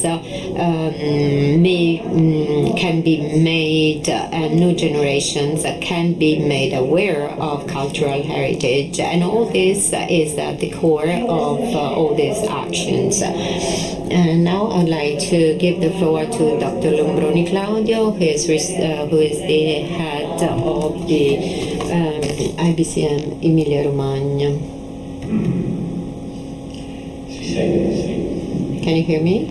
Yes. Yes, I'm lucky because I work in the Cultural Heritage Institute in Emilia Romagna. I've been working there only for a couple of years, but it's an honor because our regional authorities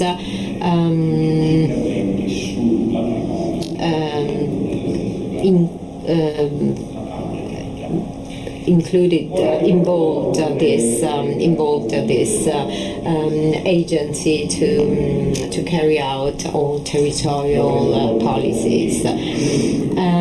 I took some notes of the previous presentations, but little was said about governance and network. So I would like to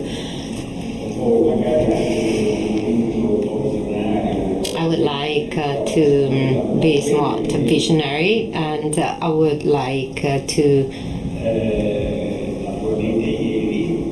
reiterate what was said yesterday, and I will elaborate on what was said yesterday. And we heard we had very good presentations in the morning. Last night I prepared my slides at the hotel, just few slides, just to set up the main points of my presentation.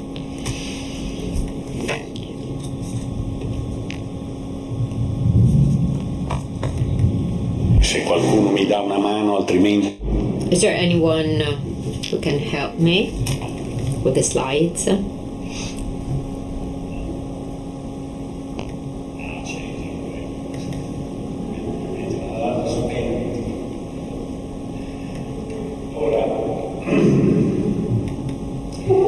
It was off.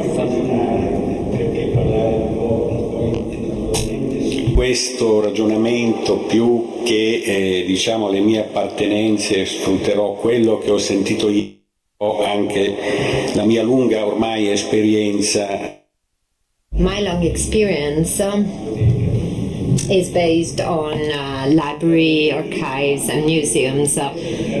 Yesterday in several presentations we have seen that the use of cultural heritage and use of probably books and reading of in Italy are we have very low rates as compared to other European countries. Reading rates are almost shameful for us, even though I wouldn't want to use this word. We are said that we are told that only half of Italians read one book per year. And as far as use and visiting cultural heritage is concerned, is more or less, we have more or less the same rates. Therefore, this is a collective issue, a collective problem with a collective relevance, relevance for the whole community, and not only for ourselves, but for other parts of the society, for many decision makers. And if this is a problem, then we can say that it might be the object of policy, of public policy for heritage. Why public policy? In the definitions, in the definition of policies, statesmen in the UK tend to provide very simple definitions. What is public policy? Is a solution to problem of collective interest, and then so public policy. So education to heritage or cultural heritage in general should fall within the framework of a public policy. Many things have been done in this area. I know the archives, libraries, museums, and there are areas in our country where there have been beautiful experiences that I would I would refer to as education to heritage, but the final outcome and at the end of the day, the result is that we have very very little use of museums and other cultural places. So I think that we need more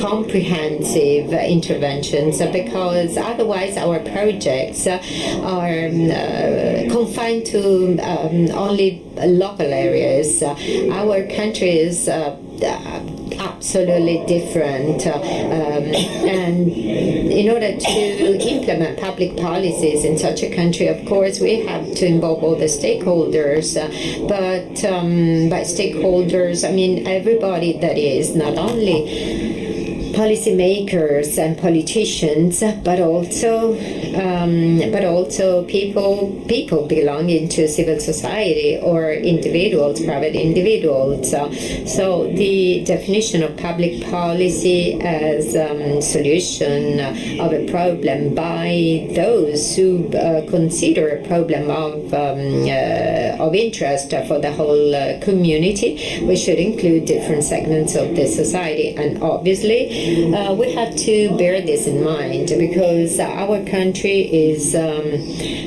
multi-centric country, that is from an institutional viewpoint, but also from a cultural viewpoint. This is wealth of our country. Now, I realize that I'm saying this, and this is quite peculiar to hear it from me, but in these policies we should also involve regional authorities, not only for an institutional duty, or just because it's good to involve them, but the idea is what I heard this morning.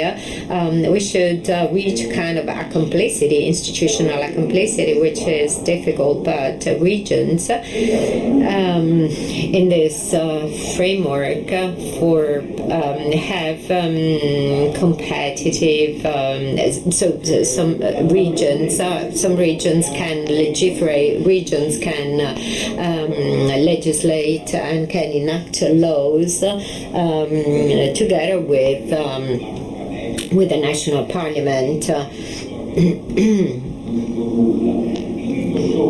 What I'm saying,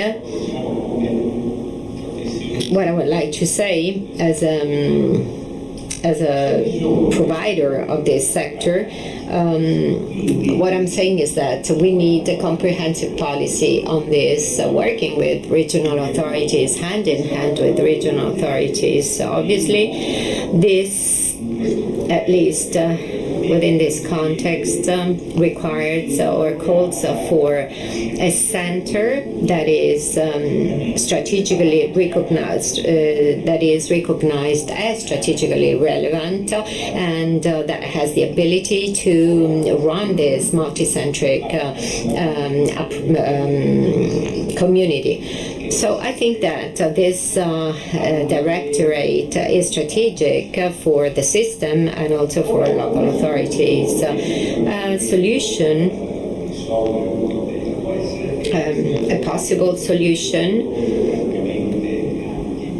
is to be found, and a possible solution is to set up the national cultural heritage system, and by national I mean of the whole nation, including all institutions, where the cultural heritage over the past few years,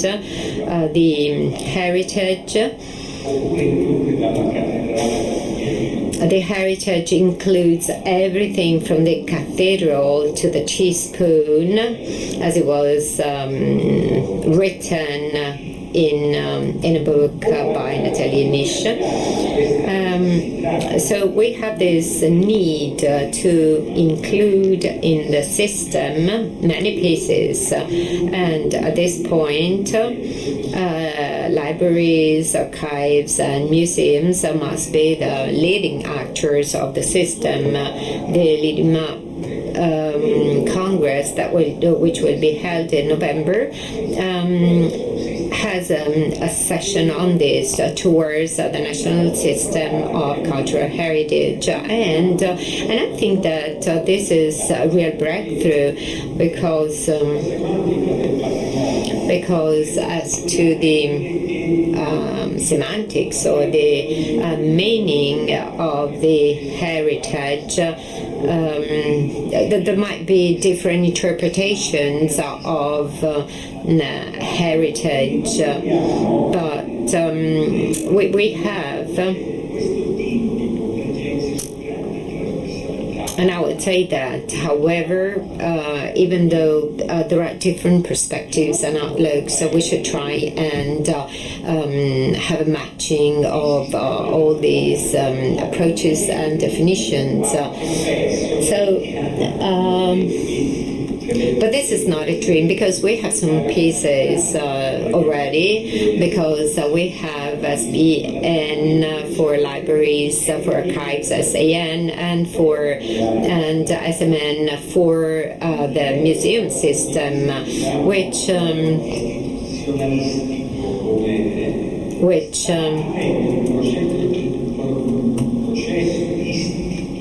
is going through a process of institutionalization that possibly will lead the system,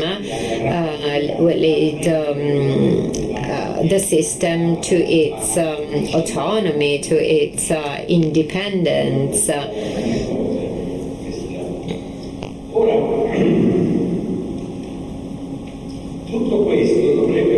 And all this will supposedly lead from a public policy for the sector, and with a great dream of creating a national heritage system, this should lead to a national policy for education to heritage. And of course we play a major role in terms of aggregation, in terms of half of the system, of a broader and wider system, because we must extend this policy. We said that we should extend that to archives and museums. They should be extended to the whole country, and this means creating a very ambitious system, but which is absolutely necessary, and it's necessary for the very institutions. Yesterday, you heard Lanziger speaking of the territory and the territorial experience, and you heard him speaking of relevance, a term that was mentioned this morning too. The activities in that territory are very important because they're used for a process of recognition of institutions. That is what might be referred to as a social recognition of archives and museums.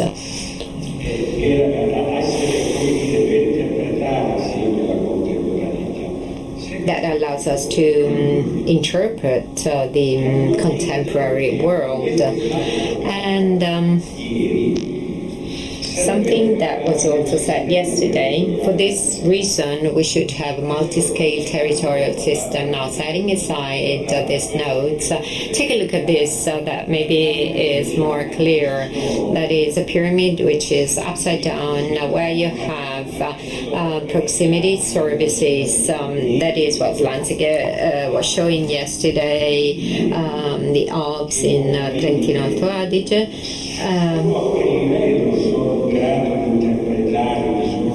Which can certainly interpret the needs at that point in that region. They can interpret the needs of their community, and communities give a sense to their heritage, but the other levels instead will produce services for that based on very simple principles of cost effectiveness. Where is it better to, or more cost effective to do that? Just think of libraries. Where should equipment and machines be positioned? Maybe on upper floors, so that this will be shared by several people. But this is not easy to achieve because it requires a big investment by institutions and obviously by professionals. Can you imagine this? You have to think of it, and this, of course, should also be taken into account when thinking of education to heritage. This is a scheme that flow chart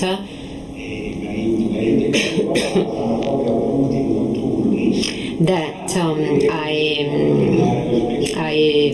noted down last night, and here by of course considering the territory as basis and the territory as described by Lanziger, then you have all the characteristics acting in these territories, which range from the populations living, the artifacts, the rules that are used, including guidelines, legislation, whatever, and then the framework where actions are taken, and the cultural places, and then there is a part where where the national education plan can rely on, or can be based on, starting from a framework which is inevitably general, but must represent a guideline. Then of course you will have the different plans that will be customized to the different territories. This is for common goods, but this is the underlying approach with a part on evaluation of results, which in our country is usually not applied. And all this, and I'm closing here to summarize the spirit of that session. discussion. This may be, well, this is like having a utopia or having an impossible dream. But I think that because of our history, and which has been illustrated by Marisa Dalai, since we are aware of that history, we must take this commitment and we must do so that these ideas do not look like just dreams, something that is impossible to achieve. And I would like to close with a rather optimistic slide, because we want the moon. We need to want the moon, and this is probably also asked for by communities, because we should try and solve together, and I mean experts and associations must solve the problems that have been there for many years. For example, the fact that we have very few readers is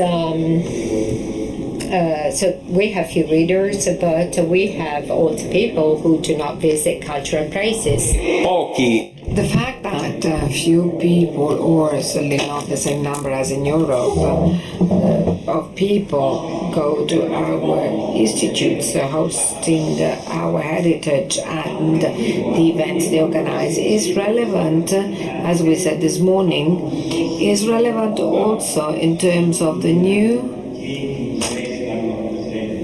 outlook that museums are taking. As you can imagine, how can we imagine a society with people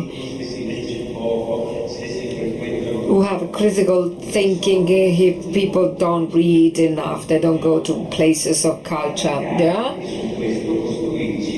things that we have to try and push and build a public policy, in this case education to heritage, but I do hope that this kind of thinking can be understandable and can lead them to broader policy in this respect.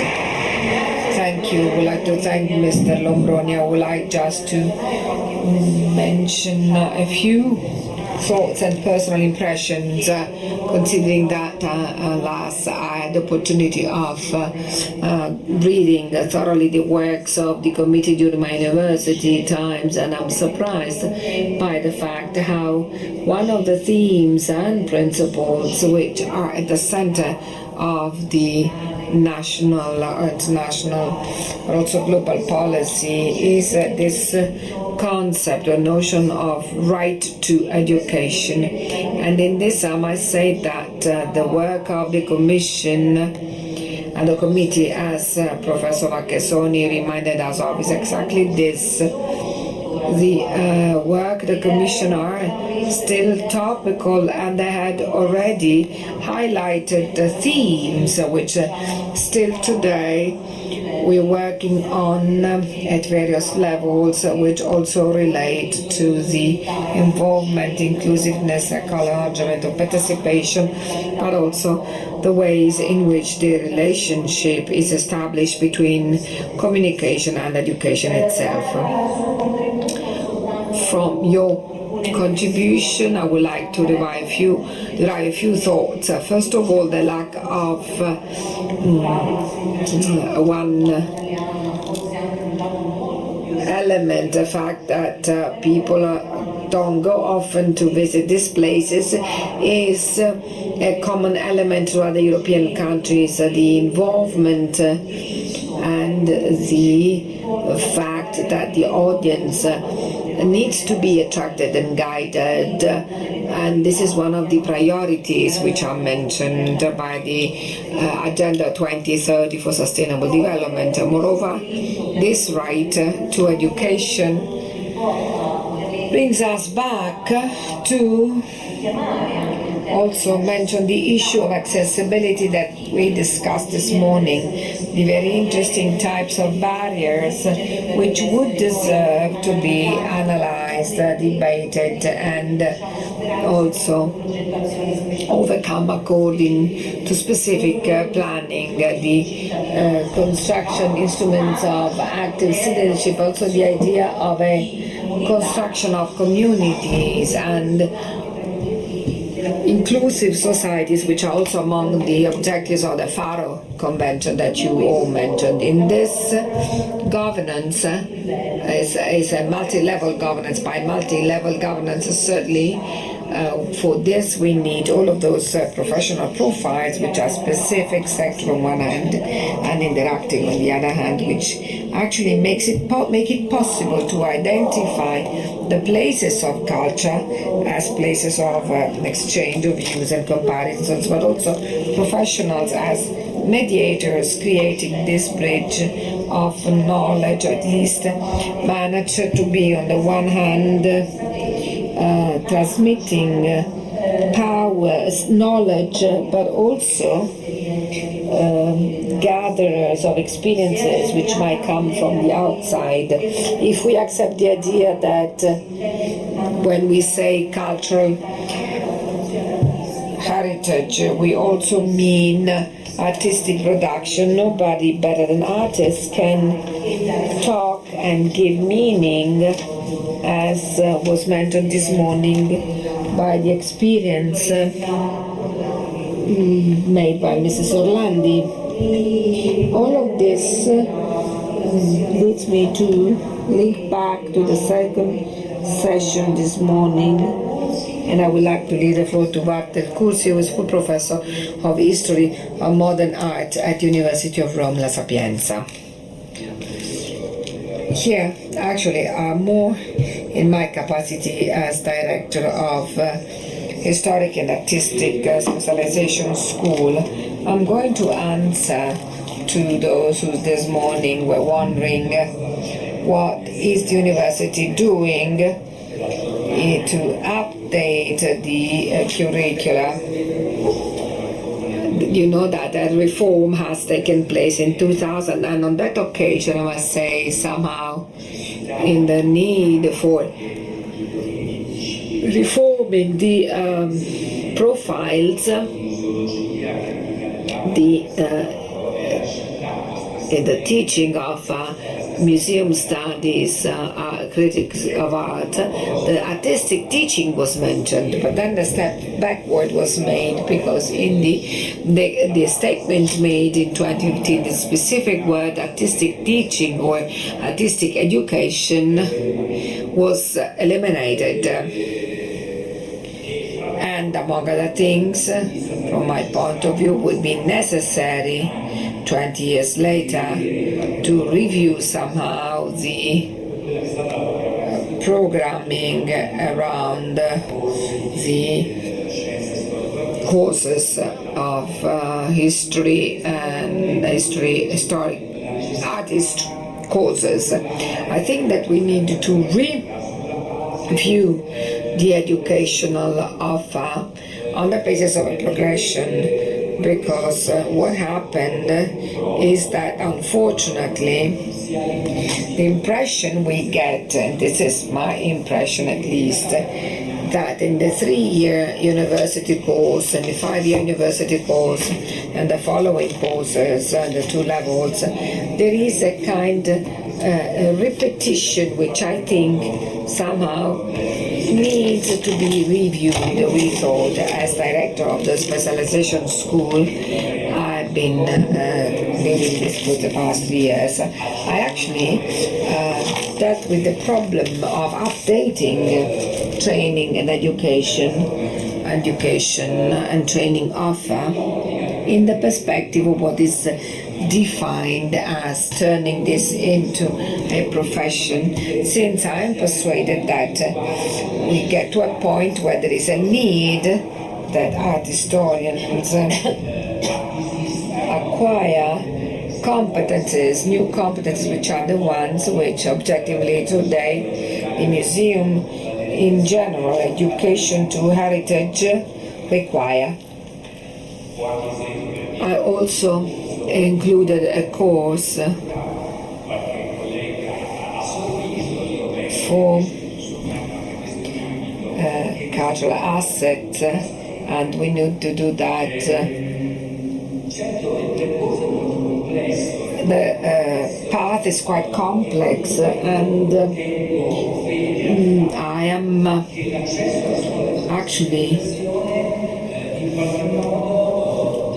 stressing the fact that access to specialization schools somehow must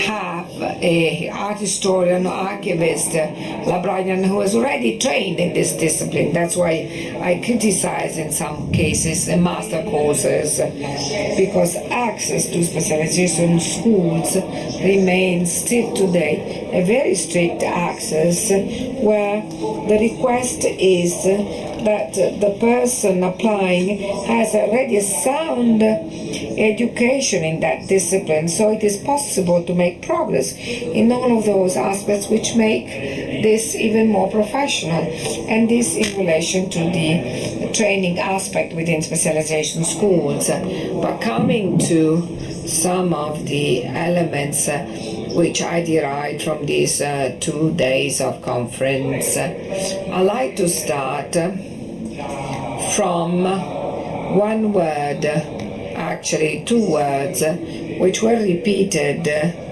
quite frequently during these 2 days. Cultural citizenship. Some people said active citizenship, but I have to say that I'm particularly attracted by this idea of cultural citizenship. The first to use this word was Silvia Costa, with reference to the work of the European Community. So I wondered, once I heard this word, does a cultural citizenship really exist? Did it ever exist? I'm a scholar of 1700s and the art history of 1700s and history of culture of the 1700s. I thought of an experience that we all know, the Grand Tour. I think that in the 1700s there has been a moment when cultural citizenship was not just an empty concept, was actually a reality.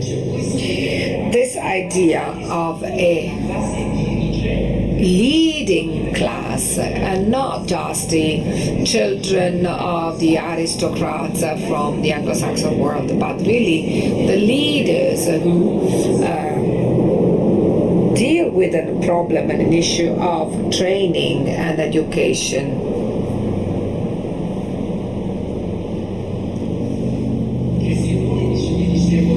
And actually deal with the issue of a training and education since teenagers years, where ethics and aesthetics are in a dialogue. I think this is still a very relevant issue today. We do know from diaries, from the letters and tutors of these young aristocrats who do and travel this grand tour in the name of rediscovering beauty and the antique, because it's the language of the classics, which is something that the cultural citizenship has in common. Some of them were more interested in having fun. However, if we basically, for instance, go through and visit the British country houses, we see that issue of cultural citizenship has really disseminated the English territory, but also France and Spain. When people think that in the ancient aspects there is a discovery of beauty, but also ethics, because in the classic times you find the values of democracy and freedom. The Brits said we are the legitimate heirs of ancient Romance, because basically we founded a parliamentary monarchy. So it's not only a question of education, it's a question of bringing values and re-embodying those values. there I think there has been all over Europe and also outside Europe. And just think of what was the government by Catherine II of Russia. There was a moment when the cultural citizenship has become a real actual reality. So what is it left over of that cultural citizenship? The places, first and foremost. Museum, the archaeological area, the art cities. These are places where we can re-embody the idea of a cultural citizenship. But let me say that we are, as Lombroni mentioned, we are lagging much behind. Because if it is true, and we heard that from Silvia Costa, and we also heard this morning, that many strides have been made also at level of European policies, undoubtedly, and it is, Mrs. Milano was stressing a certain deafness, but that deafness is not just a deafness, it's a really very noisy deafness in this country. Just have a look at our museums. The Franceschini reform was, in my opinion, could no longer be postponed.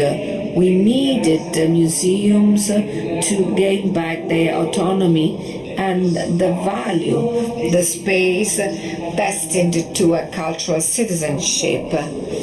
Everybody sees and knows that the first failure is that of the education to heritage. Just tell me what is the independent museum which has taken on this role of educating to heritage as the priority of its mission. There is none, not even the Uffizi Gallery, which has made a fundamental step forward, namely creating a register for educators to heritage. Did you read the circular letter which establishes this order? It's so poor. In no way mention is made of the training and education. No word about training. Mention is made of titles by quoting a degree in history of art, or if you don't have a specific university degree, at least a 6-month master. Can we think in these terms? I don't think so. I think that quite objectively a cultural step forward must be made where the professional skills or elements are just something which is given by a list, but they must be matched by a de facto reality, and this is first and foremost the fact that the government of the state and the government bodies set the value of those professional skills. Unless we have calls for tenders where the request is for specific skills, where it is possible to identify professional pathways and specific professional experiences, we will never ever get to a point where we're going to have educators to heritage, because this is what we need. We don't need only training, which is of fundamental importance. We don't need only, as correctly said by Lombroni, we don't need simply like a systemic element. What we need is policies, government policies, which take on the responsibility of all of this. And please, I'd like to say that I don't see these government policies. Despite everything, I don't see them. Even the progress made in terms of European projects. What's their fallout or outcome? People talked about defect or flawed communications, but this is something relevant because the need is there for us to perceive that cultural citizenship, which is something really exciting in this country, which is torn by racial conflicts. Thinking the city is not the color of your skin, is not where you were born, is not whether you're rich or poor, but is the cultural quality of the person, is something which opens our heart and moves us. Faced with these two words, cultural citizenship, I feel emotional last night when I went home and I looked on TV, Piazza Pulita. I do not know whether you had the opportunity of seeing that show. Really scary. Seeing the conflicts right now in the country, here in Rome, and as in the south and in the north, social conflict that we thought we had overcome, and they are there reminding us of the cultural poverty of this country. This conference is meaningful if we succeed in giving strength to the fact that cultural citizenship must be done, making first and foremost our government and leaders responsible for that. They are quite lacking and missing. Therefore, places are there, the competence and skills are being built. I think that this conference has talked about positive experiences, has talked about skills that we acknowledge in all of the experiences. So all of this is there, but I think that basically this cultural citizenship, which in the 1700s had become a fact, I think we are still far away. So maybe that's the opportunity once again to stress that we have the need for having on our side the leadership without which, as a teacher, I can develop the most wonderful educational and training pathways. Museums can work, but in order to go back to the Franceschini reform, I think we've witnessed another paradox. Clearly, one of the main elements of that reform was bringing people in, visitors to museums, and actually we've seen that from a numerical viewpoint. We can understand that a lot has been done. There are more visitors after the reforms of the museum, the reform of this museum. But how did this communication with the users of museums take place? It basically took place through web pages. Now, if we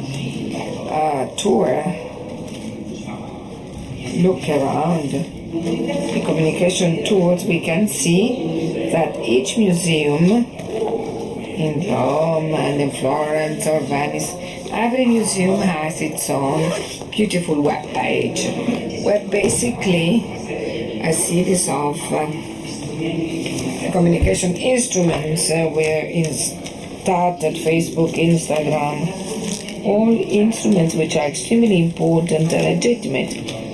Is it possible that communication with the users is something which relates right now, rather than a visitor within the museums, the visitors outside the museum? Here too, this seems to be a paradox. Reception, mediation, I want them within the museum. I do not want them through a page which communicates with those who are outside the museum. Do we have to worry more about those who are outside the museum or those who enter the museum? Because let's be honest, what the colleague was saying in Lanzinger, the contribution I like very much, where he compared the theme of services offered by museums to a kind of Darwinian revolution. If we do not update our knowledge, if we do not listen to the requests coming from the audience, the museum will be doomed to succumb, to fade away. We agree, but we need to say something. Lanzinger spoke, and here once again I make reference to our colleague Lombroni, to the cultural multicentrism of Italy. Lanzinger spoke of a reality, you see, wonderful figures, where the audience is a selected audience, where the number of visitors is a limited number, but actually we're faced with a fundamental factor. Hence, how can we transform the meeting with the work of art? How can we transform the visit to museums into occasions to build cultural citizenship? Where Uffizi, Galleria degli Uffizi, Musei Vaticani, Louvre, or the Colosseum, where we have an unimaginable flow of tourists, up to 7-8 million tourists and visitors. But this is another question. That is, if on one hand we have to meet the needs of our audience, which is made by people not in the trade, on the other hand, we are experiencing,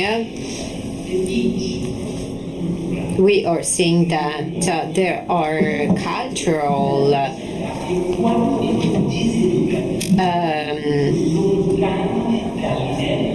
artifacts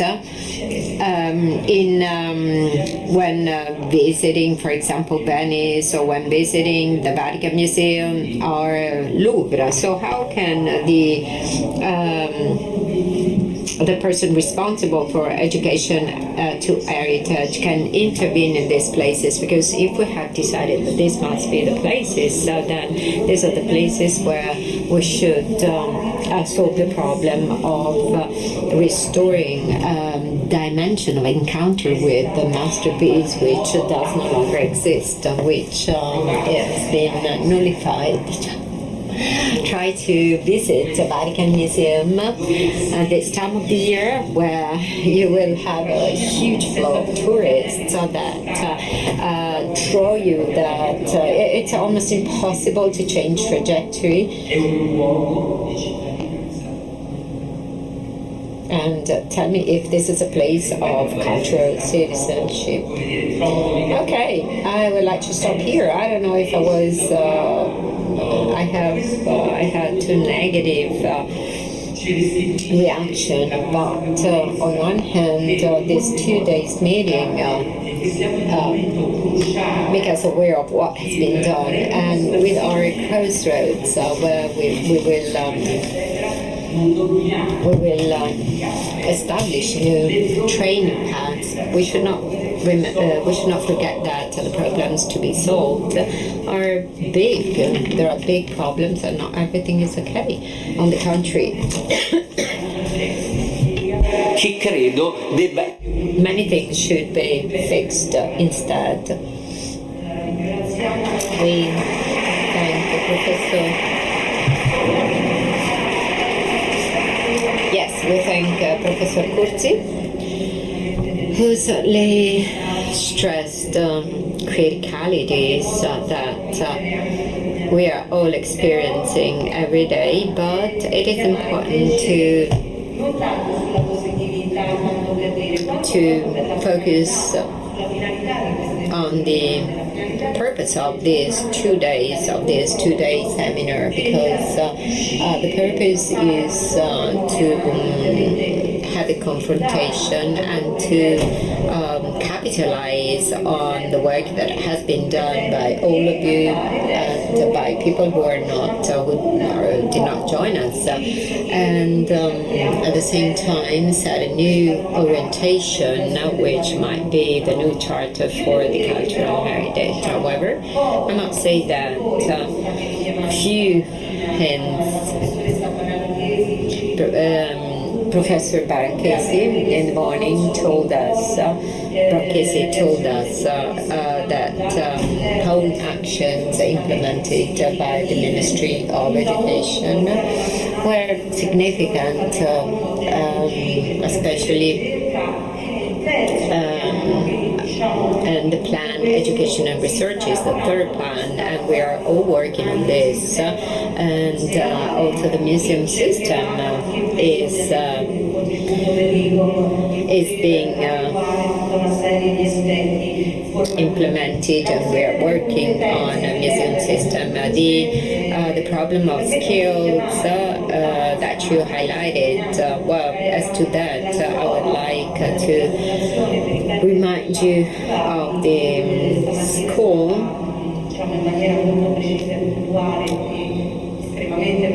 for education to cultural heritage, what the school is doing, because actually the foundation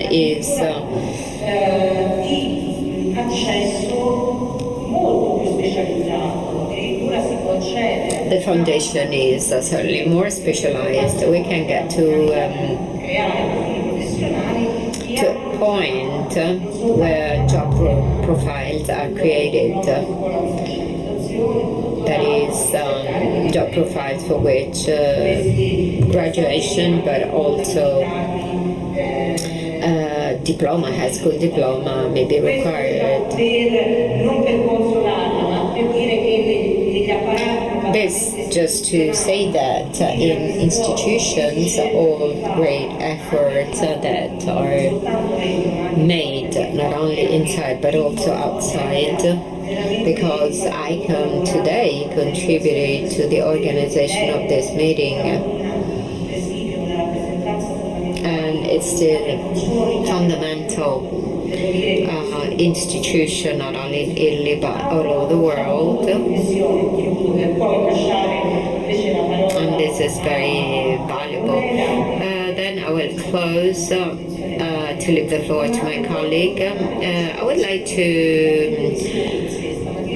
focus on the critical question of funding. Professor Lattanzi reminded us of the problem of the digital era. That reminds us of, so that may be referred to as past museum.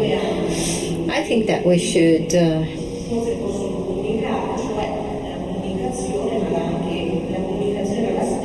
think about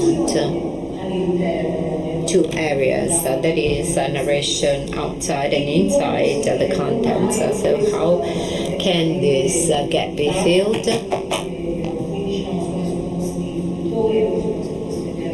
A gap that, of course, is that everybody can see when we have access to cultural heritage. At the same time, I would like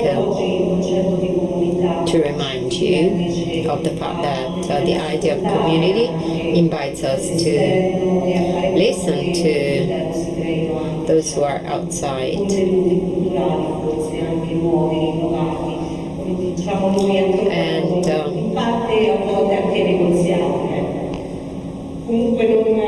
anyway, I agree with you, but I would like to leave the floor to my colleague, and then possibly we can make some final remarks. Anna Chiara Cimoli, designer, ABC. Thank you for the invitation. I know that you're all tired, so I will try to be short. Okay, I would like to say something. I will try to summarize some of the points. Something that was said in the morning. Obviously, I will refer to the panel coordinated by Silvia, and I will report some some of my experiences with migrants and adolescents, teenagers, I agree that with Walter Curzi that the situation out there is very serious, so it's not a peaceful context. And when we talk about actually we are asked of competencies and skills that we didn't have some years ago, because it's a very different context. And even if we ask ourselves a few questions, it's difficult. Probably we have confronted with some courageous and brave teenagers, but personally I see that there is a real fight, and of course because teens do not accept the adult world, and this calls for new language and new competencies. Simone Boda was speaking of a typical concept in contemporary museum area, that is contact area. Marie-Louise Bratt underlined that museums are contact areas in context of great asymmetry. Sometimes yes, we think of the museum as the place, the square, the house, but actually she speaks of asymmetry of power, because culture is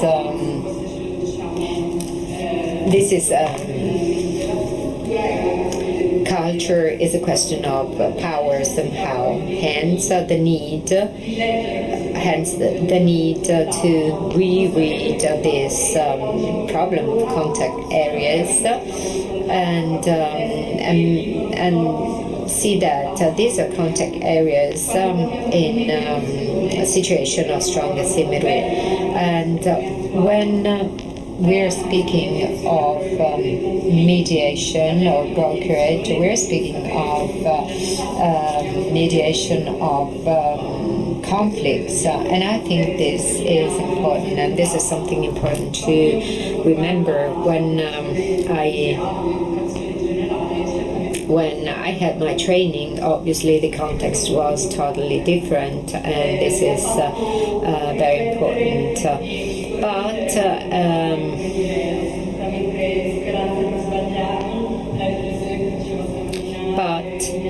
Ermina Cecchitano made me think that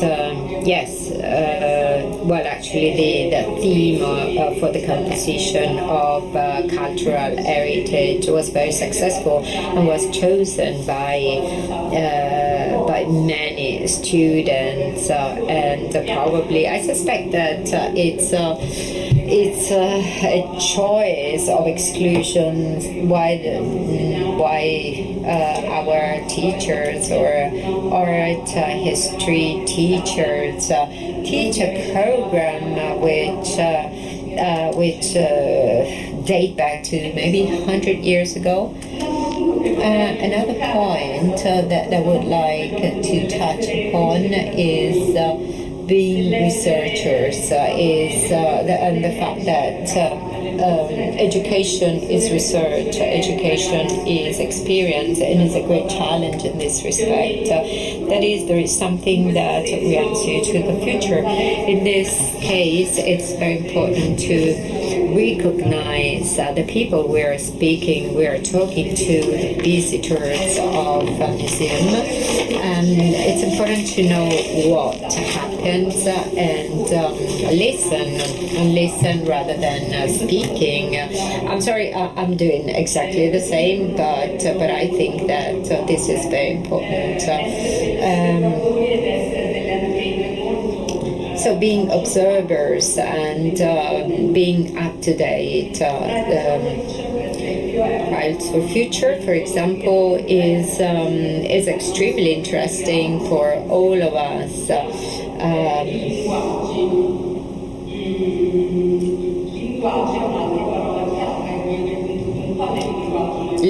Language is another key word, and so what language do we use? I'm a researcher. I know that this is not shared in countries. Well, I think that if we speak of inclusiveness, we should also define, distinguish between the differentiating genders. Franco Russoli said something very interesting. That is, Franco Russoli was saying that you go to the museum to increase your knowledge problem. So you go to the museum with a problem and you come back, you get out of the museum with two problems. So I think that in this respect we can really say, yes, we are art historians, museum specialists, and it's interesting, however, to have neuroscientists, political mathematicians, sociologists, someone helping us to understand something about our profession, our job. Francesco Mannino was saying teaching through cultural heritage, because heritage is one of the many tools that we can use. We rely on the heritage, and it's the medium through which some of our practices pass through. And I close by trying to summarize in 3 points the main the key points of this morning panel. First, experiments, that is practice. Experimenting is constructing symbolic spaces, and in this respect, maybe this is a space where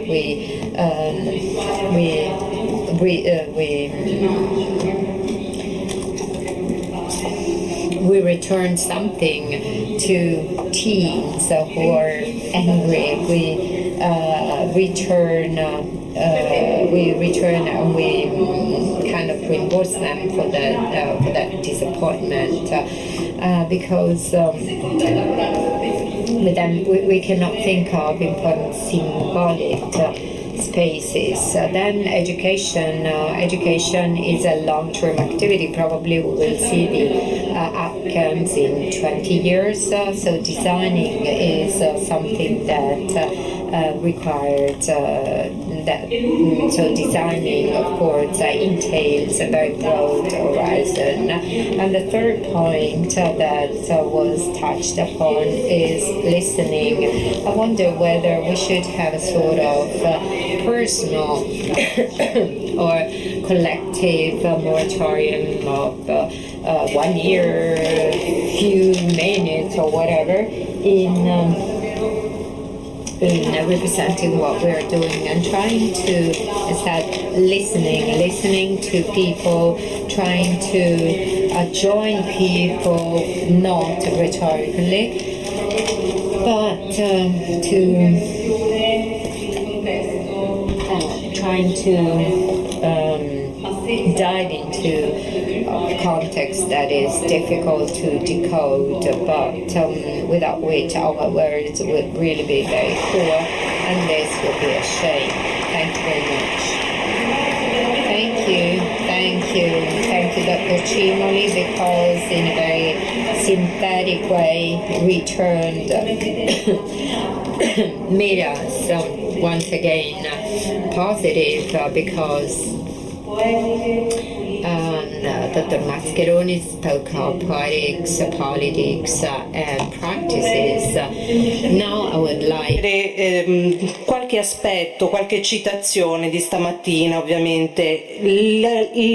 To go through some of the steps that were touched upon this morning. The relevant institution di sistemi, di saperi e qui the complicity of institutions of the education system. Erminia Shakitano reminded us that European instruments, last but not least the Faro Convention, as Dr. Manino reminded us of, have oriented us to a possible representation of the European heritage that has the opportunity to integrate material and digital and develop socioeconomics and lead to socioeconomic impacts. While UNESCO is not, from the viewpoint of policies, is not in line with the European Union, and UNESCO is still dividing applications, so dividing trends and procedures of national and international heritage, and by which intangible heritage is protected, and drafted a specific convention which received all the assets of the artistic reproduction and broadcasting, also including digital broadcasting. In this difficult governance and thinking of all inputs,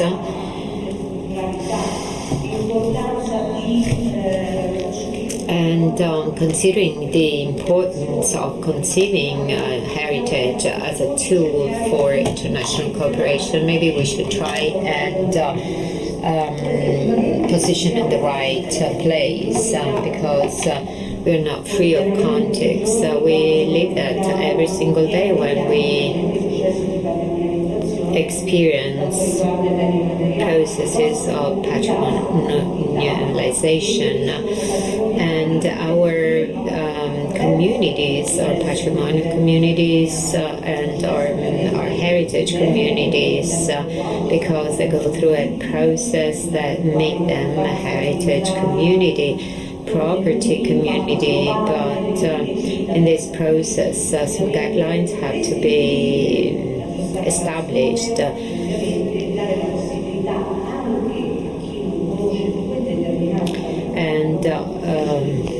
And everyone who should have the opportunity to use and enhance that heritage. I can tell you that UNESCO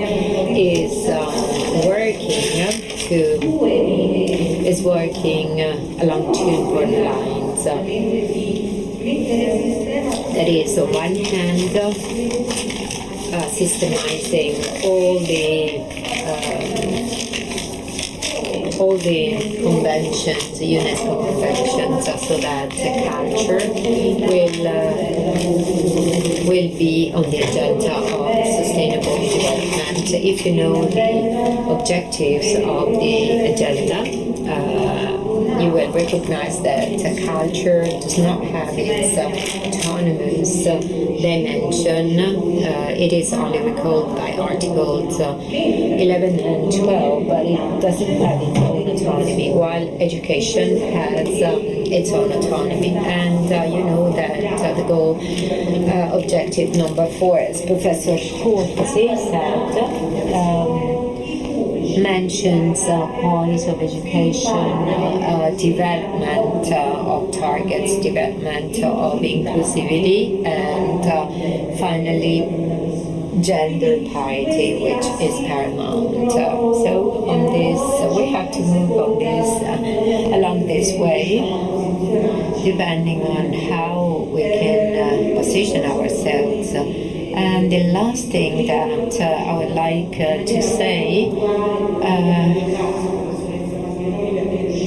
and I would like to thank Professor Mascheroni because you mentioned the Convention of Material Cultural Heritage. The Convention is working for the first time on implementing synergy between education and cultural heritage in material and tangible cultural heritage, providing the following setting the following goals that will then be discussed during the intergovernmental meeting. First of all, transmission of intangible cultural heritage. This is information and communication. This is very important because intangible heritage, since it is held somehow by people and it's exposed to, and it's fragile, it's liable, it's maybe fragile. Della trasmissione da parte di coloro che creano, lo trasmettono e lo mantengono. L'altra è quella che in qualche modo richiamava. And the other thing is that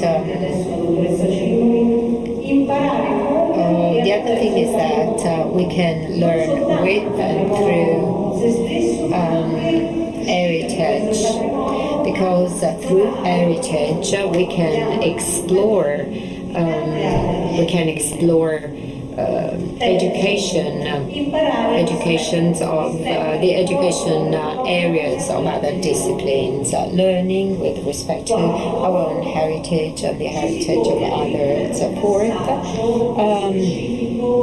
It's more specific transition because we know the community. It is something that has been debated, has been discussed from different viewpoints, and the community is recalled by UNESCO Convention on Intangible Cultural Heritage, and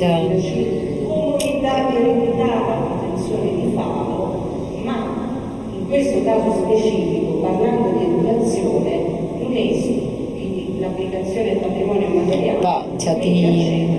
But this convention actually sets at the center only those who are the practitioners. Therefore, those who hold, who have their knowledge and that make the heritage alive. And I wanted to once again thank you for all your interventions and for all your presentations. We do not exclude the area of new technologies, but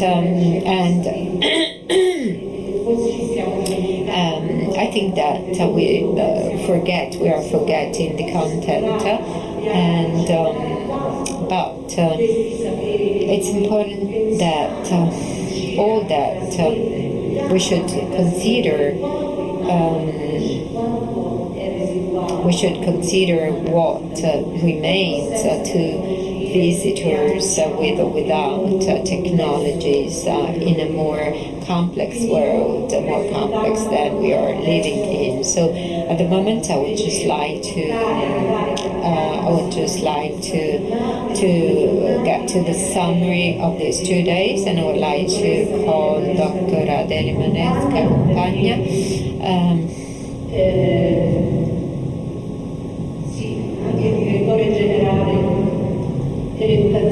And also General Director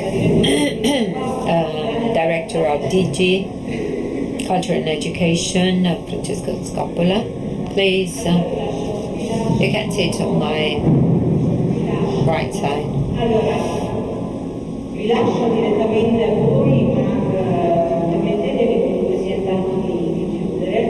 La voglio chiudere con grande piacere, consentirà. Okay, and I would like to close because after a while we have shared many things, but now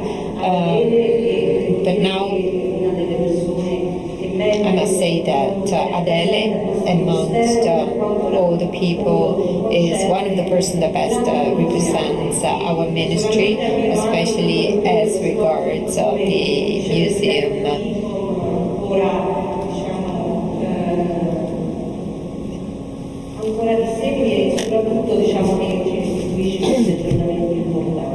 And it's important that they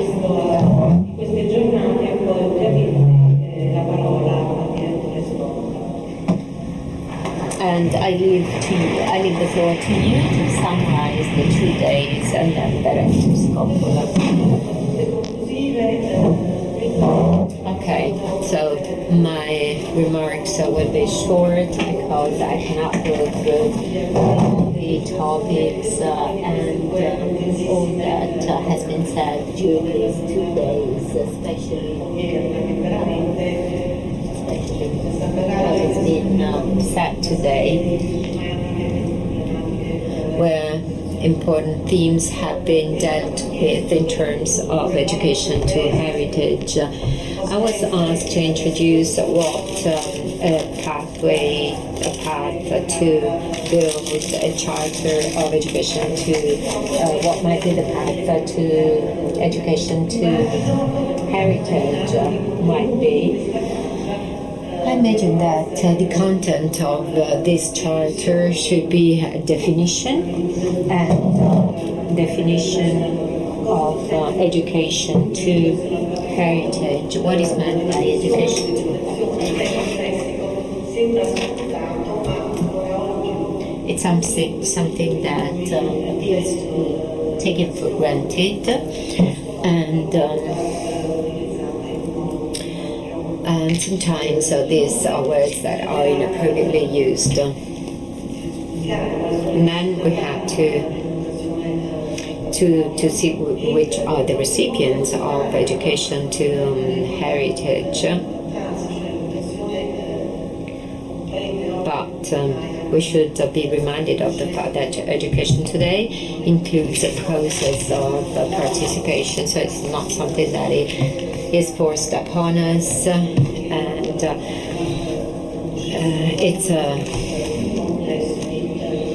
it's an important process of exchange. And finally, we should summarize synthetically which are the methods and the modes and the methods to adopt,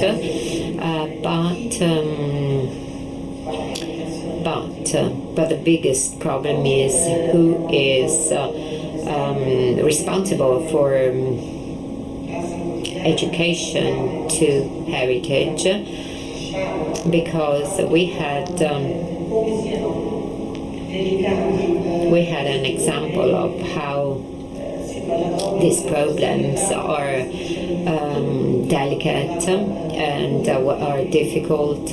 We spoke of cross-sectional issues, and we've spoken of training on education and selection of operators, of providers in this sector.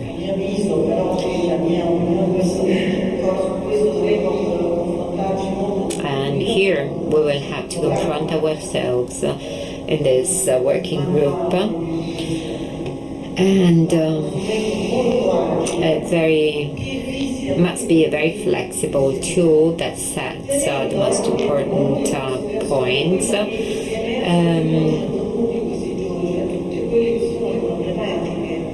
Trying to focus on what has been dealt with today, that is the problems that have been we were confronted with in Italy in the education to heritage. So I think that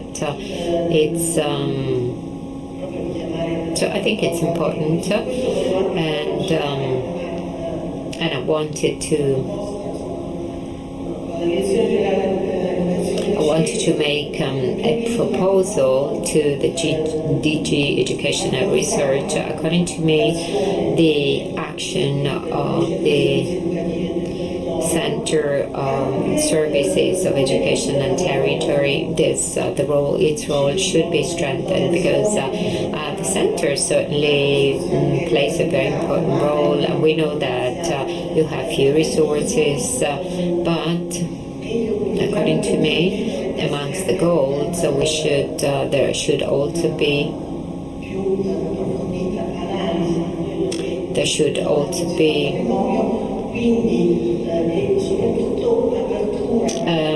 more detailed analysis of services offered in the territory, and we should also have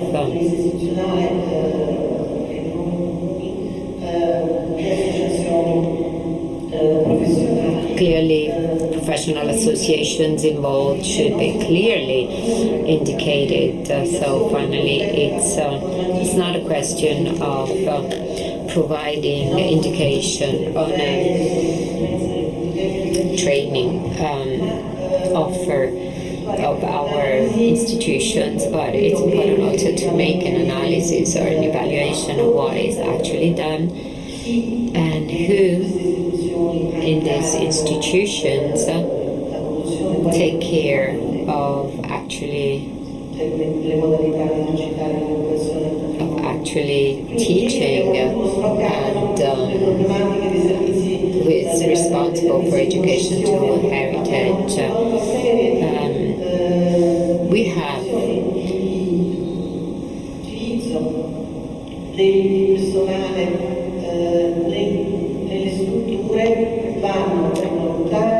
We have many people working in the different facilities. We have volunteers, we have stagiaire cooperatives who work providing global service.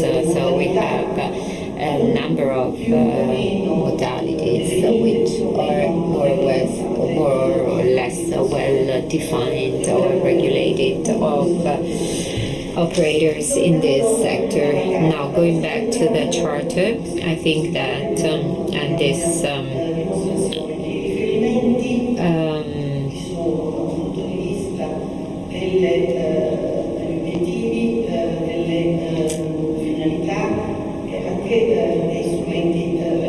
now we can say that there are some tools which have already been used and being implemented.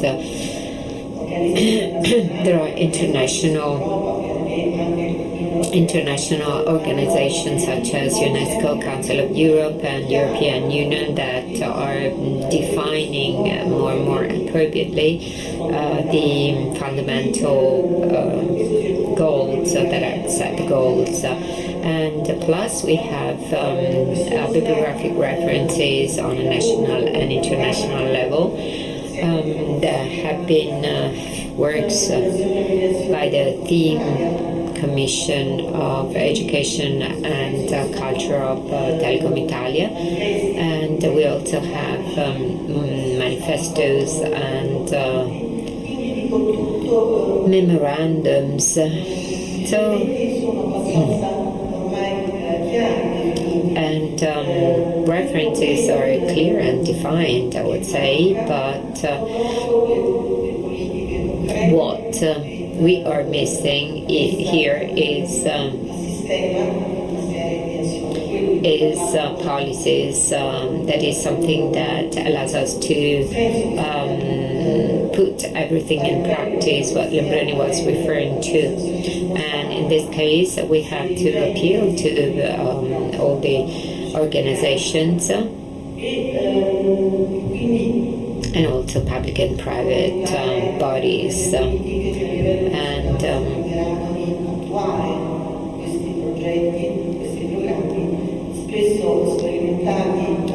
But of course, these programs should be correctly implemented. Sometimes they are just tested, even though successfully, but only momentarily.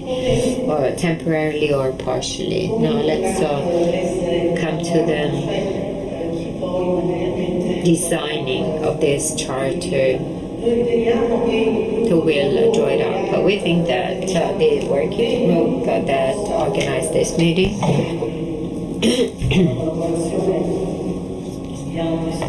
with the cooperation of other subjects that intervened today will make a draft, and then with a method that we use for Charter of Siena, it will be submitted, discussed and submitted to the attention of other observers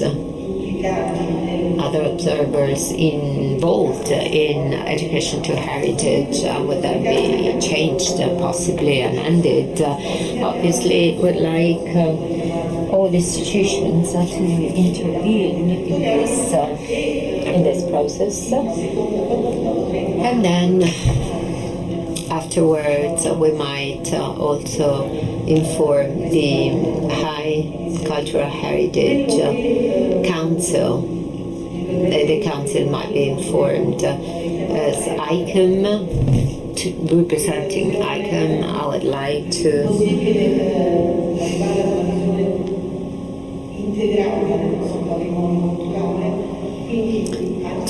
reach an integrated approach to our cultural heritage.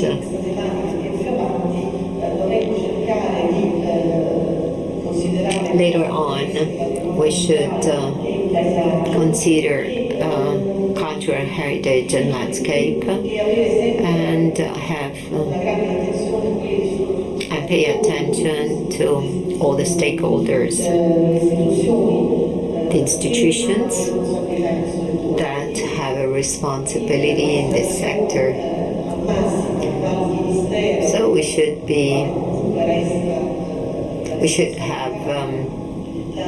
should broaden our view, even though driven by the ministry, but this view should be as broad as possible, and we should consider all possible stakeholders.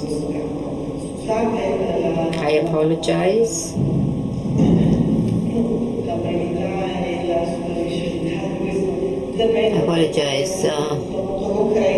I was probably short and superficial, but I just wanted to tell you what might be the path and all that is behind in terms of theoretical thinking. Everything is much advanced, so I don't think that Italy is lagging behind other countries in terms of theoretical processing of the problem. I think we have great difficulties for the reasons that Limbroni illustrated, and pluralism is one of our strengths, but is also might be also weakness in indicating concrete policies. I will be very short. Thank you all. We are just a few very brave people, I think, both listening on web streaming and here in the room, so I don't want to take off any more time to your weekend.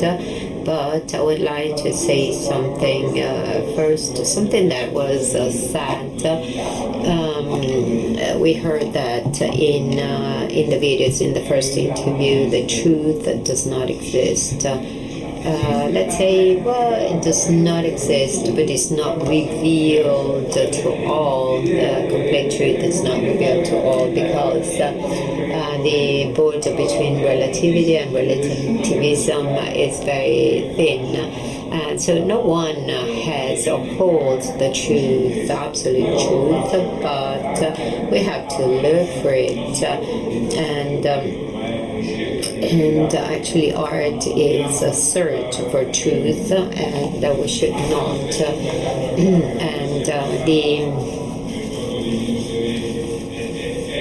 the agriculture landscape is a form of truth, is a truth in terms of the history of the country. So we see what people have done. I'm sorry I missed yesterday the afternoon session and this morning session, but let's say that truth it has to be we have to look for truth, so there is no self-teaching in this respect. And now going back to the videos, short and beautiful, Giulia Bonella. In order to be short, didn't say that the property of Castel Porziano, presidential property of Castel Porziano, was open to a larger audience, but its face has been changed completely.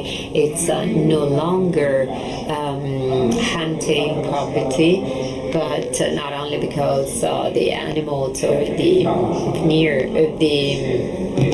venison is no longer killed, but wild animals are no longer killed, but because this property helps 1/3 of Romans breathe, so we need another 2/3. 2,000 hectares is tantamount to 2 million lungs, and so these are the things that have to be explained. I was joking and I was saying that we will have a new bunch of cards, not French nor Napolitanian, where the ace of the crown of the tree is equivalent to the 2 of lungs. So for those who resisted, there is a reward, that is the first supplement that the DG for Education and Research published in April. So now currently it's not available in the newsstand, but since it's in line with the title of this 2 days workshop, because it's the Italian contribution to the history of Europe, but then since the attempt is just dissemination, I think that the brave people who are still here should receive a copy, because I think that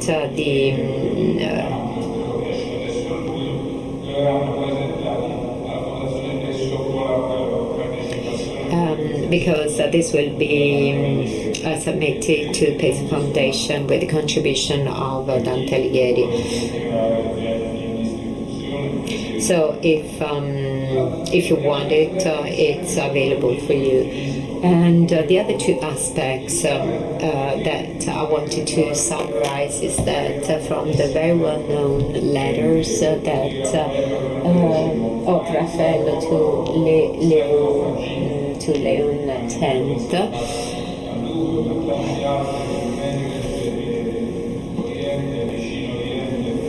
in these cottages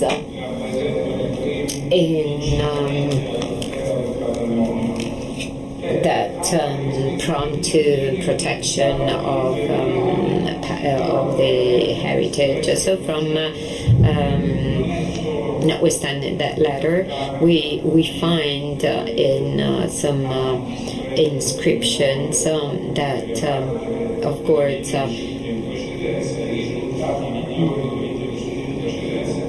the best result, those who deny,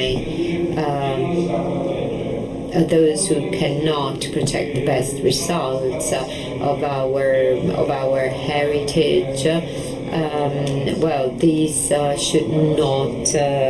These words can be found in older sarcophages, Egyptian sarcophages.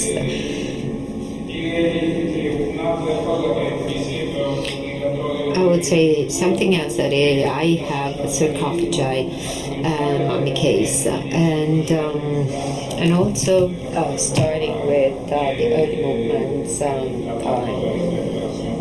people's movement in France, which is different from Maxim Closet.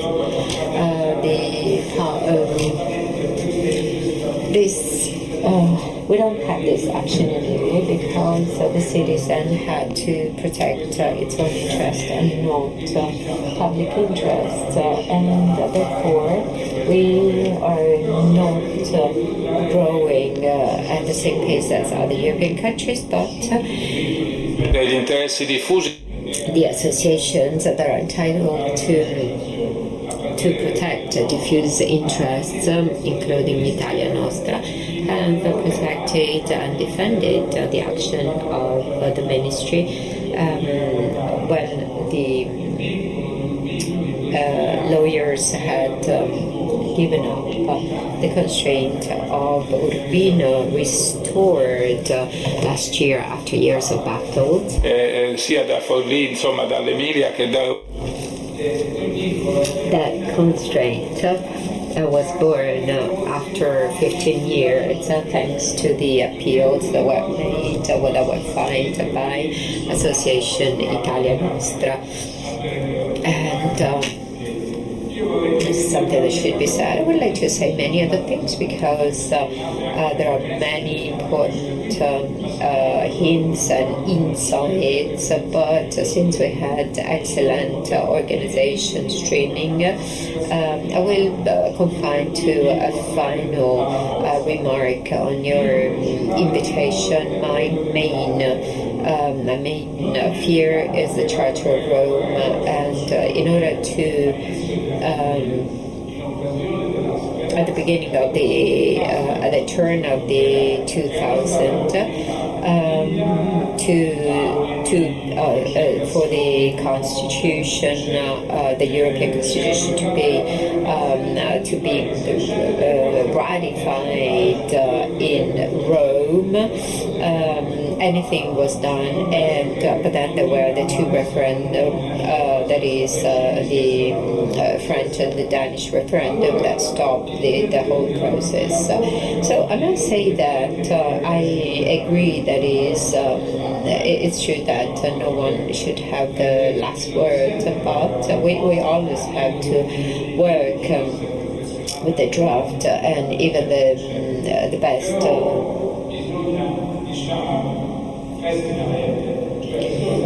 But we have to work slowly but quickly at the same time. That is, with the immediacy of the time that runs away. So if you want to propose a draft without waiting for the one from the ministry, but this is very welcome. But then we will draw our conclusions, and maybe it will not be the best, but I think that Charter on education to heritage is necessary. I don't know if as to this, I don't want to say that we have to hurry up, but maybe in September we should try and find a result, and let's try to meet the needs of all, but we cannot postpone it further on, because otherwise we keep on not doing this, and because what we are missing is principles. So let's finish with more principles, since the truth does not exist, but let's try to say something that we agree upon. The action of those who defend interests which are other than his is worth,